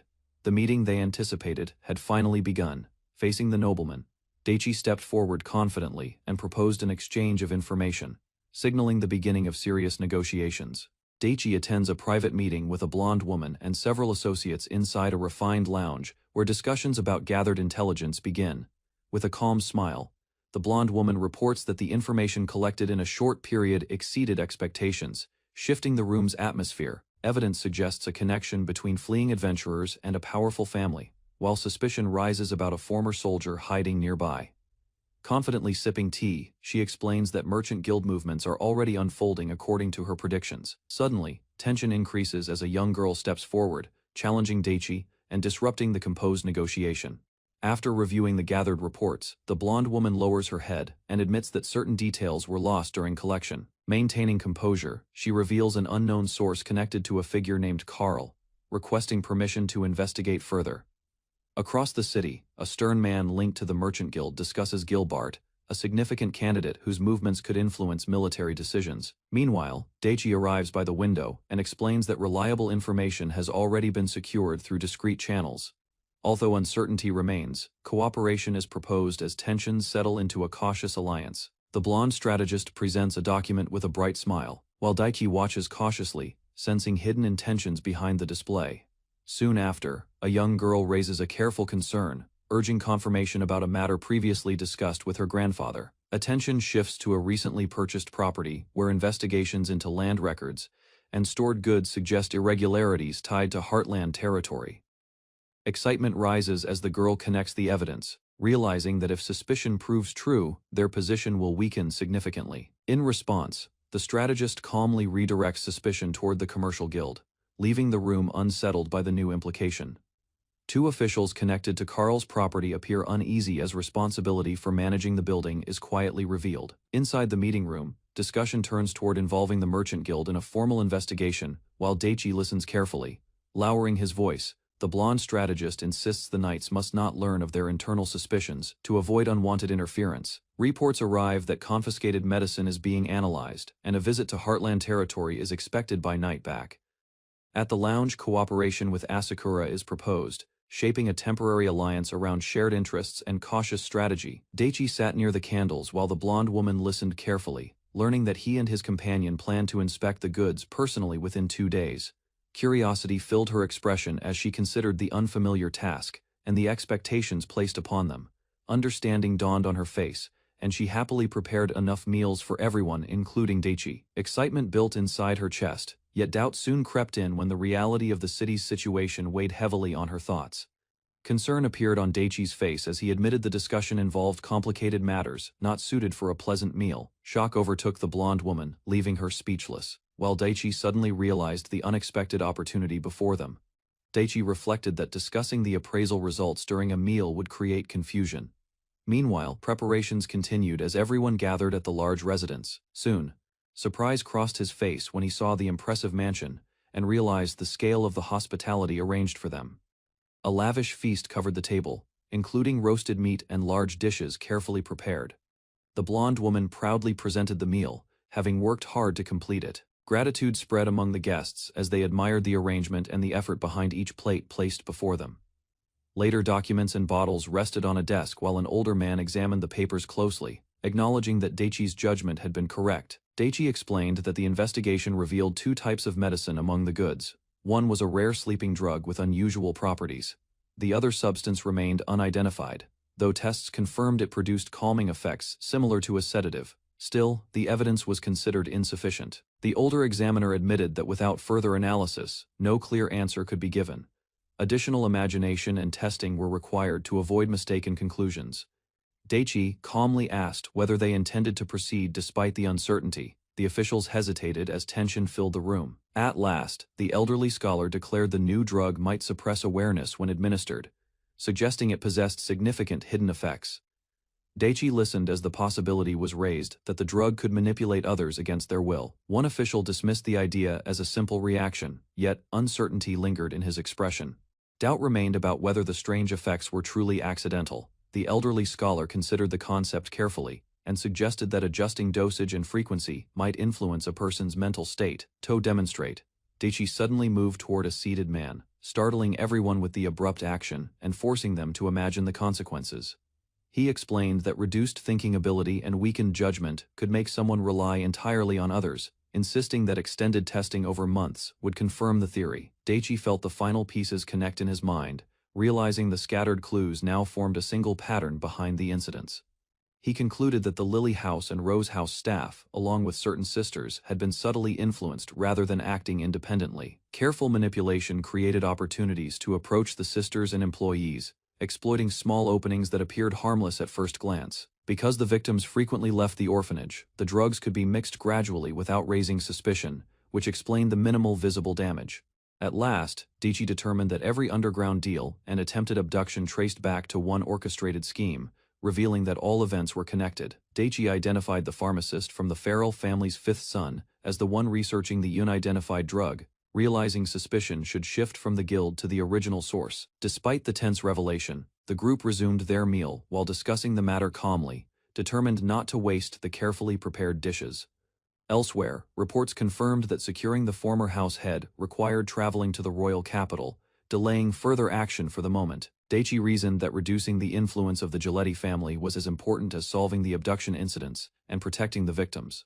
When pressed about their next move, his companion answered firmly that they would act tonight. Daichi informed Asakura that the matter was highly confidential and that key collaborators had already been gathered elsewhere, urging her to make preparations quietly. He declared that tonight they would confront the Giletti family, while another unit prepared to enter the Chiaro company under coordinated orders. Simultaneously, forces led by the squad captain would move against the Farrell family, ensuring both targets were pressured at once.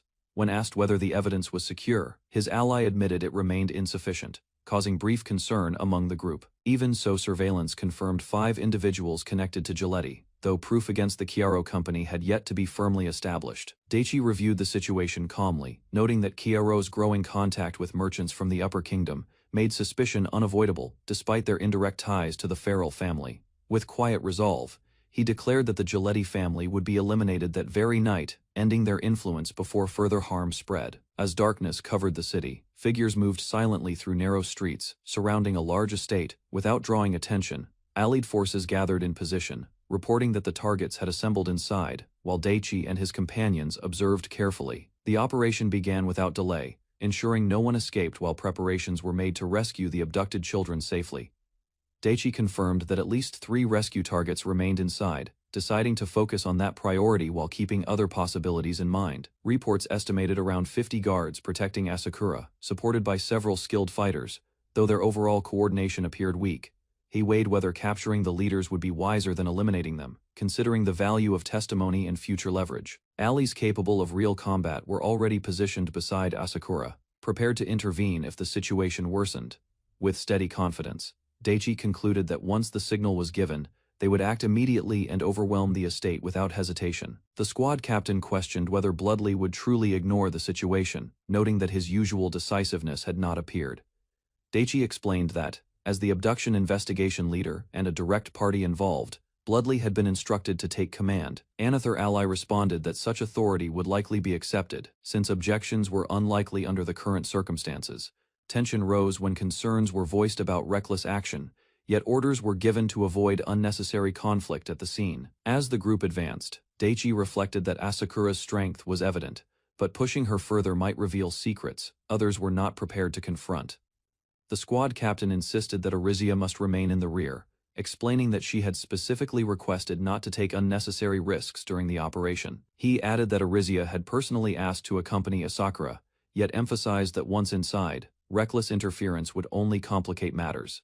Raising his voice, the captain declared that capturing the target would be left to his unit, ordering Daichi to focus solely on protecting Arizia. Daichi answered calmly that the one he intended to protect was different, implying his priority did not match their expectations. Meanwhile, a companion arrived holding PI, reminding them that even in battle, safeguarding others was always the first duty. Daichi and the squad captain exchanged a firm gesture, silently confirming their understanding before the assault began. The captain urged Asakura not to endanger Arizia, insisting that protecting her was the priority above all else. Asakura thanked them calmly, assuring everyone that she possessed strong magic and would manage herself if necessary. Daichi stated his assigned duty was preventing PI from losing control, adding that he would neither allow enemies to escape nor let Arizia face danger alone. Hearing his resolve, Arizia covered her mouth in surprise, deeply moved by his determination and trust. The squad captain reminded Daichi to prevent the fight from turning into a reckless chase, then raised his gloved hand as the signal approached. A brief flash burst above them, marking the start of the operation while the team focused on the estate ahead. Orders moved swiftly from the 1st through the 4th units, and armed knights surged forward without hesitation. Steel clashed as they stormed inside together, and Daichi advanced with steady resolve, ready to strike down every threat in their path.